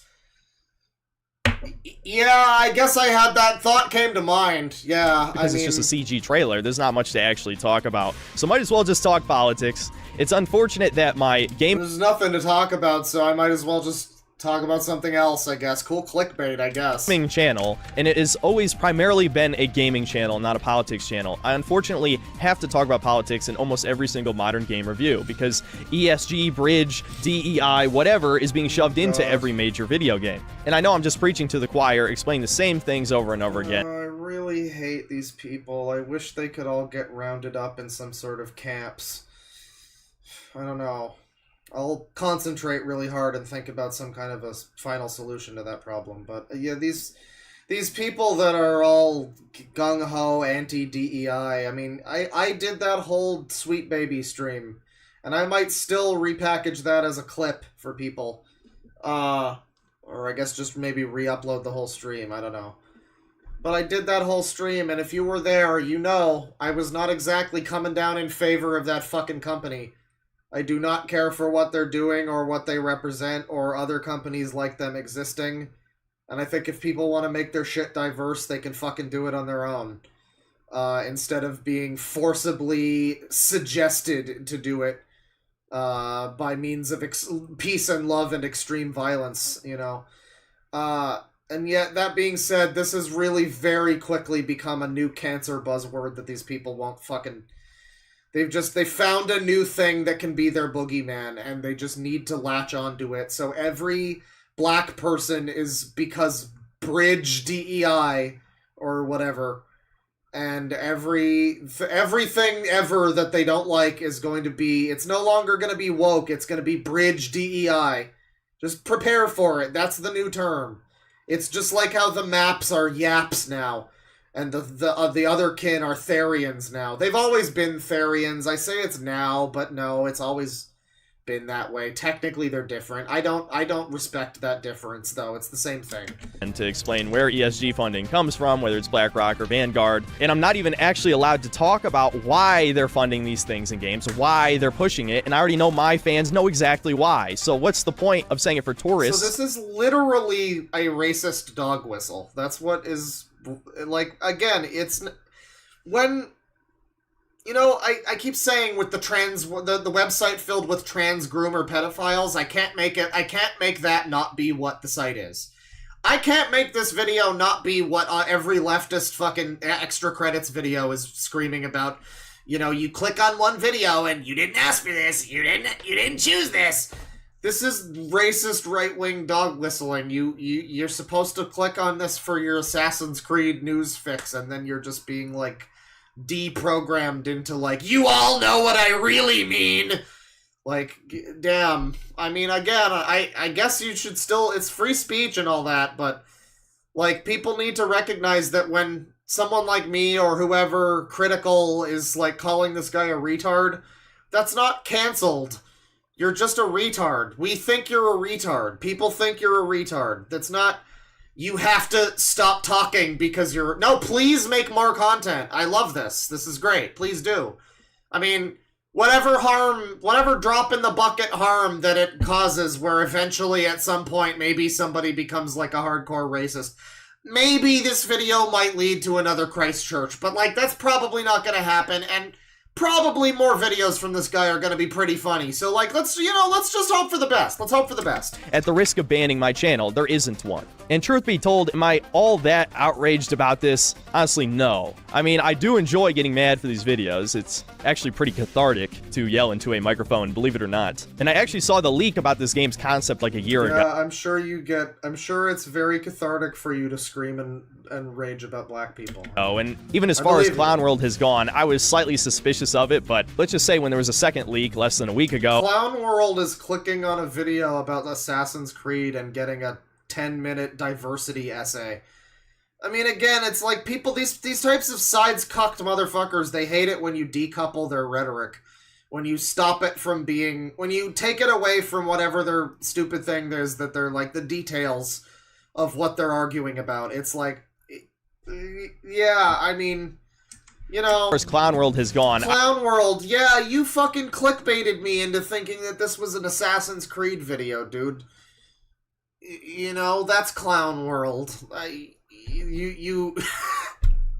When you deep cut, when you take it away from, oh, but it's relevant because they made the game political by, no, you just gave me a video that's 10 minutes of not anything really about Assassin's Creed. It's mostly him whining about, like, critical and, like, people being mean to him or whatever. It's like insane piece of shit. It's just...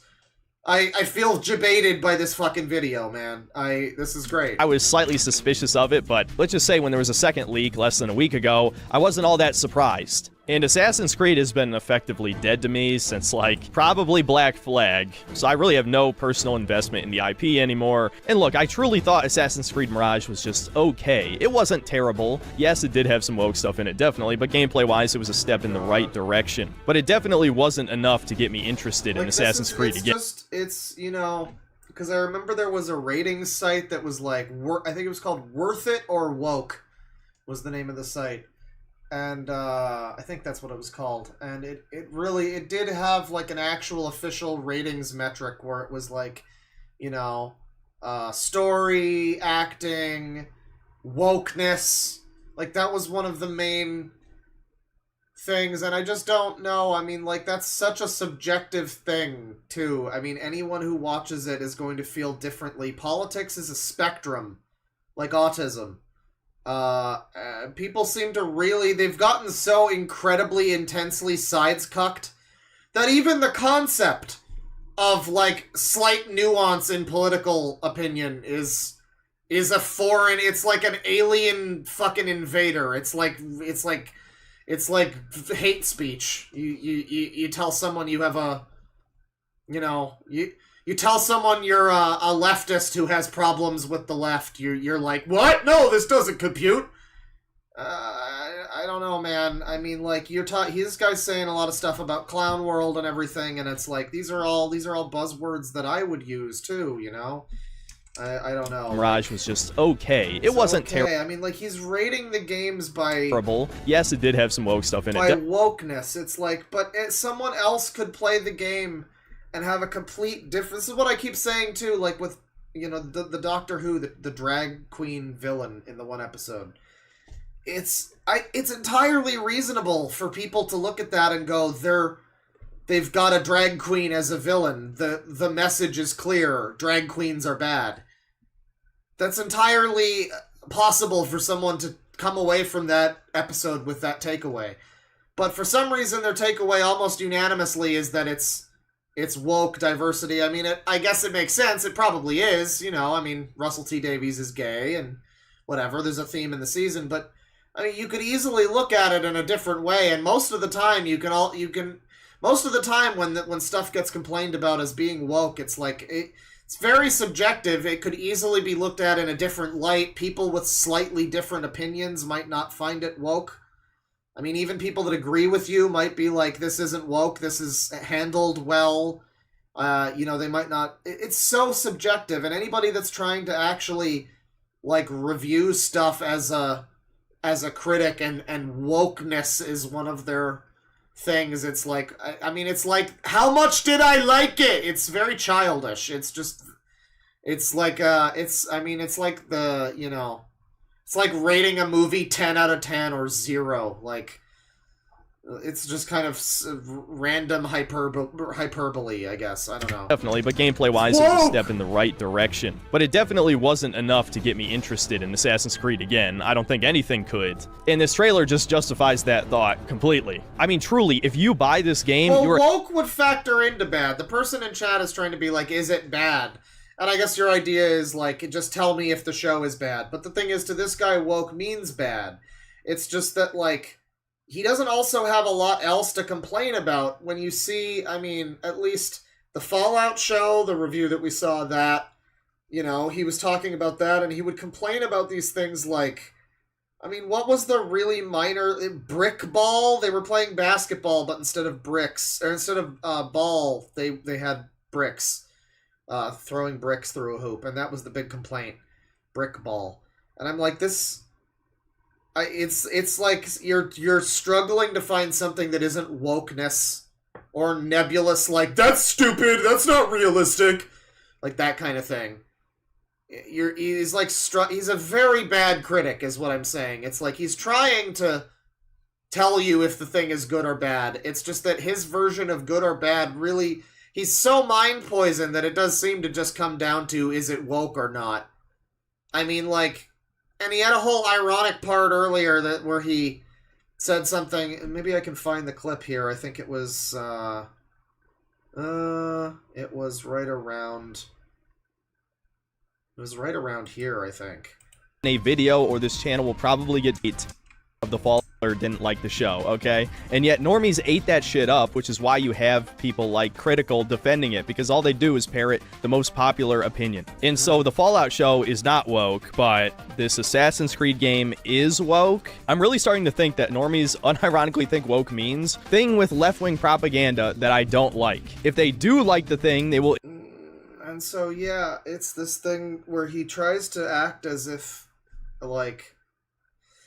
I don't know. It's very subjective, though. He's acting like other people are... like, he's the arbiter of it in some fashion. No, I mean, not really. I mean, arbiter. Is that the right word? No, he's the judge of this in some fashion. He's acting like he has some position to judge what's officially woke or something, and, like, how that officially ties in, and, like... and that's one whole element, but another element is just like, yeah, he's been mind poisoned so much by this wokeness thing that, I mean, like, he's just, yeah, anything he's talking about, oh, thing I like that's woke, that blah blah blah blah blah. If it is something that he likes, then it's not woke, and if it's something that he dislikes, then it's woke. And it's kind of a chicken and egg thing, you know, but it is that simple. I mean, it usually is that simple, at least. So that's basically this video. He goes a little bit more there. I think we mostly watched it, though. He did have a video here where he was surprised that Stellar Blade is good. However, you know, you could argue that's like him changing his opinion, him being wrong, you know, something like that. Except it's not really that, though, because, like, I mean, well, it's just, straight men stay winning is the video, so, like, I don't know if it's a lot deeper than just she's sexy, is the idea. Well, you know, maybe he thought it would be bad because of the, you know, Mark Curran thing or something, but, as it turns out, woman sexy, so game good. So, Don't act like he never changes his opinions, guys. He's open to criticism. He's open to different perspectives. So, we got the hour and 20-minute Spider-Man 2 video that pissed a lot of people off. We got an hour-long Zelda video that pissed a lot of people off. I guess I will start with shit. Do I go with the game that I kinda liked but mostly found boring? Or do I go with the game that I kinda liked but mostly found boring? Well... Maybe MJ was right. Why would the city need me? So this is the famous... How does it feel? This is the oh, don't you use the Red Letter Media clip, you fuck. You should be barred. It's like whenever somebody... it's like when somebody I don't like who is other team uses Red Letter Media GIF. When Booga uses Red Letter Media scene. Don't do that. You're Ooga, I know, but they Booga. They Booga and they use it and it's bad, but you Ooga and you use it and it also bad. Don't use! Don't use! Also have lived long enough to see all of your favorite franchises go down in flames. Feels great. Another year, another Sony cinematic slop game that everyone's gonna pretend is a masterpiece. At the time of recording... Yeah, it's a cinematic slop game, that's fair. I do think I'll probably agree with him a little bit on this one, so this is an exciting video. I'll speed it up a little bit more. This has a 91 on Metacritic. Now, if you still trust Metacritic scores, you're probably an idiot, but still, the point stands. It's literally just like, wow, there's money on the screen. Number 9, 10 out of 10. I don't know, man. It was this. The problem for me with the Spider-Man game, I'll say right now, I mean, I talked about the wokeness. Yeah, there's a bit of that in the game. It's a little annoying. And the main problem for me was that going from, and I know it's a different genre, I know I shouldn't be even comparing them, but it was unfortunate for Spider-Man that when it came out was when I was playing Baldur's Gate 3. And so Baldur's Gate 3 is a very interesting and deep game where you can do all sorts of fucking shit, and there's all sorts of shit going on in the plot, and multiple paths through every quest that affect later quests and the ending and yada yada yada. And Spider-Man, you press the button a bunch and enemies pass out. They don't die. They get webbed. You press the button sometimes and then you watch a cutscene, and that's Spider-Man, and that's the whole game. And it's like, I know it's a Spider-Man game. I don't know how you'd make it more complicated than that, really. Maybe more complex swinging. They did make the swinging a little harder to do. I think they made it more complicated. I think they made it like a little more realistic or something, but man, it was just boring to put it next to the fucking Baldur's. It's like, man, this is not engaging me in the slightest. None of my neurons are firing. That this game is obviously getting the Sony hand job from all the critics for pushing for social change. Even if you do agree with the politics, it is far too similar to the last game gameplay-wise. It really makes very few, if any, improvements. It has some of the worst pacing I've ever seen in a video game. Despite having significantly fewer cutscenes than God of War Ragnarok, it's actually worse because it interrupts the gameplay every 10 minutes. And even when you are playing it, you're either solving a brain-dead puzzle or... Why did you buy the game? I mean, I know that, like, don't like it, don't buy it, but it's like, this is what they do. I mean, it's the cinematic Insomniac game. They're all like this. I feel bad that I bought it. You know, I paid for it, and I was like, oh, I really did just buy a fucking $100 Canadian movie. That's what I did. This is just like a movie, and it will be on PS Plus in, like, 4 months, you know? I was wrong. It's still not on PS Plus, but within the year, I'm sure it will be. Yeah, I mean, that's what you expect from these video games. Like, yeah, I don't know. I guess it's fair to critique that, but it's like the Peppa Pig video all over again. I don't know what the fuck you went in thinking you were gonna get. Or playing some other mini-game. It's fair to say that about me. It's my fault that I got the game. I knew what it was gonna be. I was just, Spider-Man! I liked the last one! And then I play it, and I'm like, why did I like the last one? I don't know. I guess it was pretty good. Was it? Or you get a walking simulator mission, or you're playing as a spider bot. Basically anything except swinging through the city and fighting bad guys. So it makes absolutely no sense how this game is up there with all the greatest games ever made. Now, reviewing this game is going to be difficult because I am so utterly frustrated and tired with all of the political virtue signaling that is in modern video games, and this is one of the worst cases I've ever... Yeah, we got BIPOC artists. This game really... Anyone that acts like this isn't a thing in this game is fucking stupid. It's literally, we got a black Spider-Man now. We made a game with a black Spider-Man, so fuck you. We BIPOC artists will be heard. It's like, God. It really is like almost every mission with Miles too. They really legitimately did just make him the diversity character. Like almost every mission with him is like, help me propose to my boyfriend. I am also gay. He is gay too with me. We are gay. Please help me propose to my boyfriend who I am gay with. Yeah, I see what you're doing, Insomniac. It's really subtle. It's so great that you've made it so subtle and natural in this world. It comes across so normal and not at all forced or weird. Yeah. Ever seen, by the way. If Totally. you tuned into the streams, you know exactly why already. So it's going to be hard to actually try to give this a fair review because this game really, really pissed me off. I mean, I don't think I've been this mad at a video game, well, at least in Starfield, which really released not that long ago, but you might have thought that I was reaching on some of my points with God of War Ragnarok's story, and I'll admit I was barely paying attention half the time because that game is so unbelievably boring. But Insomniac, Spider-Man 2... Why does he keep buying these fucking games that are just cinema slop? Like, I don't buy most of those. I didn't buy God of War Ragnarok because I played enough of the first one, which is to say, like, about an hour. And I was like, yeah, I'm fine. I'm fine with this. Thank you. I don't need more of this in my life. I don't need to play more.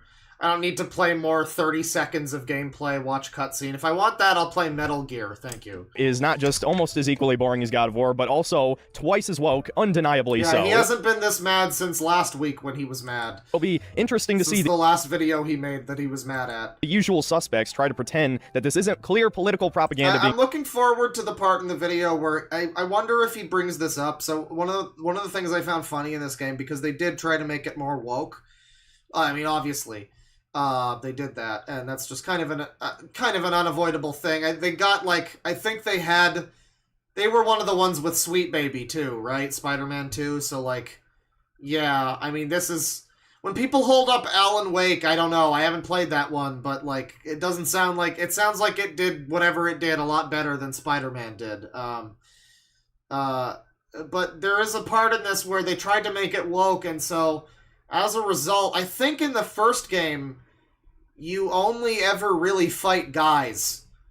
But as a result of making the game woke, you do just wind up with some missions where Spider-Man's just fucking pounding on bitches. Right in the face, just like Media Ninja. Just like he does. Did that one time and went to jail for. So yeah, that's the thing. And, you know, it's like the consequences of the ironic reverse consequences of being woke is that you've now created a game where men can just go and beat up on women. So I guess good job with that. I guess, you know, there's a good reason to say, who's to say there's nothing in here for the chuds? Come on.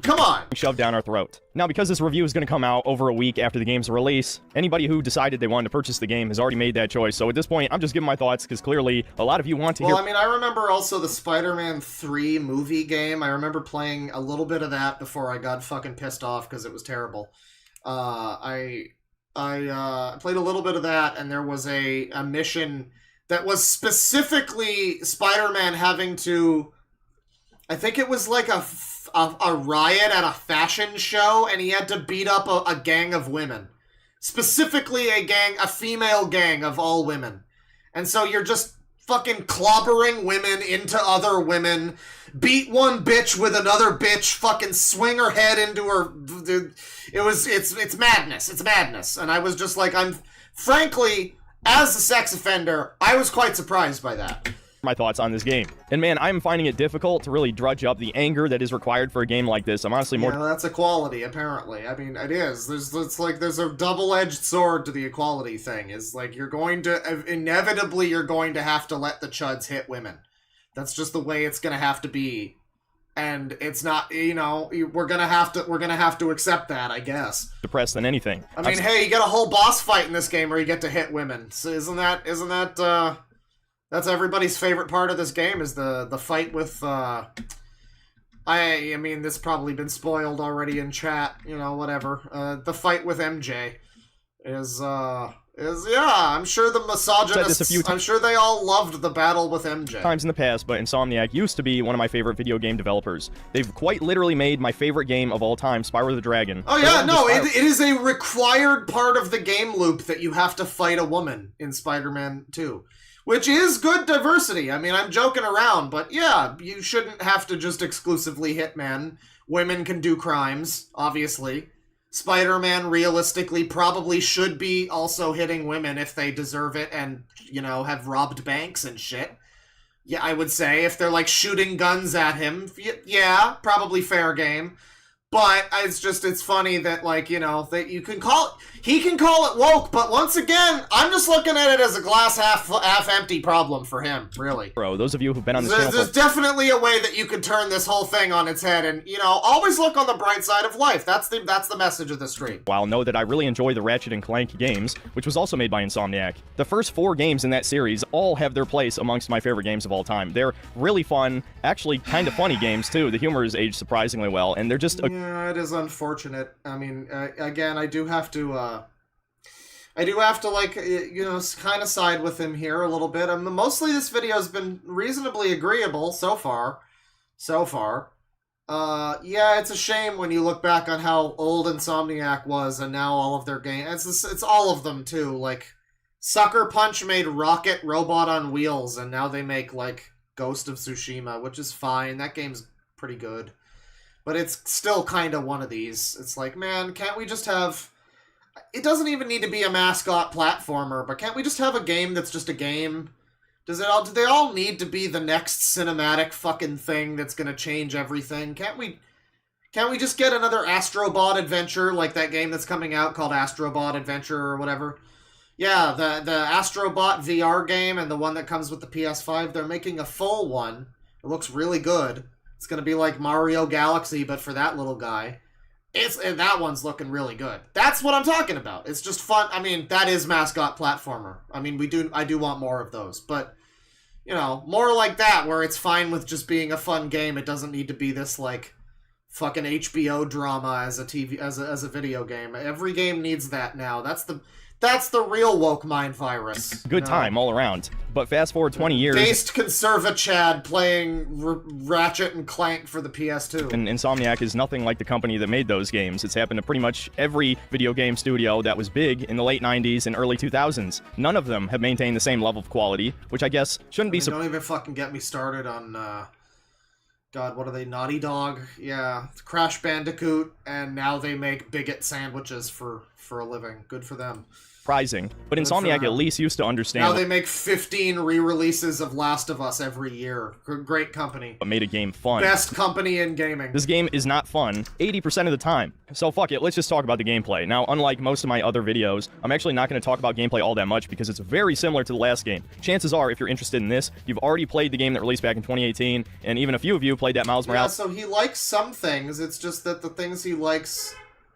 Oh, someone's getting their car stolen or something. He likes some things, it's just that it's funny again how much this type of thing overlaps with users. I mean, I always say that, but, like, is this very different, really, from Sonic Sega Gamer?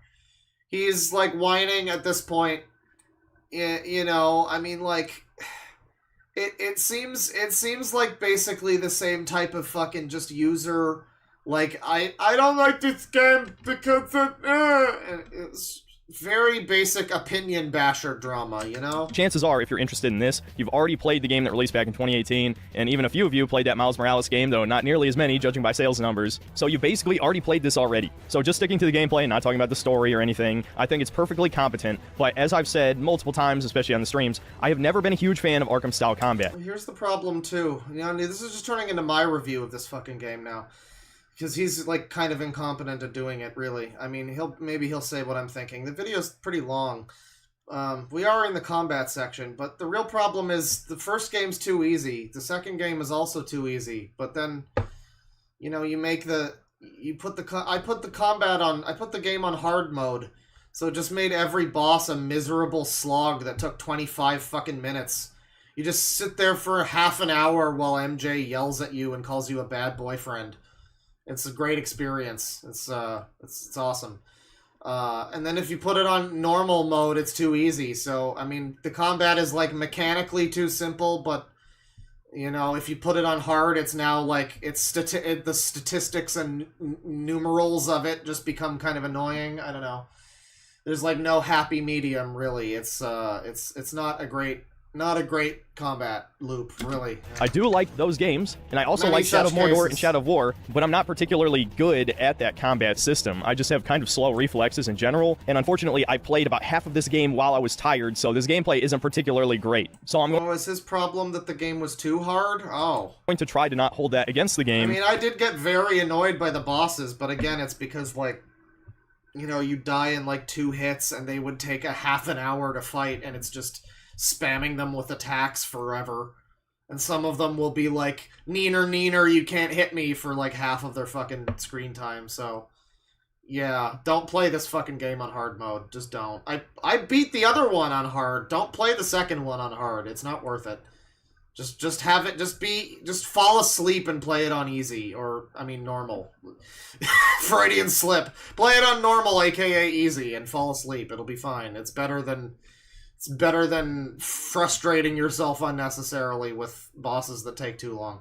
But I guess his problem is a skill issue. He found it too hard, I guess. While I was tired, so this gameplay isn't particularly great. So I'm going to try to not hold that against the game, though I did have a lot of frustration with some of the boss fights specifically. So what's different this time around? Well, now we have a block/parry button, which really is probably the greatest source of my complaints with this game, because the muscle memory is so beaten into me from playing all these Arkham-style games to press one button to dodge attacks. But most of the time, it wasn't a problem. It's kind of fucking pointless. They just throw it in for the sake of we need something new in the sequel, but then, you know, it's like, it's not really, yeah, I mean, we're gonna have to skip past the parts where I agree with him. We gotta go to woke side quests and propaganda. We gotta get to the woke propaganda. I'm willing to admit, I mean, we're jumping around. I'm willing to admit maybe this video is less bad than people say it is. People were expecting this one to be pretty bad. I was expecting it to be bad. It might continue to be bad. But so far, I mean, the game, it does have some really annoying woke shit. It does. And I can't really defend too much else in it. I kind of like the story overall. I like what they did with Harry and Venom and all of that.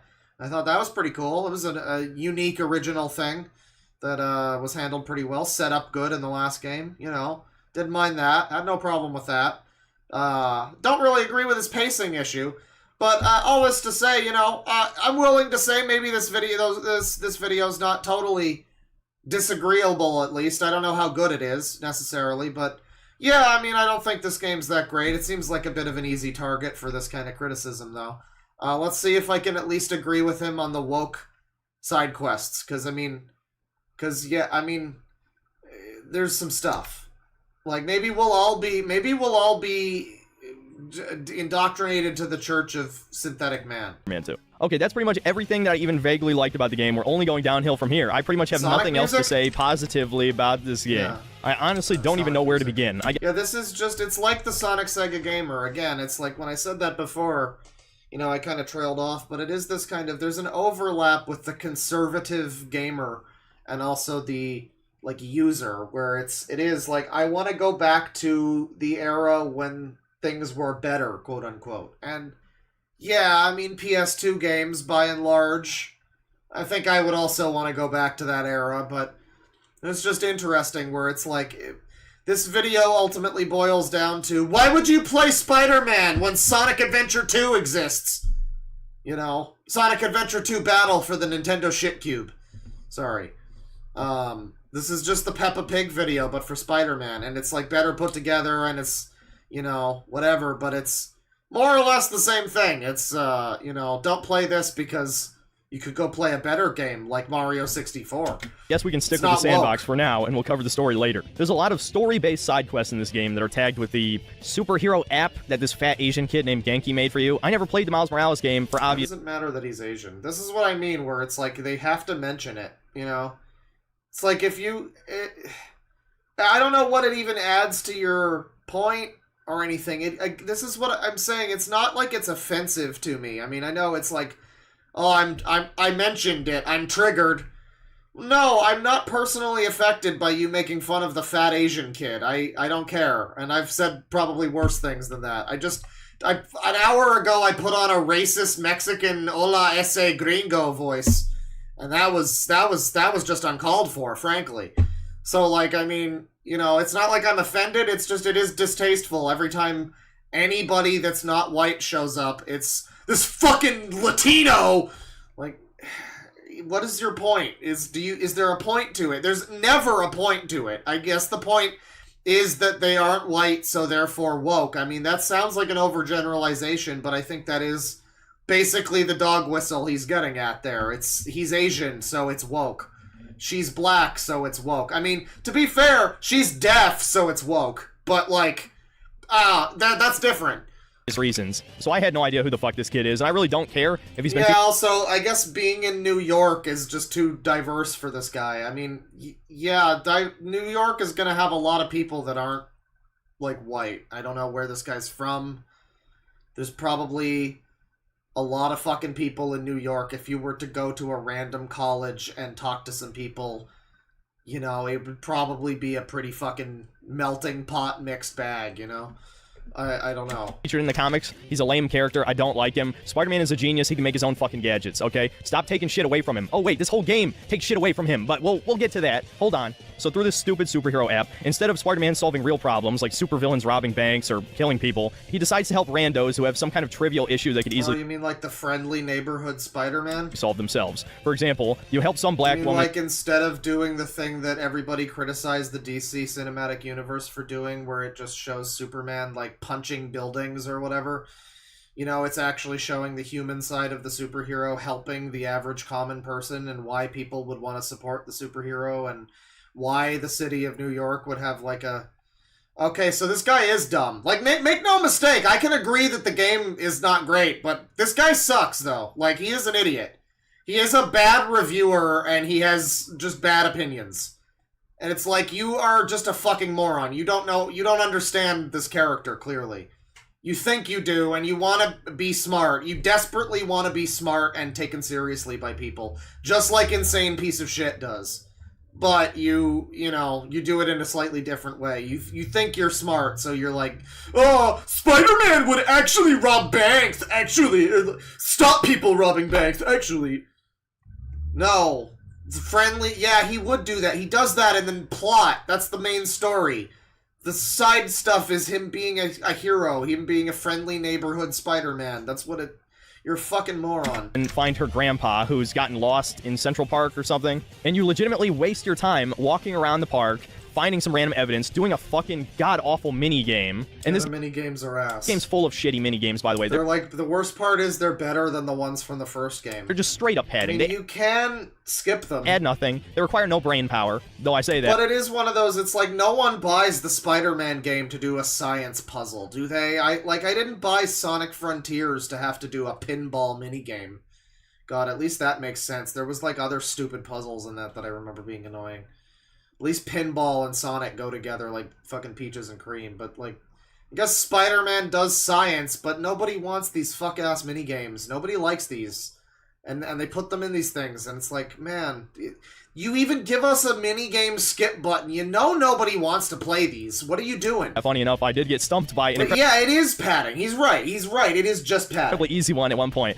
Yeah, I'm not surprised you got stumped by an easy one, buddy. Guys, I'm feeling dumb. My dumbness is activating. Retard mode engaged. I guess that's another moment for the Son of DSP compilation. But of course, at the end of this quest line, you find the grandpa. Is he like a DSP gamer too? That's cool. I mean, shoutouts, DSP gamers represent. He talks about his wife, and that's it. That's the whole point of the quest, is to listen to some old man reminisce about his wife when he was younger. But it gets much worse than that. There's another quest where you help some old black guy free his pigeons because he's about to die, and so they need to find a new home. Retard mode engaged. And all you do is just swing around the city with pigeons flying around you while a copyrighted song plays.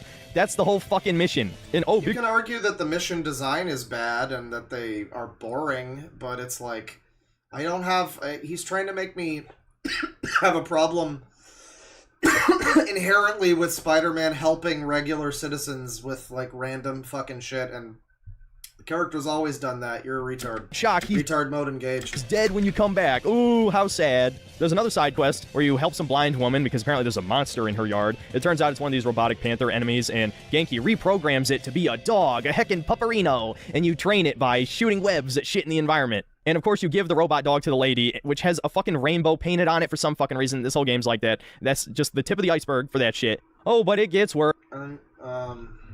Well, okay, so...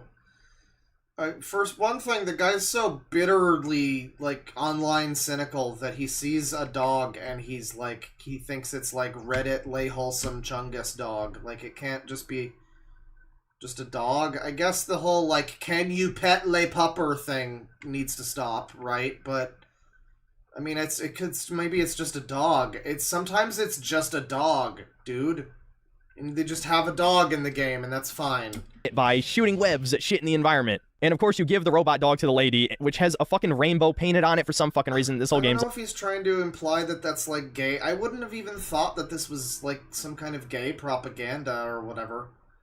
I mean, but I guess I'm not insane. There's just, like, flowers and stuff. It's like, I figured this is... You know, the local neighborhood people have decided to do graffiti on the fucking dog or whatever. This isn't fine. This is fine. This guy doesn't seem to understand New York, and that would probably happen. You get some weird abandoned dog thing. People, you know, robot thing. People are probably gonna fucking... You're lucky Pamper Chew didn't sweep it up and fucking drill holes in it. You know, that reminds me, we did not talk about Pamper Chew. I was gonna inform people about Pamper Chew between Sonic Sega Gamer and Synthetic Man. I'm gonna have to do it after Synthetic Man now. That's unfortunate. Like that. That's just the tip of the iceberg for that shit. Oh, but it gets worse. It gets much, much worse. There's another mission where you go to Miles' private school and help some Zoomer mutt, who I couldn't even tell was a woman. Man. But that is just pretty bad, though. Yeah, I don't know about that. I mean, that's just racism, really. I think that counts as one of them fun slurs. Yeah. I don't, who you couldn't even tell is a woman. Yeah, Mutt. How about that? That's, right. Yeah, well, I mean, like, it's not something to not be expected, I suppose, in this context, you know. It's clear that he is a racist, and, I guess we're all kind of signed on for that. We shouldn't be too surprised, but it does hit you like a sack of bricks when, you know, somebody is...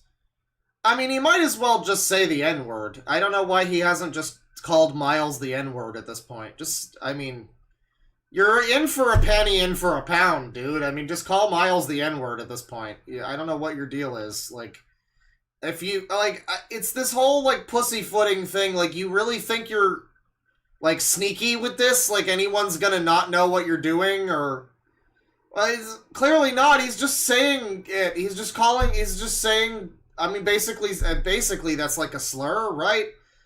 I mean, and again, I'm not personally offended, so it's why I'm willing to say it too. I don't, whatever, in the context, whatever, but it's just like, I mean, you know, he's saying that with the hatred. That's why it's distasteful, is that you know that it's not just like when Danny Gonzalez said the evil B Mexican word, you know, and he was talking in context of somebody else saying it or whatever.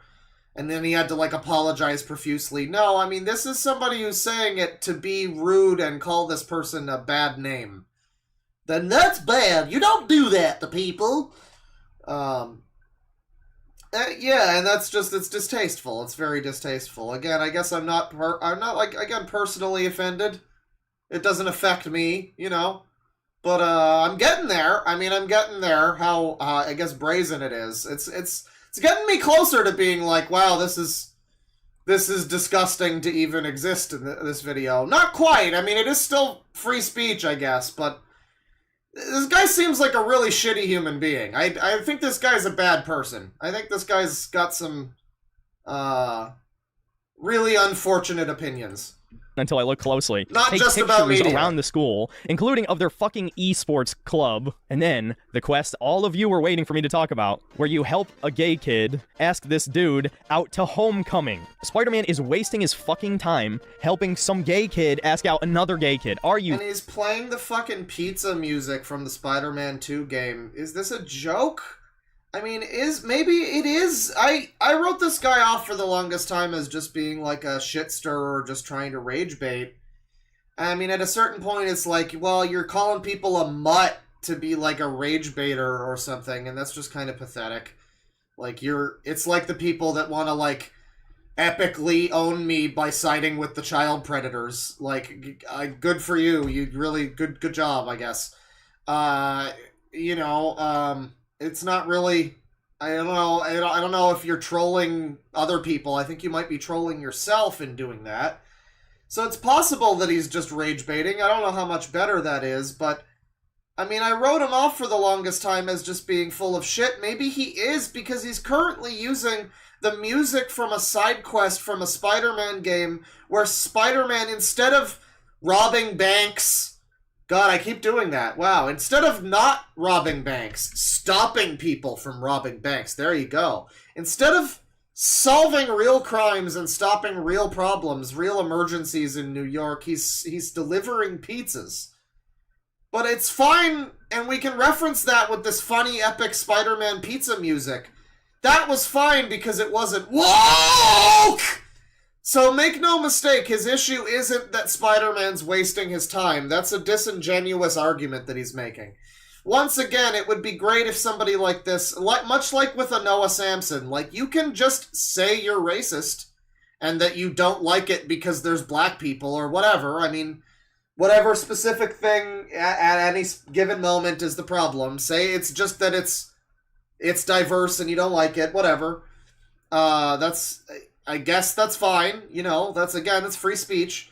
But when you try to lie and claim that it's, Spider-Man wouldn't waste his time by helping citizens, and it's like, no, he would, and he literally did in the game that you're referencing with the music. You had to know what you were doing by doing that. Maybe this is intentional. Maybe it is just rage bait. I mean, I guess he's pretty good at it if that's the case, but... I don't know, when we've gotten to a point where it's just like, I'm just gonna be racist and that's my way of trolling people, I guess it works, right? I mean, like, if you think about it, Adolf Hitler was really just a big rage-baiting troll, honestly. Fucking kidding me. What the hell, man? It's not like this is fun. No, you just jump around some rooftops and shoot some webs at some shit, and the game forces you to watch. I mean, it's possible he's just a fucking complete retard, I guess, and he has not made the connection between the Spider-Man pizza minigame music and this segment where he specifically complains that Spider-Man is wasting his time by not helping, like, fucking stop real criminals. And, wow, dude, that's amazing. This has to be a joke. I mean, whatever, Poe's Law and all that, it's all dead, Tried to leave, and the game forced me to web back onto the lamppost over and over again. This is what I'm talking about. This is how you know it's propaganda. They're shoving it down your fucking throat. And no, Hitler was the opinion basher. An optional side quest is not an excuse, especially since you had no way of knowing what you would see what this quest contained unless you read it on the internet. You wouldn't know. This is so SJW, you fucking retard. How do you not see it? You're literally triggered because of gay stuff. You're like, I had no idea. I didn't have a trigger warning that there would be gays. It's just a random side quest. You're a pathetic retard. Get a spine. Homecoming. But arguably, that's not even the worst side quest in this game. He literally wanted a trigger warning for the woke stuff. That's what he wants. He wants the game to give him a warning so that he's able to mentally prepare his fucking central nervous system for when he sees a black person. There's one even worse. There's a side quest where you play as Miles' deaf girlfriend walking around spraying graffiti on walls. But what's actually hilarious... No, I don't even think I got to this point. Oh boy. I don't think I got to this one. Did I miss this one? I don't think I saw this side quest. Wow, this really could have driven me over the... I could have maybe made this video if I played this one extra side quest. You know, if I played this side quest, this might have made me racist and homophobic. It might have driven me over the edge. About this mission, well, two things. First of all, you can actually turn on audio for this deaf girl that's being read by a real deaf person, which is very unintentionally hilarious, and I made the most lowbrow humor jokes imaginable here. Black history and black futurism. Oh no. Pink was like better in person. Iconic. Yeah. Black futurism. I want my futurism. Wakanda forever. But in Insomniac's Infinite Wisdom, I would assume that the person, I mean, you know, we joke around a lot about stupid retards on this channel. Hell, we've done that today. Arguably, we're doing that right now. Arguable by very few. However, I mean, it's barely even... I wouldn't even use the lefty term punching down in this scenario, because it's like, look at this stupid loser. Is he punching down when he's criticizing the woman who has assumedly taught herself how to speak when she can't even understand the words she's saying as she says them? That's pretty damn impressive. What have you done besides make this embarrassing video that's, you know, regrettable for everyone involved? I don't know. You know, your instinct as like a good progressive would be to go, oh, he's punching down and being mean to the deaf. No, honestly, I think the deaf woman's got a few steps up on that guy, on this guy. This guy's lower on the progressive stack, honestly. They couldn't have this character talk to herself, at least out loud, because she's deaf, and this is a modern video game, so the protagonist has to comment on what's going on every 5 minutes. Yeah, it wasn't funny. It wasn't even a joke. It was just... I mean, it was just doing the voice. I mean, it's kind of like... It reminds me... I mean, apparently people call him, like, Junior DSP Gamer, son of DSP or whatever. And so it reminds me of, like, the, what was it, Mei Ling in Metal Gear Solid? He just started doing a bunch of ching chong jokes. And again, they were barely even jokes. They were just like ching chong, eat dogs kind of thing, you know. It's just, you know, not a constructed joke that is funny, just being offensive for the sake of it, and that's the joke.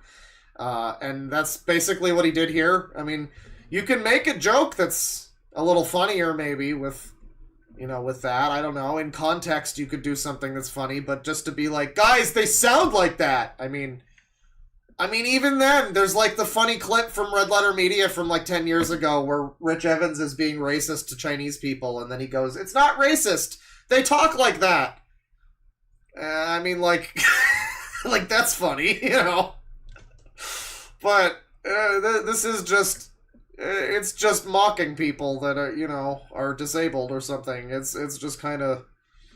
And again, I mean, I think that person who's taught themselves how to speak English, whether it sounds a little silly or not, is probably doing a lot fucking better for themselves. Much more accomplished human being than synthetic guy. Soulless golem zoomers playing the game would get bored and turn it off, I guess. Instead of making her just think, emojis pop up on the screen. Deaf people apparently can't think. They don't have words in their head. They can read, but they think in emotes. It's so woke, it circles back around to being like racist, sexist, ableist, whatever, you know. There's another quest where some of the school members decide to throw a big prank. And oh my god, look at this one. Guys, she might be mixed or something. They kidnapped the... This is apparently the worst thing. You know, I think we've figured out what it is, too. I mean, I don't know how true it is, but if the person in chat earlier was telling the truth... Someone was saying that this guy just had, like, a bad experience with a black girl in high school, and, like, she broke his heart or something, and so I guess now, for the rest of his life, he just hates... That's what his problem is race mixing. Is, like, he is a racist. He was driven to racism by women, as usual. And, so, because of that, like, you know, a lot of this, you know, everything about mutt and miscegenation and yada yada... if that's true, I think it can easily be just traced back to he's just salty that he got broken up with by a sister. cool mascot, which might be a setup for an okay quest. In reality, you're just solving brain-dead puzzles the entire time. Light reflection puzzles that wouldn't be out of place in a shovelware PS2 game. But of course, about halfway through, they have to virtue signal to you and throw in a mural saying how great BIPOC artists are, and we all need to stick together. Because, you know, women think all minorities... I love his little clapping there. You guys see that? PS2 game. But of course, about halfway through, they have to virtue signal to you and throw in a mural saying how great BIPOC artists are, and we all need to stick together. Women think all minorities are the same, apparently. And you might wonder why I'm singling out women. Well, the lead writer of this game was a woman, and we'll get into that a little bit more later because it's kind of important. Fucking womb havers. I swear to God, they made him racist, and now they're gonna make him gay. Important, actually, believe it or not, to the plot of this game, or at least one major mission in particular becomes pretty obvious. And not long afterward, you go to some African art section of the city, and there's a whole other side quest line about... I tried to be open to some of this shit when I was playing the game. This, like, BIPOC shit, and I was just like, alright, well, okay. It makes sense that characters... like this, in this scenario, would be kind of woke, annoying retards. Like, let's be real here, like, these are characters at a university, like, yeah, are they gonna not be, like, BIPOC, and pronouns in bio, and, like, all of that kind of are they not gonna be like that, really? Aren't they? I think they're probably gonna be like that. So, I mean, it's realistic. That was my thinking. I was like, this isn't as insufferable as it could be, because at least it's contained mostly within a college, where it's like, yeah, well, that's where you're gonna see these types of people. These people. That's where you're gonna see these types of people. So, I mean, you know, yeah, some of that shit, it is a bit fucking annoying. I mean, it's not all bad, but, I mean, this mission that he's complaining about here is apparently bad, too. African art section... this is a different mission? ...of the city, and there's a whole other side quest line about retrieving stolen instruments from this black art museum. And, I mean, I mean, again, I'm not racist like this guy is, so... I mean, I am racist, but not like this guy is. So, like, I don't get the issue with having that as a side quest inherently. If it was, like, saving the black museum from the evil white man, that would be one thing. But it is just kind of, like, help the museum recover... And this is literally what he said, too, because what happens here is there's, like, a theft at the museum or something.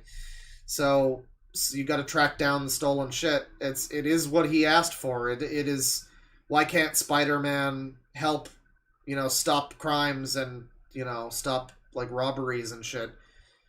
Yeah, but it's both. So it's actually pretty well done in this mission, I would say. My god, this game is full of shit like this, dude. This is actually part of the main story, but you meet a scientist chick who has the non-binary flag and the monkeypox flag on her desk. There's a pawn shop with the Ukraine flag. I don't even know who that's offensive to, and I think that's what makes it funny to me. On the inside, which this is fucking comic books. This is exactly why I made those two Escapism is Dead videos, because modern developers will not let you escape reality. You must support the current thing. And this is a more minor complaint, all things considered. What was the... What? Flag and the monkeypox flag. That's not even... This is just very oversensitive. Again, it's like you see this in the game. I mean, I guess people would compare it to, like, where's my fucking Confederate flag or something, I guess. I mean, like, there's a difference between wanting to, you know, I don't know, express yourself in some way and wanting to, like, own other human beings, though. So, like, there's a difference there. But, I mean, you could easily look at this as just someone in this universe supports these things.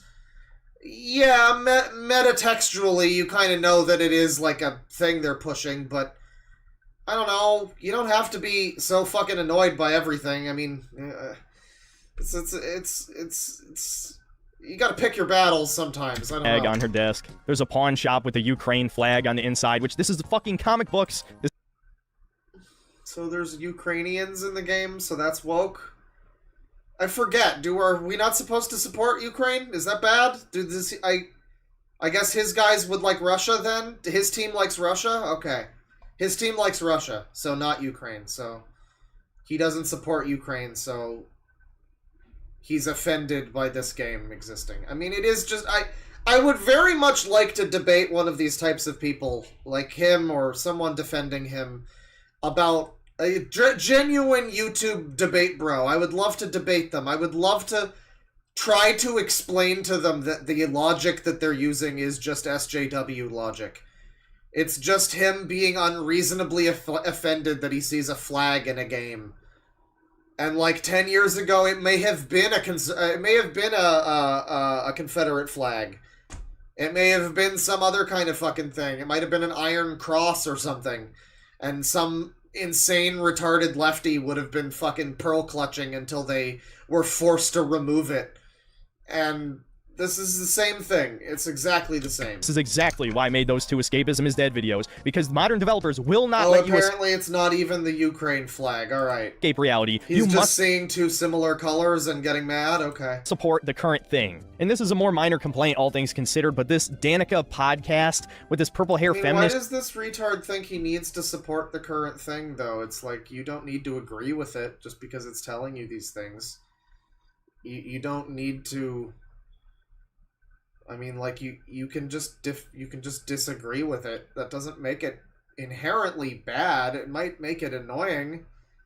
There's a big argument. I mean, I'm not trying to defend this game too much, though, because it's hard to argue with this one.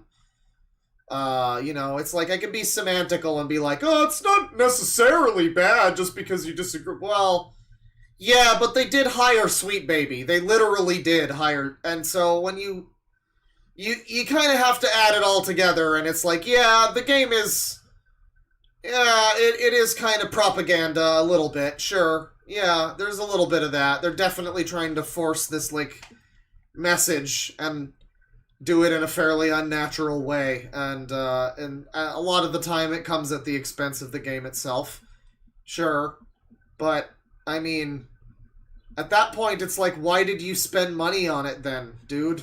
I mean, I spent money on it because I don't ultimately care that much, and I just kind of wanted a Spider-Man game. And I regret buying it for reasons entirely unrelated to any of this. Well, partially related, I guess. But, yeah, I mean, like, if you knew that's what this was going to probably be, and I think it's pretty easy to clock in on that it's going to be that way, why did you spend money on it and vote with your wallet? I don't understand. chick is so cringy and unbelievable. It's like the writers fundamentally don't understand what makes podcasts like Joe Rogan popular, and so they have this harmless, sterilized, likely self-insert character who gives the most safe, politically correct opinions on shit that's going on. I mean, yeah, you wouldn't want some. You want a good podcast host like Joe Rogan who brings in guests and then never questions them about anything, or like calls them on any of the insane shit that they say.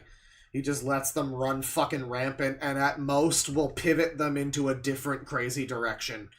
That's what I've learned from my, admittedly, not much watching Joe Rogan. I haven't watched him, but I've seen some videos that have covered people that he's talked about and included his commentary, and it's just like, wow, you're not going to call him on that one, or if he does, he calls it, it's just like, well, I think that might be incorrect. Can you explain what you mean by it? And just, like, kind of softballing them.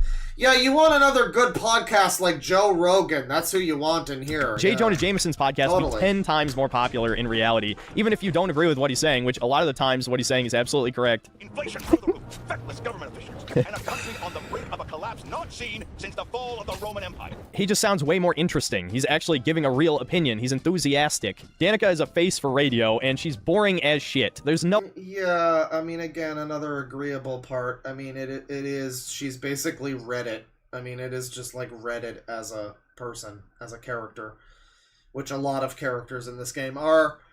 Jonah is Jonah. He's always that way, so, I mean, it's like, you can't even really criticize how he is here. He's kind of always that way. I mean, you know, but, yeah, I mean, she sucks, sure. What else is this video? Bugs, story, ugly MJ rant. Let's see. Okay. Ugly MJ.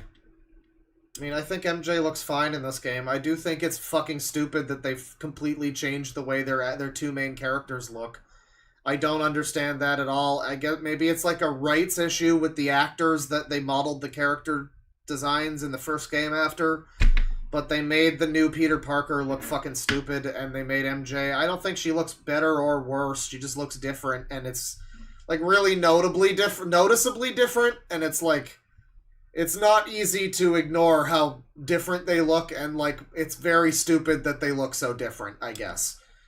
They should have just kept the fucking characters Afterward, looking the Peter same. goes back home. Why is it different? That should be the same! Finally get to see the new Mary Jane, and oh my god, she's hideous! What's wrong? Why is she hideous? She looks like a normal woman. She looks like a human being.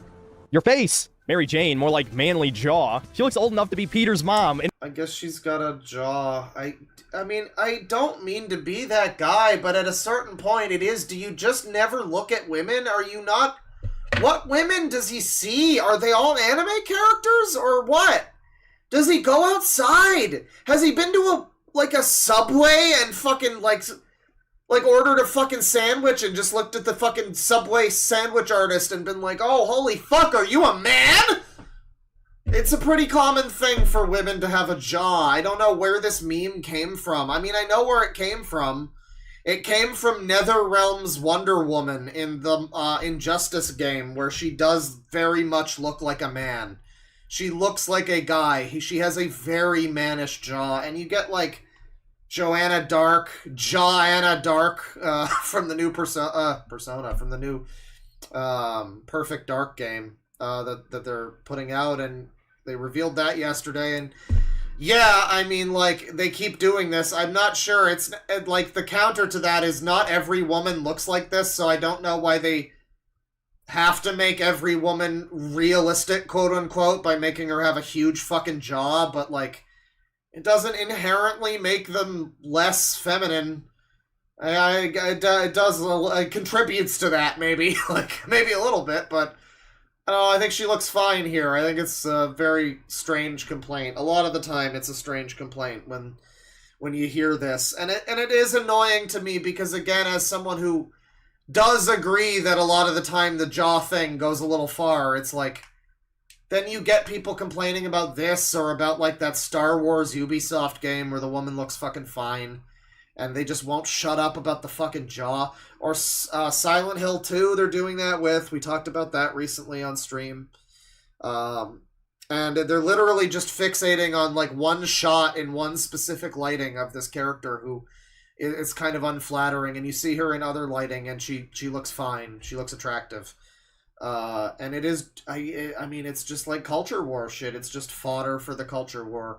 The jaw has become the front lines. The jawline, more like front line. with a giant fucking man jaw. That is a man, dude. Look at that body. Wide shoulders, no hips, flat ass. That is a man. And the worst thing is... I was using Sonic music, so I'm just imagining him, like, bringing up an image of Rouge the Bat and being like, now look at this sexy lady! This is what I'm talking about! We know she's a face scan model. We also know what her face used to look like in the old game. And this is what her model actually looks like, okay? Now...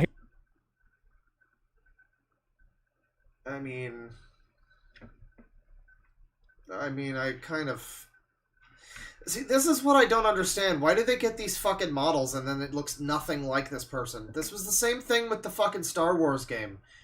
Yeah, these two characters don't look similar, but there's elements of the video game character that I would say look more attractive than the real model. The real model just looks too fucking... I don't know... Eastern European supermodel. She looks too Melania Trump, you know? It's a little... It's kind of uncanny. She looks like a sex doll. But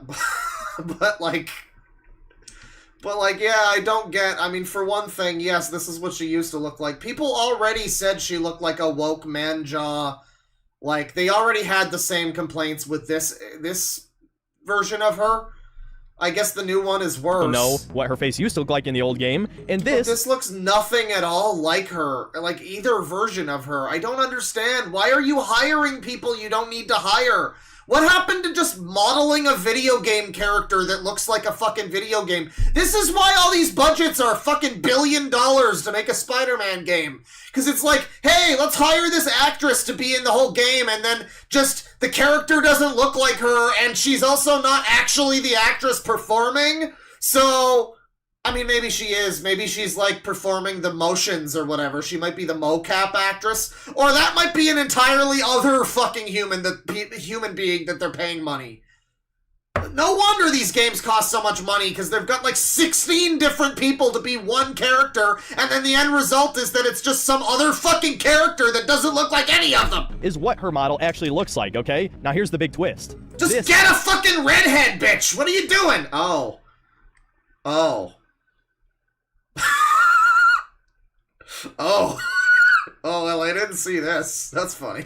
Is what the lead writer for this game looks like. Oh yeah, that's not a coincidence. Mary Jane is 100% a self-insert in this game, and that becomes very obvious near the end, but we'll get to that later. And now in a fucking well, superhero game, we spend the next... Yeah, that's new. That is brand new information. That does change things. 5 minutes clean... That, you know, she doesn't look like the face model, but, Incidents. Mary Jane, this is... But she does look like someone else, I'll give them that.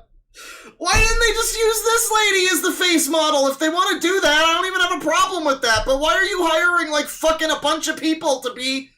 Your character. Just make a character. Why is this so hard? This is why people like the PS2 generation, because they used to be able to just make a fucking Ultimate Spider-Man game and have a shitty looking like cell shaded MJ who looked like a fish, and it was fine because the game was good and no one gave a shit. And now you need like 7 different Mary Janes, and just to replace her with the self-insert Mary Sue. What the lead What are we doing here? Looks like. Oh yeah, that's not a coincidence. Mary Jane is 100% a self-insert in this game. Well, I didn't know, but I will also say, however, hashtag? Why did I say hashtag? I'm back on Twitter for a few days, and now I'm speaking in hashtags again. I'm gonna be like Movie Bob soon enough. I will say, that guy that he showed the tweet from is a complete retard. It might be a stopped clock, right twice a day kind of thing, which some of this video has been too. But, that manga lawyer guy, manga, that's how I'm saying, that's how I'm choosing to say it in this instance. That guy is just a moron. I mean, he's just a retard. He's another culture war retard. If he's got authentic information here, I mean, that looks pretty... Well, I mean, the proof looks like it's in the pudding there, so that's unreal. That's kind of neither here nor there, but I guess that, I don't know, there might be some embellishment or something. She might not be the lead writer, I don't know. Probably is, though. I mean, that's probably just the way it is. And we spend the next 5 minutes cleaning up a house, and we get a flashback to when Peter was a teenager and he punched a hole in his wall, and Aunt May helped him. No, it's just like the it's like the Doug Walker song, the what is it? We don't need no feminization or whatever. The one that hashtag person you hate, the one where he parodies I forget which Pink Floyd song it is, but it's one of them. Doesn't Aunt May also look different? I think she also looks different. Did they not give her a different face in this one, too? Maybe she looked the same in the first one. I don't know. It's like a bunch of fucking shapeshifters. It's weird. Don't care. Aunt May had it coming. In fact, I hope they bring her back and kill her a second time in the next game. Now you're just so edgy and cool, dude. You're such a cool, wow, contrarian. Game decides to waste the... I mean, it's like Bane, but like it's like evil Bane. This guy's evil Bane. Because Bane is like, his whole personality is just liking things that people don't like. And it's like, Bane, I don't know what it does for you in your brain. Like, I know you do think that you like the Avengers game, but like, I don't know why your brain is making you think these things. It's not real. You're doing it for attention, and I know you don't think that, but you are. And, you know, it's like that, but it's like the reverse of that, like, wow, you're so edgy, dude. You want Aunt May to die. You're so cool. Your entire personality is just being contrarian. You're like Harman Smith. Is that a nice existence? I don't know. Does that make you happy? It's just embarrassing and pathetic. I mean, whatever you want to say, I'm a triggered lefty or whatever. Sure, that's fine. But you're just an embarrassing, pathetic loser. I mean, and the thing is, you could say this to him, and he would probably agree. I mean, like, he would never admit it, but he would agree. I think that would cut deep. I think he knows that he's just a sad, miserable little man, ultimately. He's still upset about, you know, the black girl that broke up with him in high school, and so he hates race mixers now. Yeah, I mean, I don't know. It's just, this is a... It's an unfortunate video. He's really cool, though, because he doesn't like Aunt May or whatever. Alright. They had it come. Epic, In dude. fact, I hope they bring her back and kill her a second time in the next game. Now the game decides to waste the next 30 minutes Yeah, my man's a little bit Bane-broken. building up Peter and Harry Osborn's friendship. As we saw in the beginning, they're not even pretending to make it a twist that he's Venom in this game. They pretty much gave it away. So the Venom symbiote is helping him fight off his cancer. I mean, why would we... I would prefer that they don't make it a twist. That's stupid. He says that like it's a bad thing. You know? Like, in the first game, they set up who Venom is gonna be in the second game. So it's not like it's gonna be a twist. You already knew that. So they didn't want it to be a twist. They wanted it to just be a thing in the... I mean, it was a twist when they revealed that before, I guess. Wasn't it, though? Like, the twist already happened. It's just he's an idiot.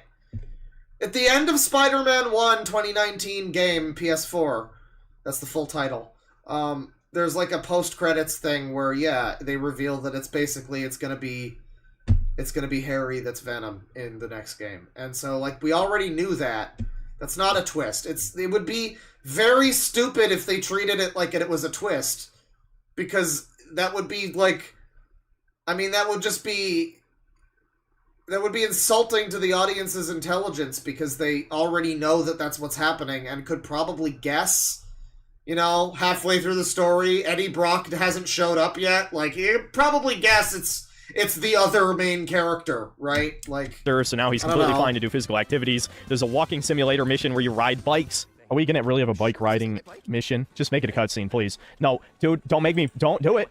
Don't make me ride my bike in a straight line.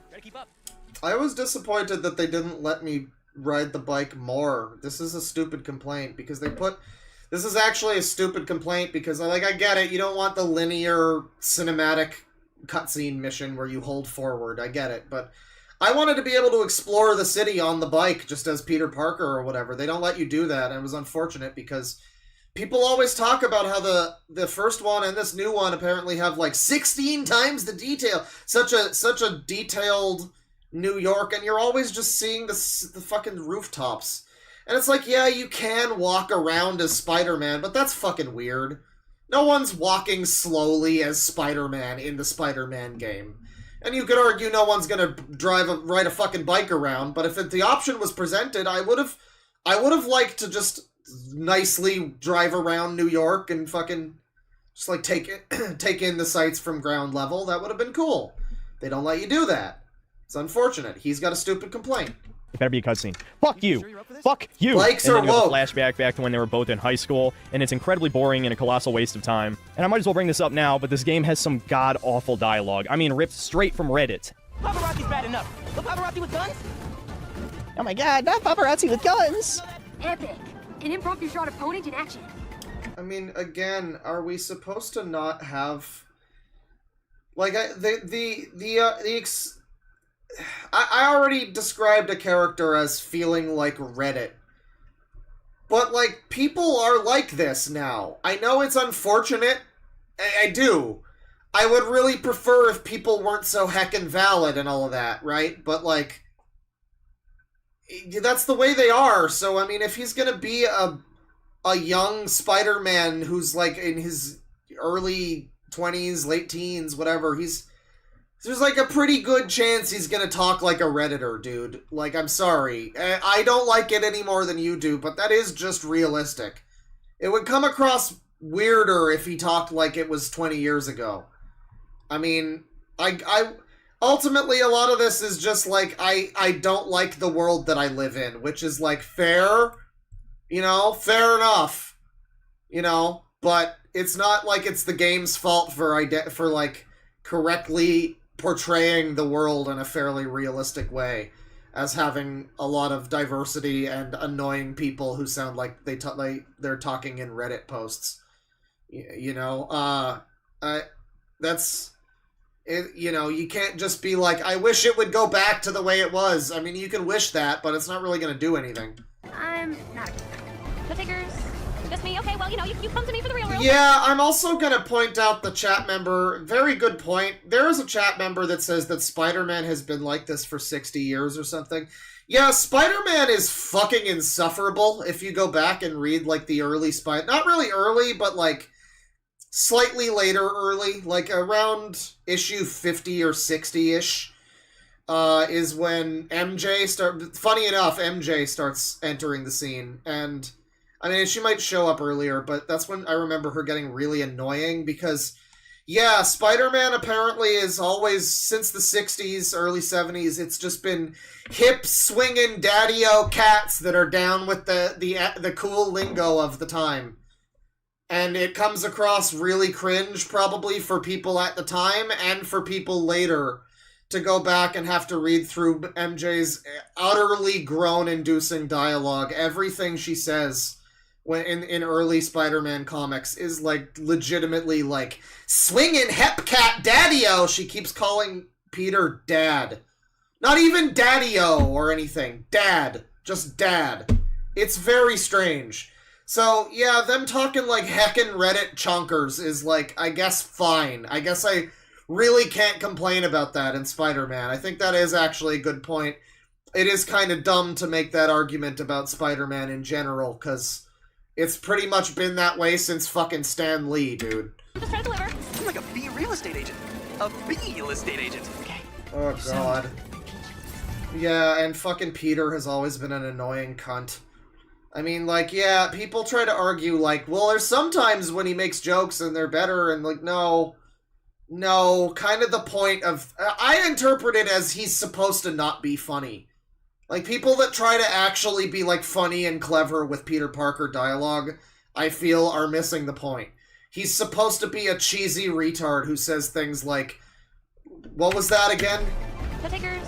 A belogram or something? The real, so I'm just trying to deliver. The real real estate agent. Real estate agent. Real estate agent. I mean, that's very bad, but, like, it's Spider-Man, he's always talked like that. He is a corny loser. Okay. You sound... I'm peachy. Just peachy. I'm very Reddit chungus right now. Hey, he isn't the guard. I mean, you're just just terminally online, dude. I don't know. So the dialogue's bad, the story's bad. Black Cat is also bad. What did they do? They made her woke. Great. So the next mission, we finally get to see the return of Black Cat, and guess what? Peter doesn't even get to interact with her. No, this is a Miles Morales mission for some reason, and they tease that Doctor Strange is going to show up, but no, it's just Black Cat stealing a teleporting scroll, and you'll never guess why. Apparently now she's a lesbian, and she uses the scroll to teleport to Paris so she can get with her girlfriend. Okay, well, the two ways of thinking, she could just be bi or whatever. I mean, it's possible she's also into women, right? However, I mean, yeah, they didn't make her go to Paris with her boyfriend, did they? They didn't make her go to Paris with her lumberjack boyfriend who cuts down trees and eats red meat, did they? That's all I'm saying. Are you fucking joking? And what adds insult to injury is Black Cat is one of the only vaguely attractive women in this entire game. There is no other explanation for this except that the writers hate Peter Parker and they hate Peter Parker's fans. All the self-insert nerd people who Spider-Man was literally made for. That's why he's one of the most popular superhero characters it's ever. It's funny that he seems to have some kind of idea of what Spider-Man, who it was made for, yada yada yada, and it's like, have you read the comics? It sounds like you probably have if you talk like that.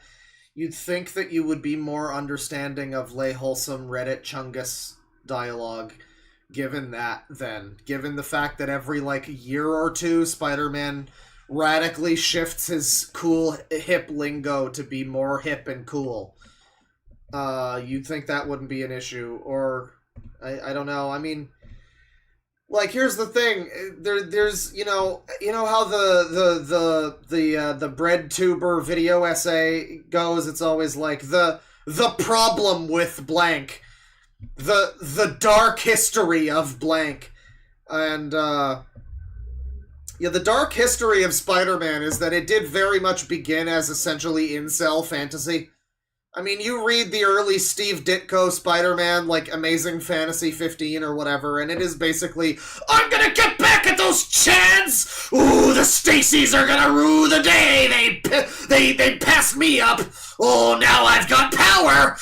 It's, it's alarming to read it now, how that is basically all the story is just an incel who's going to gamer rise up against his whole school or whatever. So, I mean, it's understandable they might want to do something different, but I mean, I don't know. I don't know how much that's even relevant to what he's even talking about, frankly. Since his creation is because he is the perfect self-insert for the nerds who are reading comic books. And so Peter Parker's life is shit, man. So many bad things happen to him. It is a running trope across all of his comic books here. Synthetic Man just misses those good old days, just like Sonic Sega Gamer. Thank you to my subscribers, Synthetic Man, not to Spider-Man, to that game is woke. And so what did they do? They gave him a supermodel girlfriend so that he has one thing in his life, one good thing to keep him going. They gave him woman as prize, and that was a good thing. Doesn't just blow his fucking brains out. And what do they do in the games? They take that away from him by making her a fucking 50-year-old man-jawed and although what do they do in the games? They make her a human being who has her own emotions and feelings, and that's a problem. You know, listen, male loneliness is a real thing, and the epidemic is real, and so is female loneliness, because we all just hate each other, and we're all just, it's a culture and gender war at this point, in more ways than one. But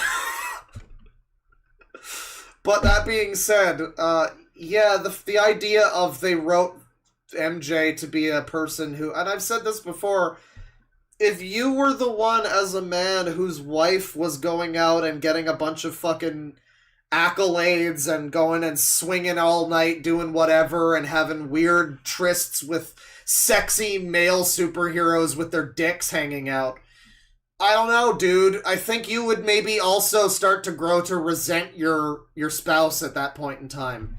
Like, you could maybe say that Spider-Man doesn't need spousal drama, but if you're gonna have Peter and MJ as a relationship, things are gonna come up, aren't they? I mean, I just think that feels pretty natural. I never understood the big issue with the Karen Rant boss fight. People call it that, and it's like, if you were in her shoes, male or female, you would probably, you know, you'd appreciate Peter Parker as a heroic guy, as someone who's well-meaning, who loves you and everything, but that doesn't mean you're not gonna also probably resent him for various reasons, and that the symbiote that takes over your fucking brain and makes you go crazy is probably not gonna lash out at you, and that's, you know, fairly reasonable, probably. Yeah, you know? Like, maybe have some fucking, I don't know, understand, like, empathy for, I don't know, something like that. It's not too ridiculous. There's elements, certainly, you know, in the game that are, but I just don't think that that's really one of them. I mean, you know, he is literally, in this point, arguing that, like, Peter Parker used to have wife trophy. He used to have girlfriend trophy, and then they took it away from him. And, I mean, I'm pretty sure they're still together at the end. It's just that, you know, they're trying to be, I don't know, like, mutually respectful of each other as a relationship. It's like that. Trying to communicate this to someone, though, who wants to just see Spider-Man punch man is like, I guess that's fair. It's just, this is maybe not the game for you, and that's fine. I guess I don't mind seeing a realistic take on a version of what happens if a superhero and his girlfriend are having some fucking troubles. Like, I kind of like that idea. I like the grounded, down-to-earth superhero stuff.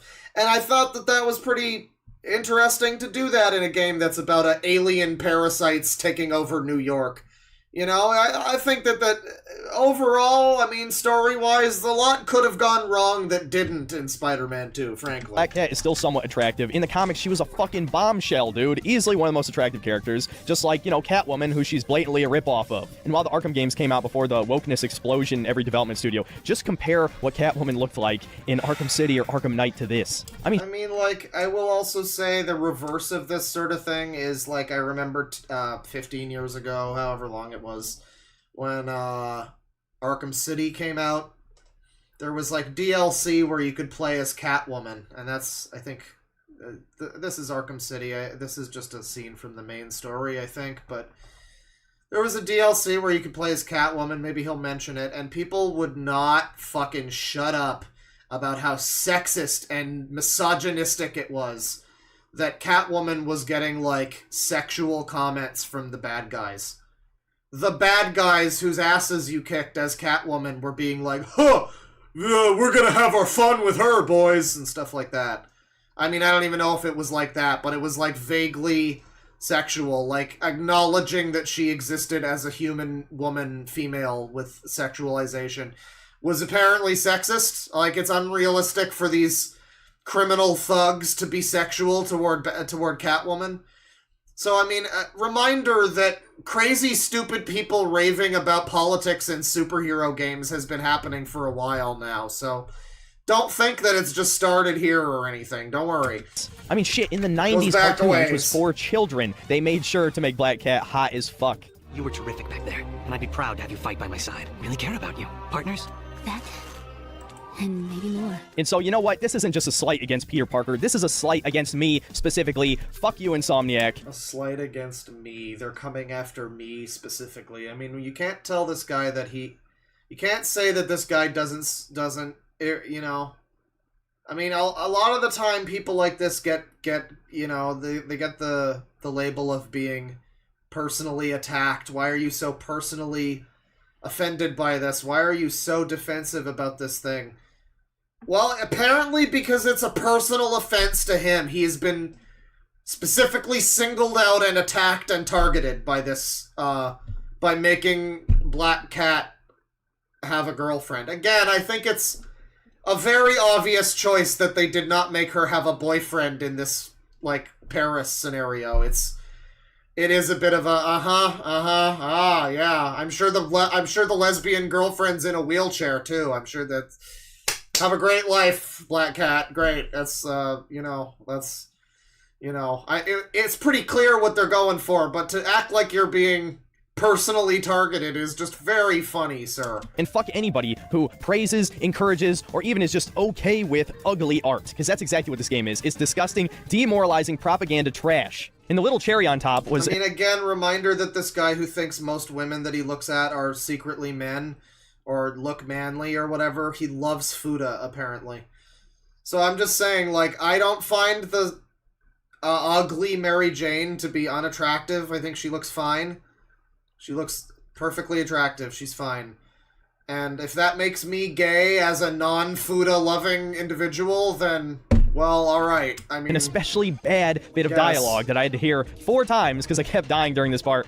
Wow, you're really bad at this game, huh? So I don't want to let it slide that this guy seems to just be bad at video games, too. Like, I was saying before, the game's too easy. I assume he didn't play it on hard mode, though, like I did, where it's both too easy and, like, frustratingly drawn out in boss fights and stuff.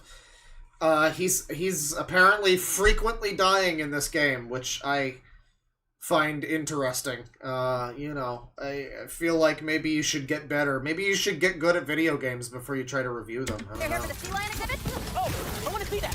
Did you know sea lions can swim up to 25 miles per hour? I wanna see the sea lion. Did you know that sea lion? Oh, he does a lolly defense in his Tears of the Kingdom video. Well, that's very funny for another time. I'm not going to be watching that. What is this? Times because I kept dying during... I wanna see the sea lion. Did you know that sea lion? Are you fucking joking? It's just, this is so similar. It's so funny. It's like, we move in waves. We really do. Time is such a flat circle that streams harmonize. I started the stream with Sonic Sega Gamer Peppa Pig rant, where it's a fat autistic retard complaining that the game, the children's educational game for babies about Peppa Pig, not only is stupid because it's an educational game, but is stupid because it's about Peppa Pig. And it's like, okay, why are you even playing it then, loser?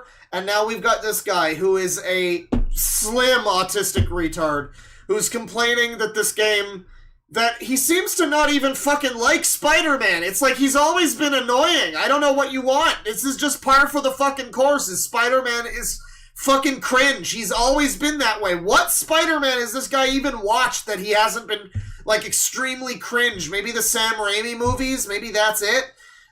Has he read any of the comics? He's usually extremely cringe. That's just normal. That's just normal. It's the babbling about sea lions. He just does shit like that. That's the way he is. So, I mean, like, what are you even here for? Why are you even so mad at this, like, series that you don't even seem to really, like enjoy it? Why are you even mad about this? It's fine if Spider-Man is not your cup of tea, dude. Or maybe it used to be. Maybe he's just struggling to articulate that he feels like he's grown out of Spider-Man. You know, maybe that's a big part of this, that he just doesn't feel... But he still likes, I mean, he likes the Spider-Man cartoons or whatever, I guess. It's just like... I don't know, I would argue that anything that doesn't portray Peter Parker as an autistic cringelord is, frankly, not doing a very good job of representing Peter Parker, because that's exactly who he is. It's who he was in the very first ever Spider-Man story, in one way or another, as Alec Manassian, basically, in the 60s. That was the way it was in that story, and that's the way it continued with the swinging Hepcat Daddy-O shit, and now is Reddit wholesome Chungus big chunker. It's the same shit. I don't see how you can call yourself a Spider-Man fan and be like, oh, the dialogue is cringe. Yeah, that's a good point. Batman is too edgy sometimes. Great observation. I seriously have to ask you if you're one of my black viewers, which, believe it or not, is 12% of my stream audience at the very least. He's got Pumpkin Hill, Sonic Adventure 2 Black Knuckles music playing as he talks about my black viewers. That's a good choice. Joking. I seriously have to There's ask some good needle drops in this video. Ask you if you're one of my black viewers, which, believe it or not, is 12% Yo, it is of the my stream fighting audience at the freak very Knuckles! least. Do you actually think Miles Morales is cool? And I mean Insomniac's version. I think the Spider-Verse one is completely fine, but Insomniac's Miles... Really? He likes the Spider-Verse version. Well, that's interesting. I mean, I do prefer that version, definitely. I mean, again, it really comes down to those movies are just very good, and this game is just not really that good. There's elements of it that are fine, you know, like the writing about some of the story elements I think is pretty good. You know, they're done okay here. But I mean, ultimately, yeah, that is the big deal. It always comes down to just, you know, thing I like that has diversity is either okay or woke and bad because it's either good or bad. You know, if it's a good thing that has diversity and shit and wokeness, then people like this, I guess he doesn't even care. I mean, all we know of his opinion on the Miles Morales, the Spider-Verse movie, is that he says that he likes Miles there. Or at least isn't bothered by him or whatever. So it's like, whatever is going on there, ultimately, it's just a matter of quality. I've been saying this for years. I made that video that nobody watched, where I was preaching to a choir of deaf ears. I made that video and I was like, people could call it wokeness or whatever you want to call it. It's just bad writing. And you don't notice it when it's good writing, but when it's bad writing and it's ham-fisted and it's bigot sandwiches, then it kind of stands out. Morales is fucking Urkel, and you can't change my mind. They tried to make him just Peter Parker, but with black skin, but he's actually worse than that. He's a fucking whiny nerd bitch. Now, this is about the time where the story starts to just become pure padding. We get a mission at an amusement park where we get to see that Mysterio and Tombstone are now good guys. Now, do we get any real explanation for how this happened? Of course not. No, it would actually be cool to see how these villains redeem themselves. They would actually have to earn it. But no, not one. Well, Mysterio didn't really do anything all that bad in the previous game, as far as we know. Neither did Tombstone. They aren't, like, horrible, like, child traffickers or fucking, like, serial killers. These are just, like, sort of bank robbers. I mean, Quentin Beck is just a fucking nerd. And I don't know, I don't really remember much about Tombstone. He seems like he's just kind of a soft-spoken guy, you know? He's that kind of Michael Clark Duncan, you know, soft-spoken, tough guy sort of thing. Secretly heart of gold or whatever. Maybe I'm wrong on that, but these don't seem like they're bad people, basically. So it's doing the whole, you know, Spider-Man wants to not just incarcerate people forever, but actually help them redeem themselves and I mean, you could look at this as some sort of propaganda, anti-propaganda, maybe. But I mean, I don't know. I think that's fine. It's not. You don't need to see a whole redemption. This is their redemption arc. You're getting that here. You can, if you had a brain in your head, you'd be able to reasonably understand. You know, the classic Jesse from Red Letter Media adage of "Can't we just know that they got there? Can't we just know that they've been redeeming themselves?" And this is a microcosm of that entire story happening. Is this in. I don't know, in scale, something like that, whatever I'm saying, but, yeah, you don't need to see the whole fucking thing. So he continues going off about the story. I'm sure he has... are now good. I'm sure he has more hilarious, great opinions. We gotta talk about the best scene in the story, the best mission. Scream boss feminist rant. Here we go. Here's the, screaming Karen rant boss fight that everyone loves. This is a great fight. Now, I mean, I hated this boss fight because it's like, again, I was playing on hard mode and it goes on for 25 minutes. And it stops being hard after a few minutes. It's just like, okay, I know all of its patterns now and I just have to keep playing perfectly now for like a half an hour to slowly whittle its health bar down. Or I can play on normal and it's, fall asleep easy. I mean, it's not very well balanced. We get to arguably the worst part of the entire game, the Scream boss battle. Mary Jane gets infected with the symbiote, and she turns into Scream, who actually is a symbiote from the comics, and we get the most blatant, transparent, feminist rant I think I've ever heard in a video game. You just have to be stupid. I don't know, because there is just no... I don't know. I mean, in context, you have to just be stupid. Yeah, this woman who's like his wife or girlfriend or whatever, who's been with him for years, and they've been like broken up sometimes because of Spider-Man and all of this, and like, I mean, ultimately we know he does just want this woman to just be like a trophy for Peter. That's the ideal of Mary Jane, and his perspective is for her to just sit down and shut up and say nothing and just be happy that she's with Spider-Man, I guess. But it's like, I'm sorry to tell you this, dude. Maybe this is why your black girlfriend in high school broke up with you and now you're a bitter loser. But, like, yeah, people have, like, emotions and feelings and stuff. And so, like, if you're in a relationship with someone, it's understandable that it doesn't, like, matter necessarily if you're Spider-Man or whatever. That if you're not able to, be there for them and you're constantly off doing other shit and, when they need you, it's like, yeah, they're gonna resent you, and then you get an alien symbiote or whatever. It just kind of, this is all realistic stuff.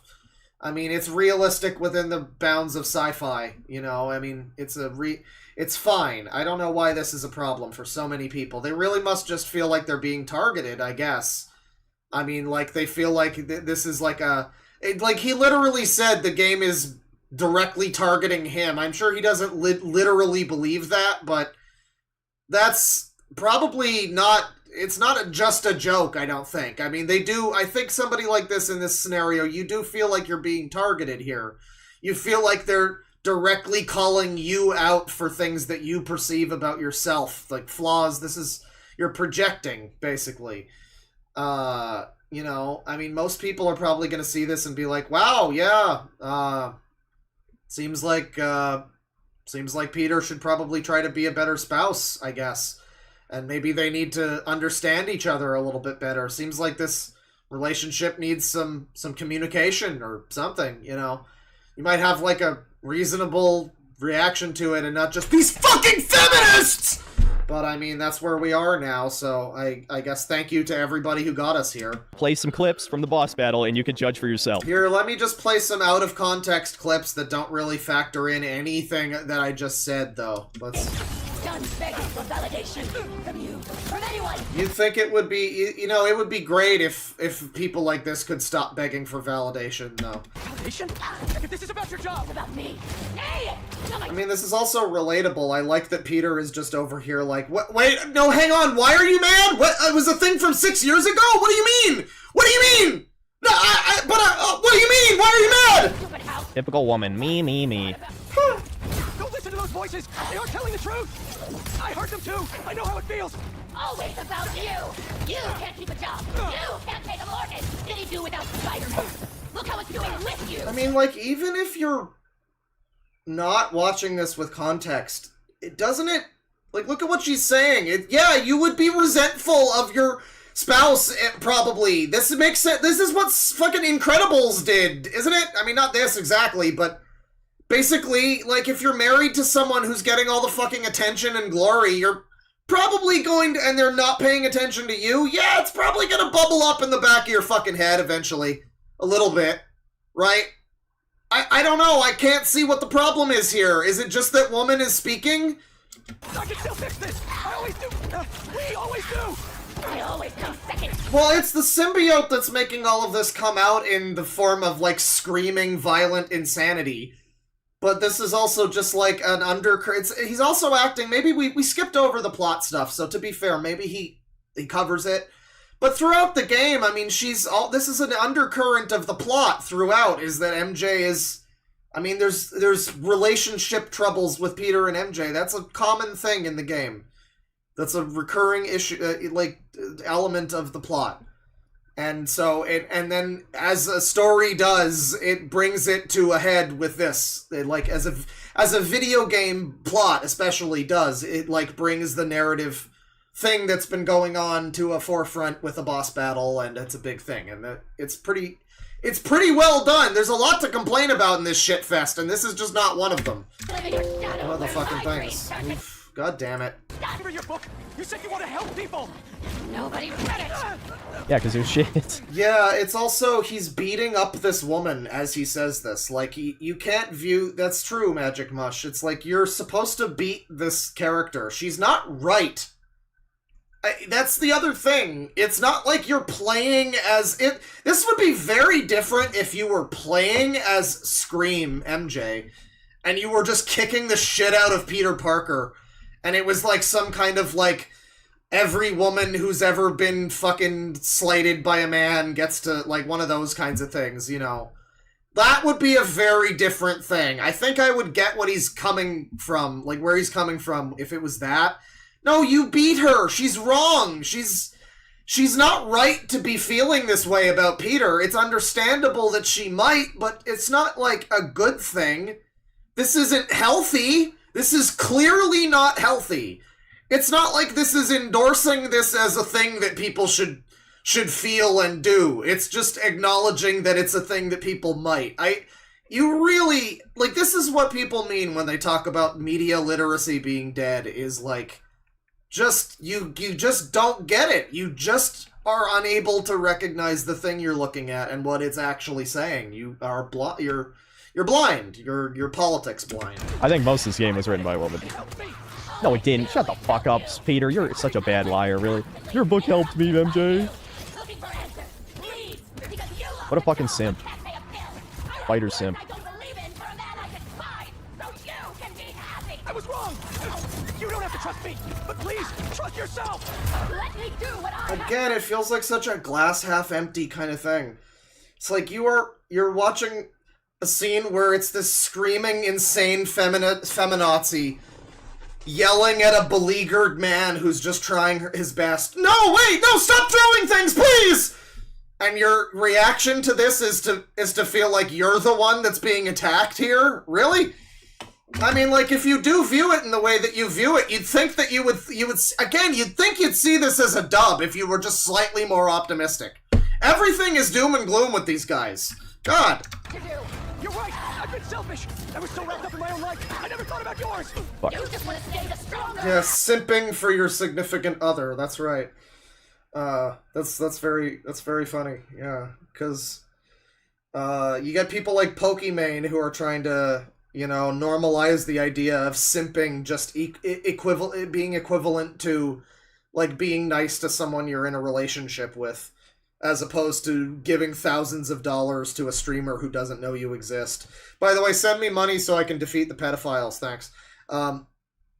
But, like, yeah, and then I guess the reverse of that, sort of, is this kind of thing, where, yeah, I mean, it's a guy who thinks that being polite and like being in a healthy relation. No wonder this guy's alone. Tell me you're single without telling me you're single. No wonder the black girl left you, dude. Like, it doesn't sound like you have any understanding or even any self-awareness or any willingness to understand or change at all any aspect of yourself.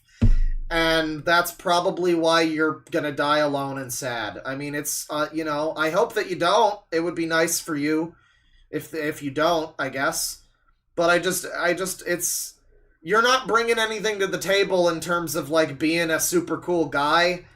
And so a woman isn't gonna be attracted to that. And if you're not willing to at all make any kind of concessions for this other human being that's in your life that's supposed to be like your wife or something, it's like, yeah, I mean, you're a miserable person. You're gonna, it's like, it's almost, you know, again, I joked about how, you know, he made some comment about the deaf person earlier, and it's like, is that punching down? Because the deaf person's probably worked way harder in their life to speak English that they don't hear and can't understand than he's ever done for anything. It's like, is this punching down when I make fun of this guy being a stupid retard who's going to die alone and sad? Because, I mean, ultimately, you know, he does not have the last laugh here, does he? I mean, any situation here, it's like, I could say whatever I want. At the end of the day, he does lose. You know, I mean, this is just kind of like kicking a guy when he's down. It's like, you're a real sad man. What? Don't feel special anymore? Wait, no! You're stronger than me in so many ways! Watson, where are you with my apple fritters? I'm starving. Jonah, kiss my ass. I quit. You're so cool. What the actual fuck? If anyone says this is a good story, stop listening to them, please, for love of God. Man, I got nothing more to say here that I didn't...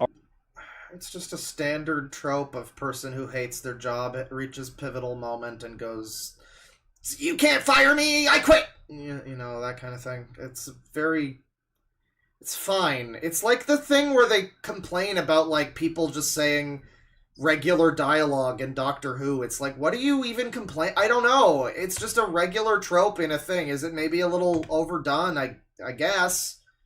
It's a little, you know, it's overused. It's not like gunshot fade to black or something, but yeah, I mean, that's come up before, I guess. It's not inherently bad. I mean, but again, we're not speaking the same anti-woke language this guy does, so we don't see the, I don't know, fall of the West imagery symbolism that he's trying to get at, I guess. We don't see, you know, like, a simple scene of a woman quitting her job to him is like some kind of fucking statement of something. I don't speak Greek, whatever it is that he's, whatever this language is that he's speaking. I pick up words, some of it. It's like, you know, it's like German. I get some of it.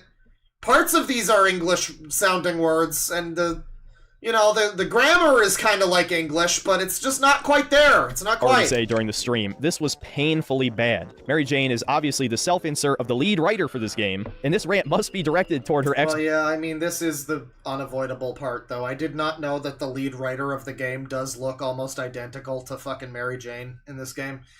I'll give you that. I mean, but, I mean, so maybe she wrote about an experience she had. It doesn't, again, it's not making her the good guy, though. It's not. I mean, it's just making them both kind of have relationship issues and hopefully get better, you know, and more healthy at the end of the day.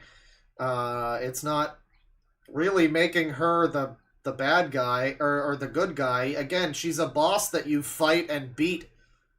And she eventually, like, apologizes to Peter, and they apologize to each other, because believe it or not, Peter's also kind of been a dick to her. A few times, actually. Boyfriends or some shit, because this is some of the most out-of-touch, narcissistic bullshit I think I've heard in any piece of entertainment. It reads like a parody, and before anybody says that, oh, that's the point, because she's got a symbiote on her, so that's not really what she thinks. No, the symbiote is enhancing what she already felt. And yeah, she already thinks that for good reason, retard. That's why Peter is constantly fucking apologizing and acting like a Again, I mean, it's like the same thing where if you do this with lefty people, they always act like, well, but you can't do that, though. If you do the whole shoes on the other foot thing, and it's like, oh, but it wouldn't be the same, though, if it was a black guy instead of a white guy. It would be very different because society... And it's like, okay, I get it, that there's details that would be different if you, like, swap the genders or whatever in any given situation. But, like, at the end of the day, yeah, dude, if you did swap these two genders and it was, like, female, you know, character who's the superhero and the husband is just, like, a regular guy, you know, yeah, he's gonna start to fucking hate the bitch. He's gonna hate the bitch. And you would probably be on his side because it's a man. That's the thing, too. If you switch the genders around, you'd probably be on his fucking side because he's a man.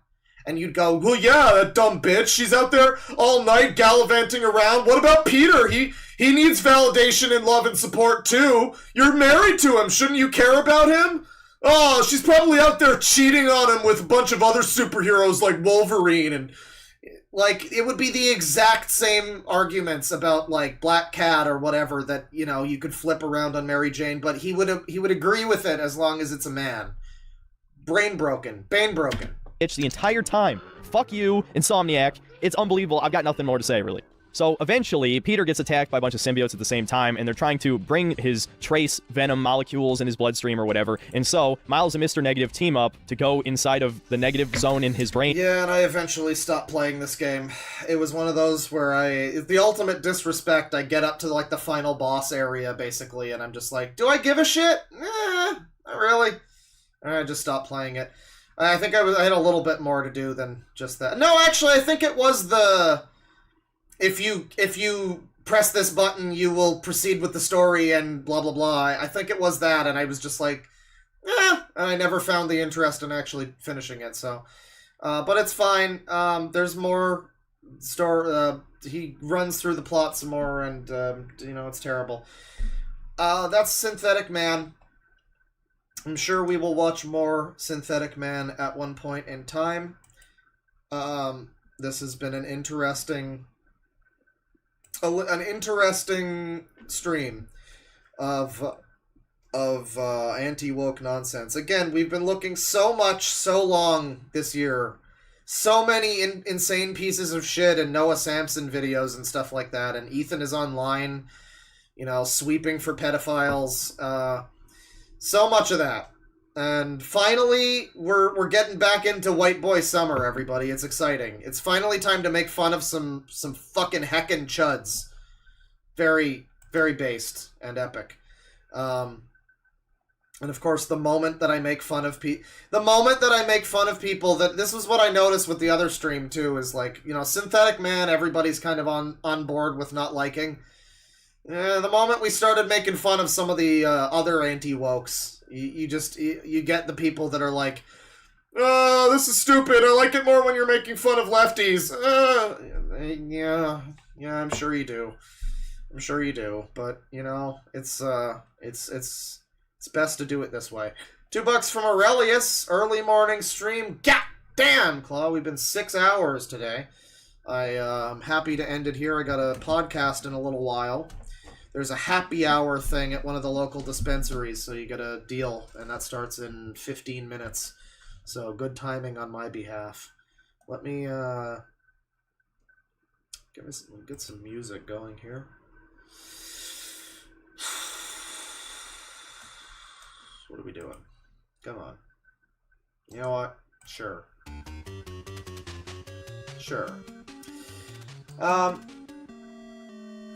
$10 from Brett P.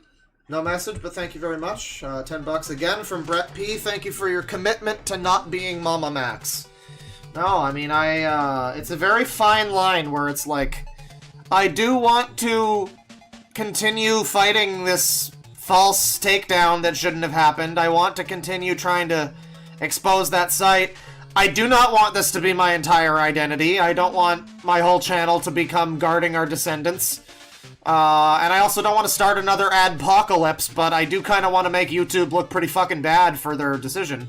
So, yeah, tough balance to maintain, I guess you could say. But, you know, the crucial and important thing here is they're the Preds, and they're the prey, and we're the Preds, and they're the prey. $2 from Chad Sobodash. Send it to Iron Wrath. Yeah, Iron Wrath's gonna be able to... Well, I mean, he does rant about things like this. I wouldn't do that, but I mean... You know those rants that he does where he's on his porch and it's just like... You know, teacher arrested for having sex with student, and it's like a 25-minute rant where he just starts talking about how he doesn't care if you're black or white.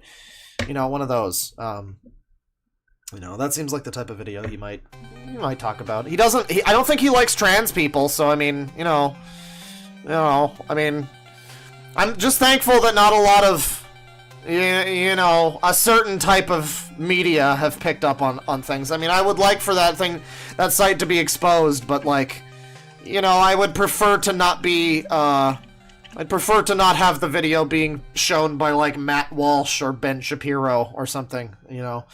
I suppose I wouldn't, like, stop them if they did, you know, I mean, whatever, but I can't really help how things are perceived necessarily, but, yeah, not the people that I would prefer to pick up on that whole storyline, that whole, narrative.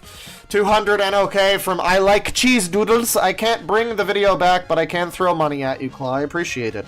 I might buy some cheese doodles with it. £5 from Niall Scott. Ashens, as a long-standing and ever... Sorry, this isn't a good Mama Max voice. Ashens, as a long-standing and ever-admired YouTube old guard, we kindly demand your brown sofa as a platform to display a most unholy injustice. You just gotta imagine there's like really loud penis music. Again, the user horseshoe theory, it's very true, it's very real, you know. His penis music... Dogs Eating Dogs 6's penis music, is it really any different? Really? Not really. £50 once again, thank you very much to Sammy Roberts for all of that.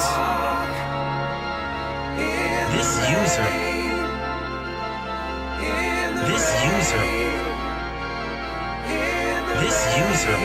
is an extreme mega killer rock. Thank you very much. $2 from Nino Nerd. I get users in my recommendations now. Thanks, Claw.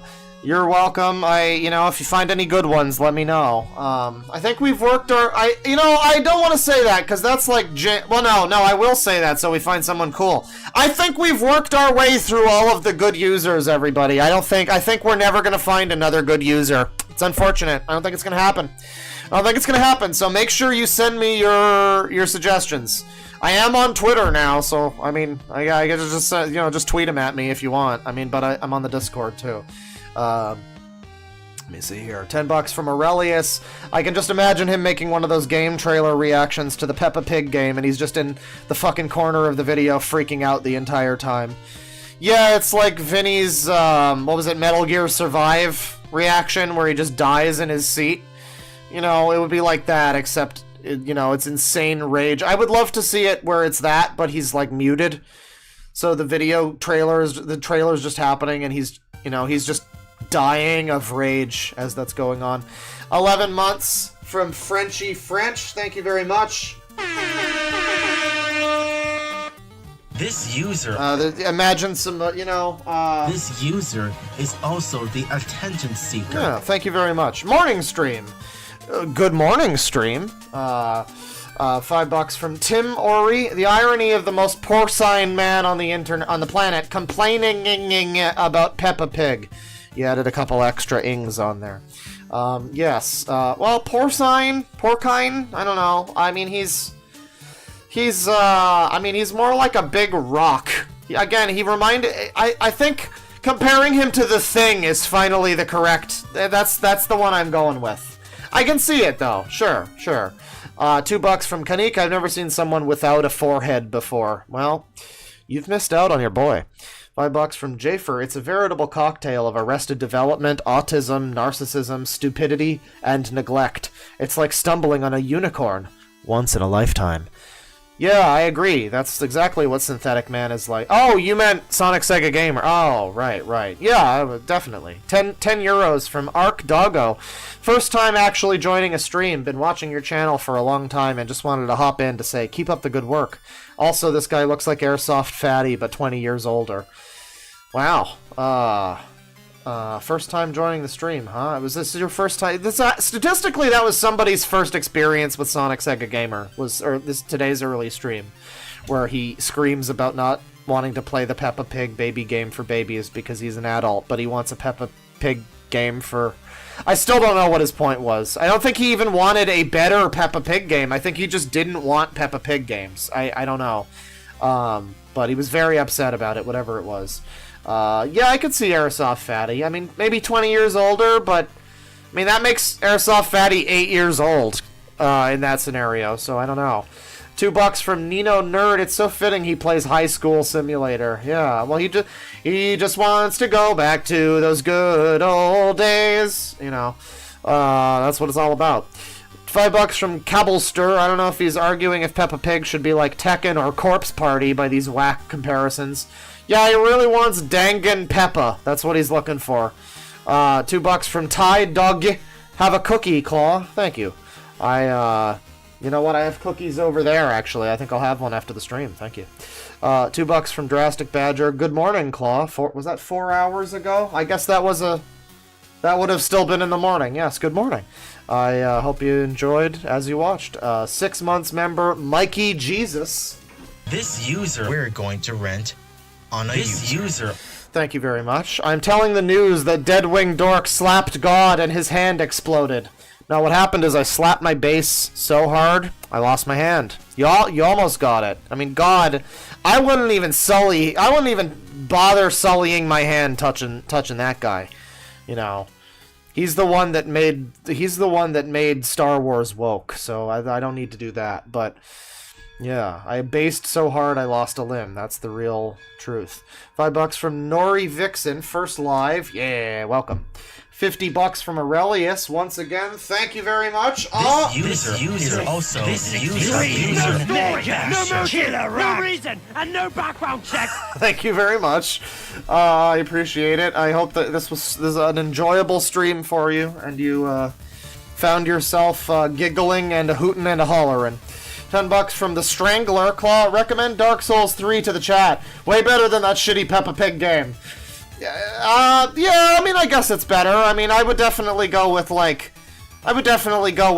know, I would go with Dark Souls 1, maybe. I mean, 2 is also overhated, frankly. I mean, it's not that bad. Don't let internet weirdos stop you from playing 2. It's not as good. It's like the worst one, but, you know, that makes it like a 7 out of 10. It's fine. It's a fine game. I mean, definitely play those over Peppa Pig, I agree. Also, don't play the Teletubbies game on the PlayStation. You should be playing Akuji the Heartless instead. $2 from Mr. Midnight 1448. Todd Howard is gaming's Adam Sandler. I don't know if it's exactly like that, but yeah, I mean, I see where you're coming from. Yeah. 25 PLN from Trash. When Mahler covered his God of War Ragnarok vids, that's Synthetic Man, even people from V were rejecting him in the comments. Yeah, I mean, as a people from V, I can believe it. I mean, he just seems like he's a fucking stupid idiot. He's also apparently like a DSP style, you know, it's the game's fault that I'm bad at it kind of thing, which occasionally it is the game's fault, and I'll stand by that, because I can do that too sometimes. But you know, sometimes it is the game's fault, and when I say it, it's usually true.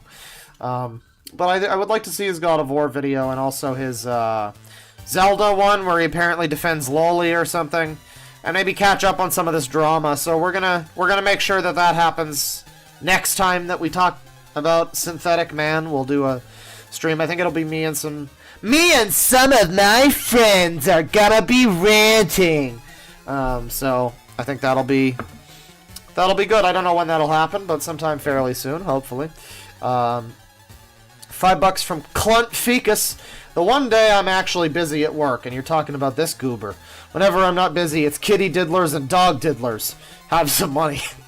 Here's your problem. You don't realize that it's secretly kitty diddlers all the way down. I mean, I'm sure if we kept watching Synthetic Man, we would have gotten to his lolly opinions, which are apparently not good, so don't worry. I'm pleasantly surprised that child molestation only came up very briefly on this stream, This is a first in, months that we haven't had to talk about, in some fashion, we haven't had to discuss, children being groomed or something. It seems to come up on every fucking stream. $10 from Nerdbane. Just recap the show with a scene-by-scene commentary so your audience don't have to watch it for themselves and make their own opinions. I mean, and again, every now and then... What are we, low on health? What is going on? Oh. Okay, I think okay, we were low on health, everybody, but I just got a heart container, so it's fine. Yeah, I mean, with the Velma show, it works both ways. It's like, people shouldn't need to watch that necessarily to know that it's bad and they don't want to watch it. But some people are curious, they don't want to give it a view, and so then you get the 7,000 videos that are, I watched Velma so you don't have to, and now we've got more Velma, I know they were already doing a Season 2, but, they're probably going to do a Season 3. I mean, I wouldn't put it past them. But it's, Rings of Power, similarly. I didn't feel like I had any reason to watch that, it was like, I wasn't interested in watching it, and I wasn't curious enough to want to watch the whole thing, and I felt like it would be a waste of time. And everything that I was seeing from it, admittedly out of context, but, I mean, genuinely everything made it look bad. It wasn't even like, some of this, I'm on the fence about. No, all of it looked bad, so, I was pretty okay. Same with Velma. I'm pretty okay with making the call on just watching the YouTuber formulate the opinion for me kind of thing, but whenever it's something that's not obviously terrible, it's like, I don't know, you couldn't just watch the full season of Fallout was available. It's not even that long of a watch. I don't know. Just put it on and fucking play a video game while you're doing it even. But, yeah, no, I mean, sometimes when it's a person who's making a video, I mean, when they're talking about something as an authority and it's like, I'm telling you my review of the Fallout show, and it's like, just refusing to even watch or, even those culture war people that were, consistently seem to be unwilling to watch the show they're criticizing, and actually find out that it's, in context, everything about it is fine, most of the time anyway, so they just find random clips and stuff, and yeah, I mean, in that scenario, when your whole job on your whole video that you're clicking on is dedicated to something that you haven't watched and know nothing about, yeah, that's the problem. I mean, the basic act of not wanting to watch everything you hear about and, just watching a video about something, that's fine, but it's when you find out that the video you're watching was also from someone who didn't watch the thing, that's the problem. And that happens. Godforsaken Cryptid, member for 2 months. This user... Literally, if he wanted to talk about the actual issues with the show, fine, but all this guy's takes are actually stupid or him having his own agenda. Yeah. It is, again, it's reminiscent of 10 years ago when you'd get these supposed game journalists who know nothing about video games. They don't really know how to criticize games, but they'll criticize, the lack of wokeness, like it's straight white man protagonist or whatever. And then they'll just criticize things like, this is a first-person shooter, and I don't really like that genre. It's too much water and stuff like that. And these people that just don't understand, really. I mean, the too much water thing is a little bit misrepresented, but people that don't really know how to, review the thing they're trying to review, but it's just like... It's just some sort of an agenda, and people that also have that agenda listen to you, and then anybody that doesn't have that agenda, they're easy enough to just write off as being NPCs or whatever, racists, whatever the buzzword is. It's pretty typical. Again, the good thing about being around for 10 years for time to repeat itself like this is that now I can easily identify, oh, you're just doing the Brianna Wu or whatever, not in this. I don't think Brianna Wu did anything like this necessarily, but You're just doing the thing that they did back then, you know. You're pulling a 2014 is what you're doing. $5 from Fats12. Fake Cell shocks True Cell workers by ordering Dakimakura in fluent Chud dialect. Only 10,000 speakers. 10,000, right. This is the part in the tweet where the child tells the parent to fucking kill themselves, right? I've seen that tweet before. I'm a based food-pilled eating cell. Dad, I think you should fucking die. You know, that tweet? Yeah, that's what I get from that. $5 from Chunk. He's complaining because the black man doesn't look like his bull. I mean, apparently. Unironically, his complaint was the black man wasn't manly and Chad enough. Like, it's a very strange complaint. $5 from Vent Kaczynski. Oh, hi, I heard you're making fun of Synthetic Man. Take my caps, good sir. Nice to see you streaming again. I'll take that Reddit gold and karma, good sir. Thank you. I'm streaming frequently. I mean, it's nice to see me tweeting again. The real thing. I go out there on Twitter, I post 2 bass videos, and I get a comment from an official Arion collaborator singer. I mean, I'm basically, I've got it made. I'm officially famous. That's what it's all about. $5 from Edgelord Leon. I would recommend checking out EFAP's clipped stream on Synth. The first one after you search. 37 minutes in, you see evidence of who Synth is live. Well, what is that? If I just look up Synthetic Man, EFAP.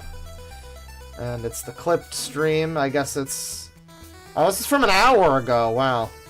Well, I will assume that it's this one from a year ago. Yeah, this is from a year ago. It's 11 hours long, nearly 12 hours, because it's EFAP. So 37 minutes in, you get proof, live even. You get proof of it live. Is this the correct thing? Let me fade out the epic gamer music here. I've really been stuck on the old 8-bit Castlevanias for a little bit here.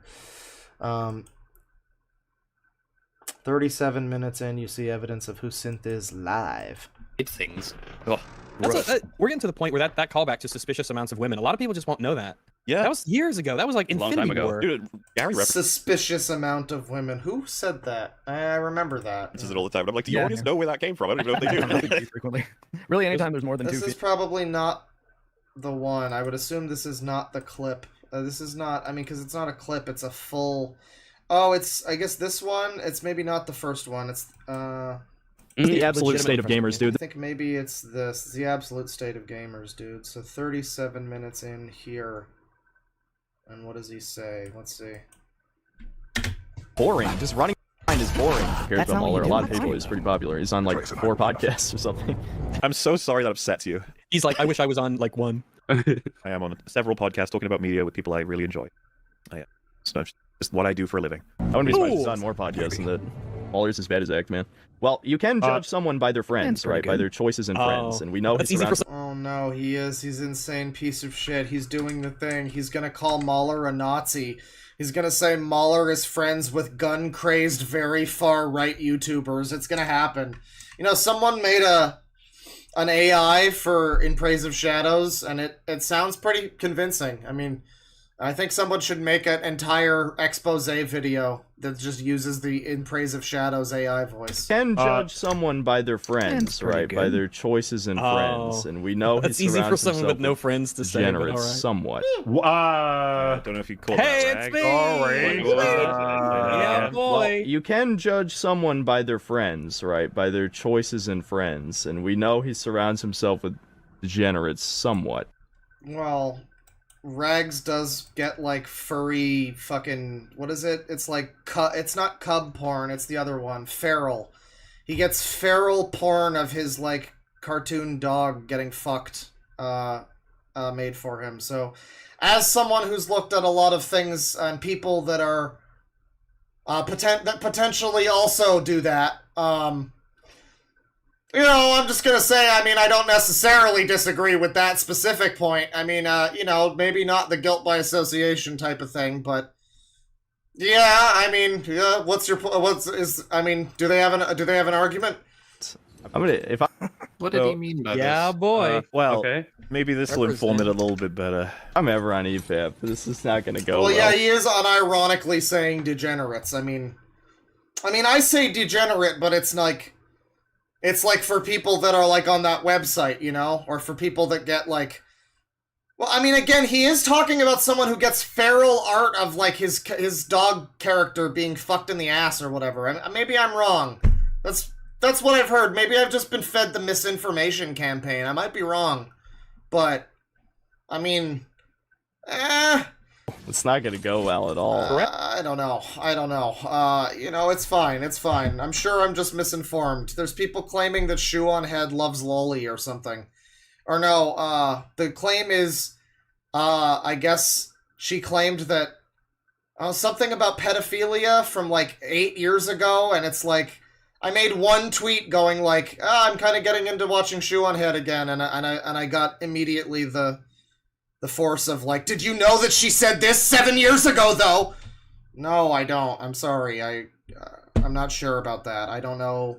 I don't know about her whole social credit score and like what thing she said. I don't know if she said the N-word 6 years ago and has whatever the rest of the User's Paradise lyrics are.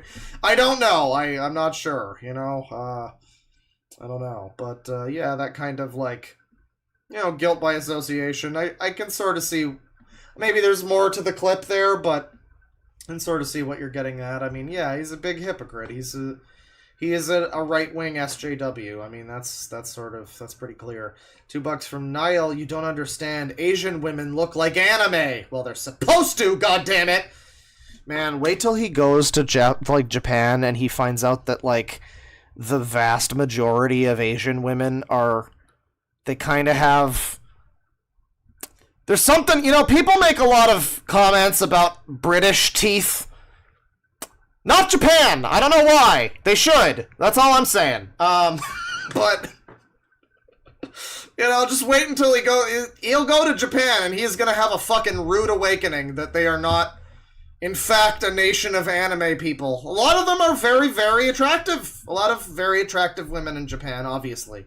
However, the average woman in Japan, you know, is not an anime character or a supermodel. She looks like an average woman who happens to be Japanese, you know? So it's like, yeah, I don't think, you know, Synthetic Man, I can't wait for him to go to Japan and find it woke. They made Japan woke. Like, that would be the ultimate. You go to, like, what would it be, like South Korea, I guess? Where it's like, oh, everyone's gonna look like a K-pop star in South Korea, right? And you go there, and it's probably a lot of people that just look like normal fucking people, and it's like, oh my god, they made it woke! Probably. I don't know. $2 from Chunk. He's mad she's not a hyper kawaii anime girl. Yes. I mean, he would never say that, and I don't think, like, in as many words that's what the problem is, but that's what the problem is. 2500 CLP from Seatower. Yasuke in a Pokemon game was represented by a shiny Rayquaza. I would say this guy would mauled about it, but he would probably be into it because slavery. Is that a character? Wait, what? Pokemon? There's a Pokemon based on him? What? That sounds like some lore that I'm not familiar with about Yasuke, but maybe. $2 from Winter1205. Is Jetstream Sam not a Brazilian samurai? I guess he is. That's true. Yeah. We got the Latink samurai representation, everybody. It's great. So we now have... So that's a Japanese game about...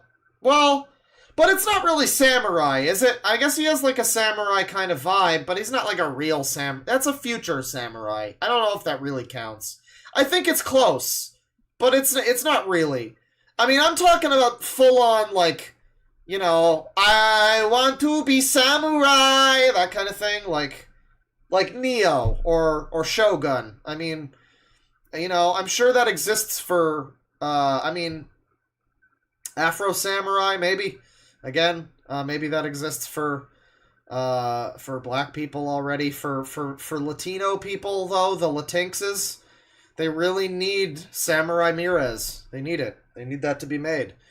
$5 from Edgelord Leon. The reason we no longer have dislikes on YouTube is the same reason why developers are taking out individual stat screens in shooters. Because mafifis!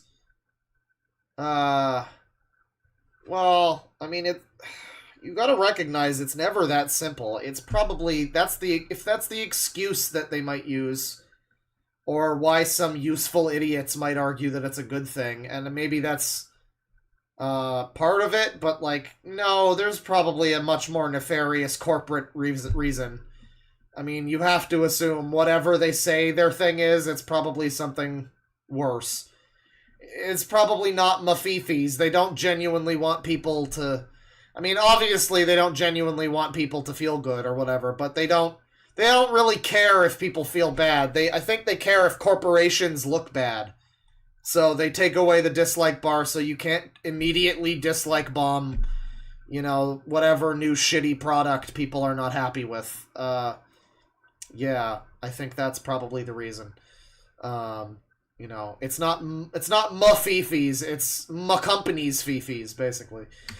$20 from Aurelius. Here's the thing, I don't mind the idea of Peach being tough in the Mario movie. I actually kind of like it. It's just that they went way the fuck overboard with it. If they'd reeled it back, it would have been fine. Well, obviously, yeah. I mean, the pants thing inherently isn't a problem, but it's just kind of symbolic of... People joke about, like, why is this weirdo getting mad that Peach is wearing pants? It's like, well, that just kind of represents the whole sort of girl boss vibe that all of her scenes are. And, you know, yeah, it makes sense to not have Peach be just the damsel character, whatever. It's like, it's one of the only things I liked about the Mario movie, in fact, was that they did have a slightly different dynamic where Luigi was the captured one. Even though that was a problem, because Luigi was, like, the best part of that movie, and therefore he didn't get much to do, because he was just sitting in a fucking cage the whole time, or whatever. I guess he, like, escapes or something. I don't remember. I didn't watch the whole thing. Maybe it gets better at the end, but...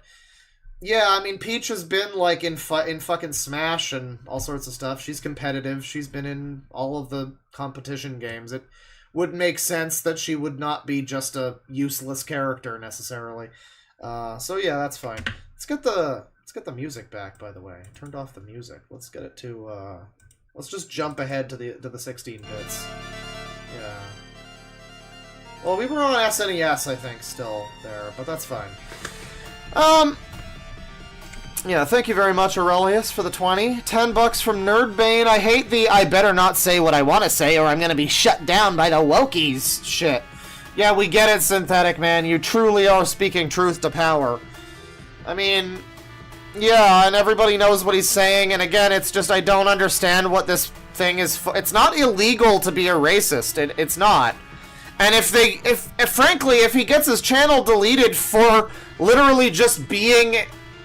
having the opinion that he, you know, whatever, doesn't like black people, whatever, it's like having that opinion, being a racist, that would be a free speech thing. At that point, you'd be able to raise a whole fucking stink. I mean, it's YouTube, it's a corporation, it's not a free speech thing, really, but you could at least, whatever, you could make it look bad, whatever, you could argue that, but, you know, he's not doing that. He's doing this thing where he's, like, I guess he's afraid that he'll get banned if he says it.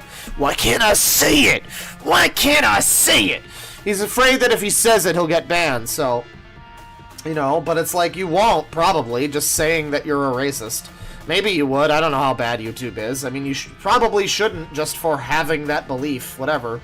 You should be allowed to have other people laugh at your videos and call you a retard. But, you know, yeah, it's like everybody who sees this is either going to think you're racist whether you say it or not, or they're going to agree with your racism whether you say it or not. So just be honest with yourself. It's cringe to lie about that sort of thing, about your beliefs. It's very based to lie about, I don't know, your location, your income, your height, your appearance, all sorts of things. Those are all based things to lie about, but yeah, lying about your beliefs, you just don't do that. I don't know. $2, $10 from Rozzy Puzzy. I always appreciate your candor, Bear Pops. It's refreshing. Well, I try to be very candid. I try to be I try, you know, to be honest, I try to be honest with you guys. Basically, pretty much, to be honest, basically, I try to be honest with you. About things of that nature, anyway. I mean, I am 3 children in a trench coat, but other than that, I try to be honest with you guys.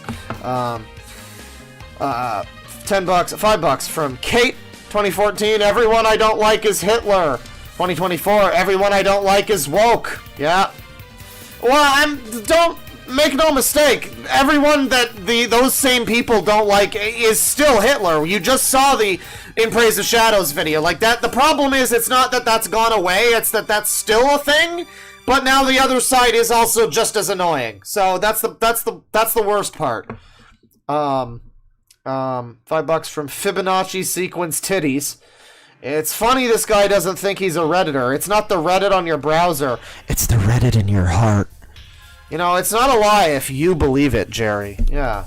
I mean, Reddit doesn't allow for racism, but it does allow for stupid fucking morons who have no idea what the hell they're talking about. So, I mean, yeah, it's the Reddit in your heart. Exactly. $5 from Agumon T1 for some extra context. People weren't mad that Eve had clothes on. It was that the studio who made the game promised that the game would be uncensored, but was.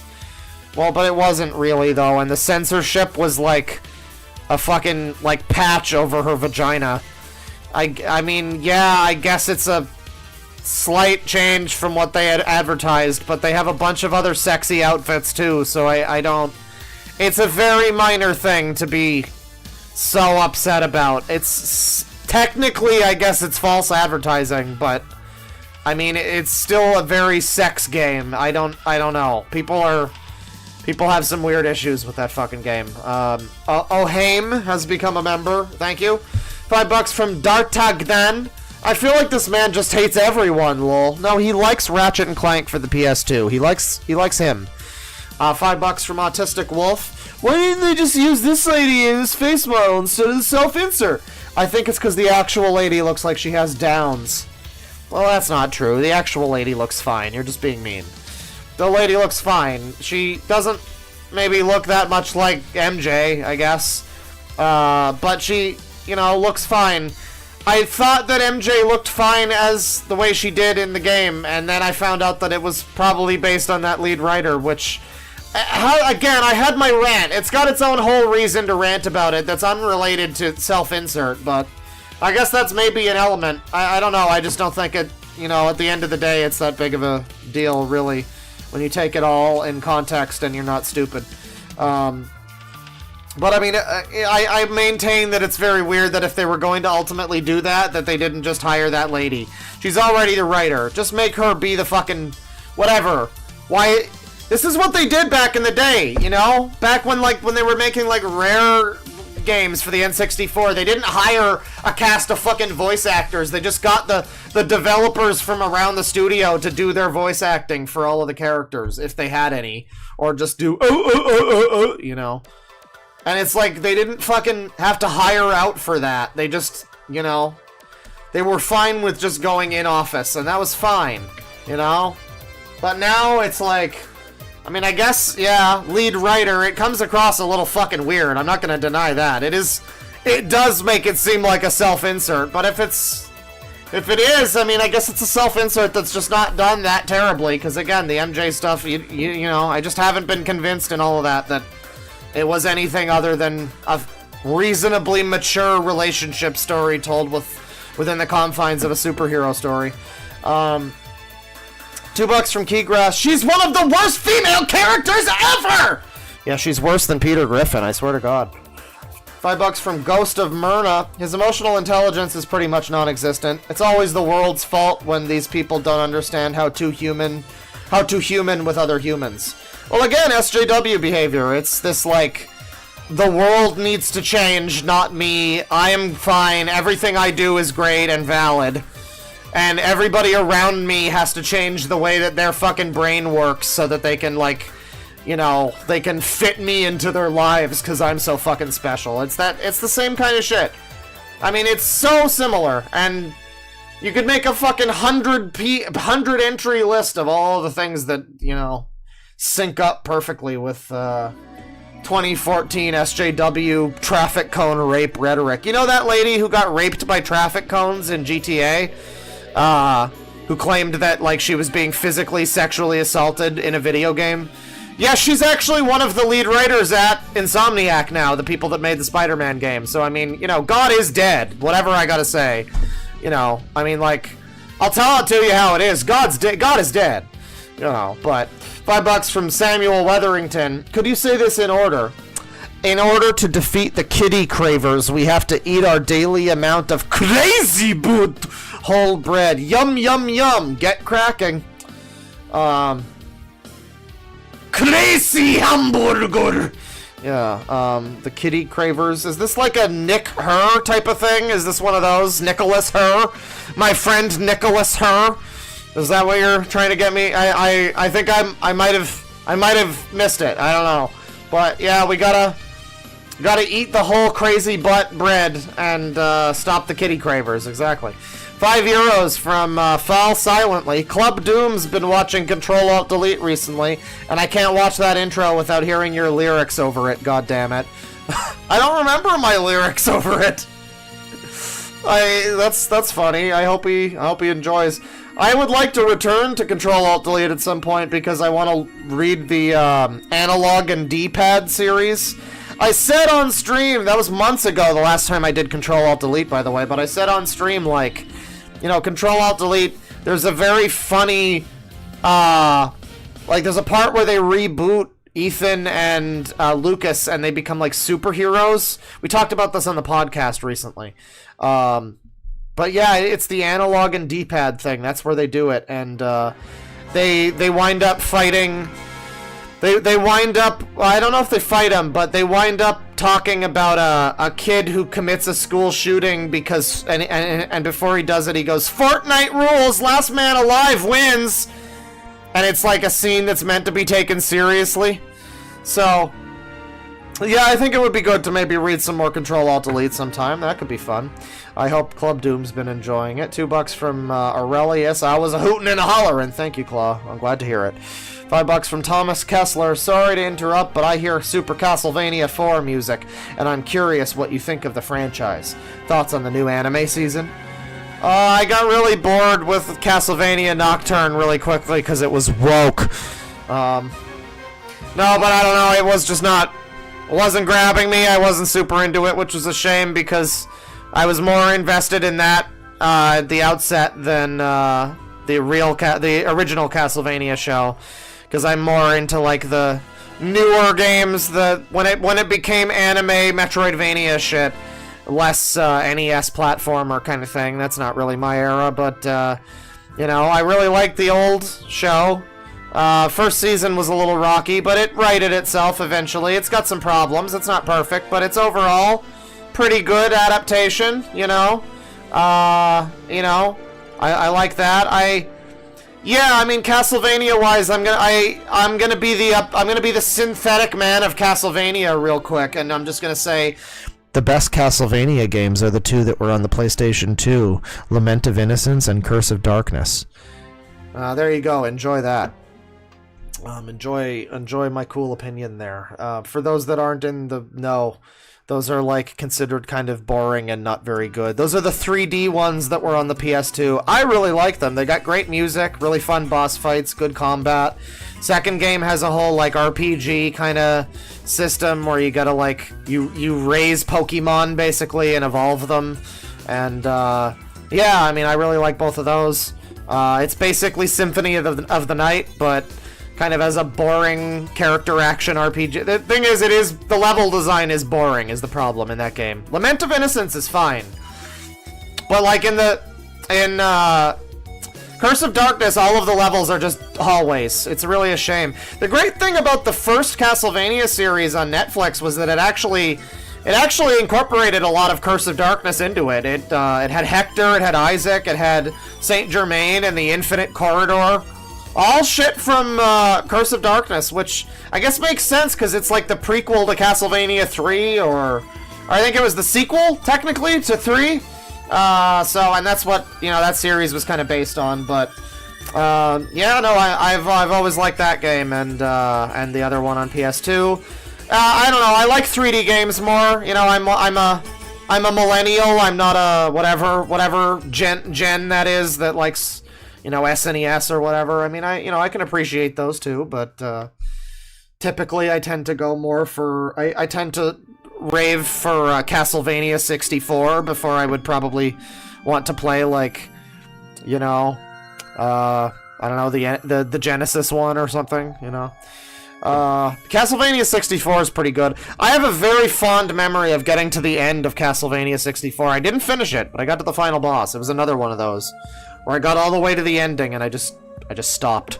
Got to the end of Castlevania 64 and did not complete it, but it was a fun night. I just played it all night, and I finally got to grips with the controls, and it was the second version where they fixed the camera and stuff, but I finally got to grips with it, and it was fine, $5 from Aurelius. I think a suspicious amount of women came to us courtesy of No BS. Yeah, it was the Black Panther 2 review, I think.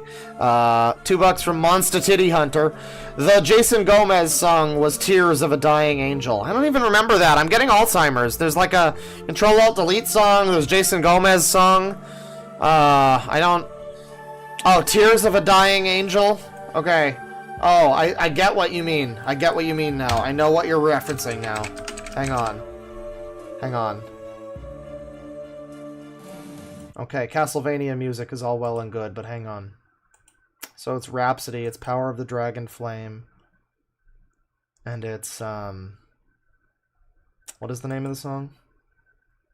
Tears of a Dying Angel. Is that on Symphony of Enchanted Land? I don't know which song this is.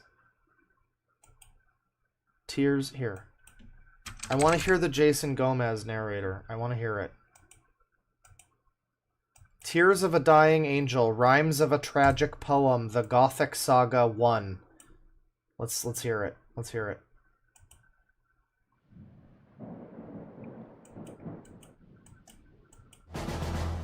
Okay. We got generic power metal song, and by that I mean I like Rhapsody, but, generic power metal song. Come on. Give us the announcer. Oh, here he is! From when the magic sword was handled by the Black King Akron, none of us can sleep peacefully. Me and my friends can't sleep peacefully after those bullies made a video about us. Oh, I stopped it instead of pausing it. That's a shame. I was going to keep it going, but yes, listen to the band Rhapsody for, I guess, it's not the singer, it's like a dialogue, it's like a narrator. It's like a narrator guy, but he sounds like a nerd-ass DM dude. He's like, you heroic warriors, venturing out into the lands. It's Jason Gomez, it is. There's other songs he shows up in on other albums too, I think, but yeah, it's Jason Gomez, totally. Let's see, $5 from Aurelius. Hernan Cortez, but instead of the Aztec Empire, he brings down Japan. Fund the game on Kickstarter. Yeah, exactly. Fuck 2 Fort. Struggling through the worst, became a member, thank you. Struggling through the worst part of my week, lifestyle, packing up my anime figures to move soon. Weeb lifestyle, I guess, I see. Thanks for the stream to keep me company. Well, best of luck with the weeb business and all that. I hope you're doing okay with your weebness. It's hard out there being a weeb. The weeb loneliness epidemic. They don't talk enough about that.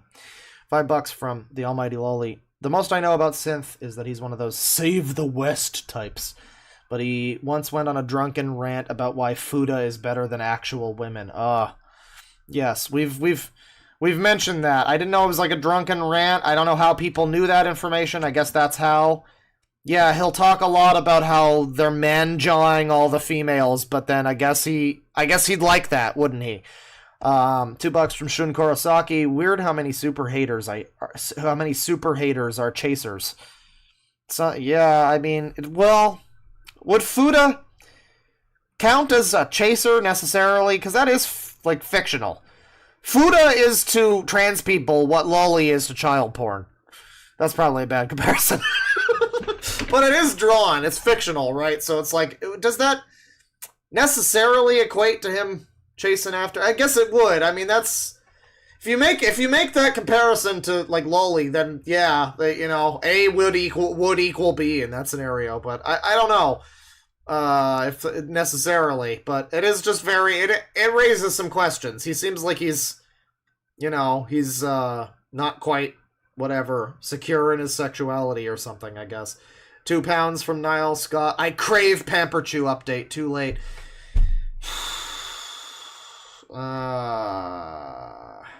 You know what? I can run over before the happy hour thing is done and grab my weed. It's fine. Yeah, we'll do a real quick Pamper Chew update, everybody. People are leaving the stream, and it's fine. It's fine. Real quick Pamper Chew update. I don't want to clickbait everybody on it. Real quick Pamper Chew update. Some people posted this yesterday. I tweeted about it. And,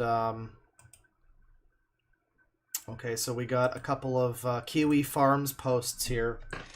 DeadwingDork doing what he does best and reading a Kiwi Farms thread. I swear to God. We got a couple Kiwi posts here. And there's one that I can't show because of his butt being visible. But, well, I can show some of it, at least. Yeah. So, not safe for life warnings on these. Not good. It's not good stuff from Pamper Chew. Let me bring up the big Pamper Chew. Let everyone know that Pamper Chew news is happening now. Get them back in for one last thing. I guess. Or don't. I mean, it'll be better if they don't know, frankly. Where's the Pamper Chew? I don't know what he's called on here. God damn it. God damn it. Where's the fucking Pamper Chew? I need my Pamper Chew! Alright, well... It's fine. This retard just... Okay, this is out of order, I believe. Yeah. Not safe for life warning. Absolutely disgusting. Michael Gifford, infamously known as Pamper Chew, has gone full zoo sadist and zoophile.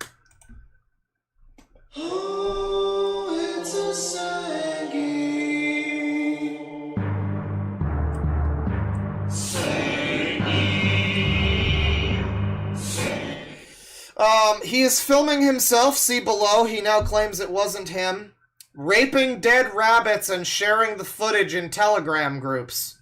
No, the thread only contains a cropped still frame of the video posted into the Telegram group and not the video itself for obvious reasons.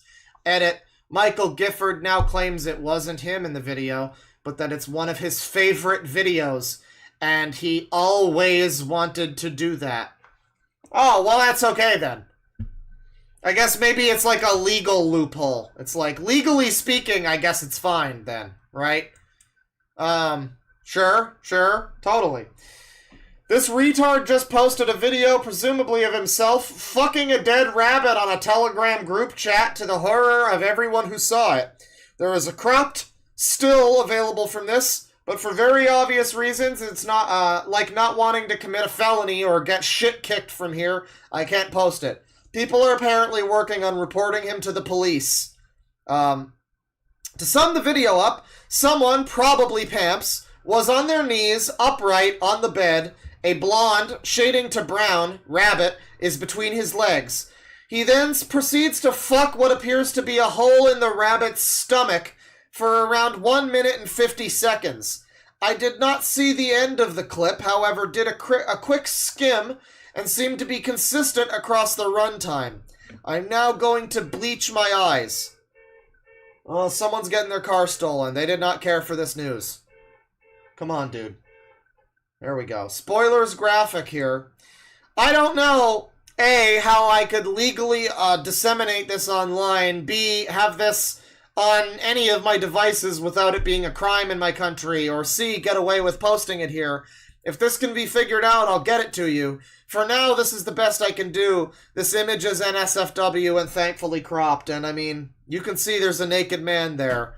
He's naked. You don't really see anything, but it's his ass, and it's his, well, there might be a bit of dick there. It's not good. They're stealing the car again. That's unfortunate. It's not good. When your best defense is, it's not me, it's just a video I love of somebody raping a dead animal. You know, that's when you know that things have gone wrong. Is that's your only defense. It's not me, it's just my favorite video. I would do that, but like that isn't me though. Well, it doesn't inspire confidence. No one really all that surprised by Pamperchew being a zoophile, zoo sadist, whatever. I think we all. I'm surprised it took this long for people to find out. Really, I'm sure it's probably been doing this for a while. If I had to guess, I mean, it's not really. It didn't come as a huge shock to me.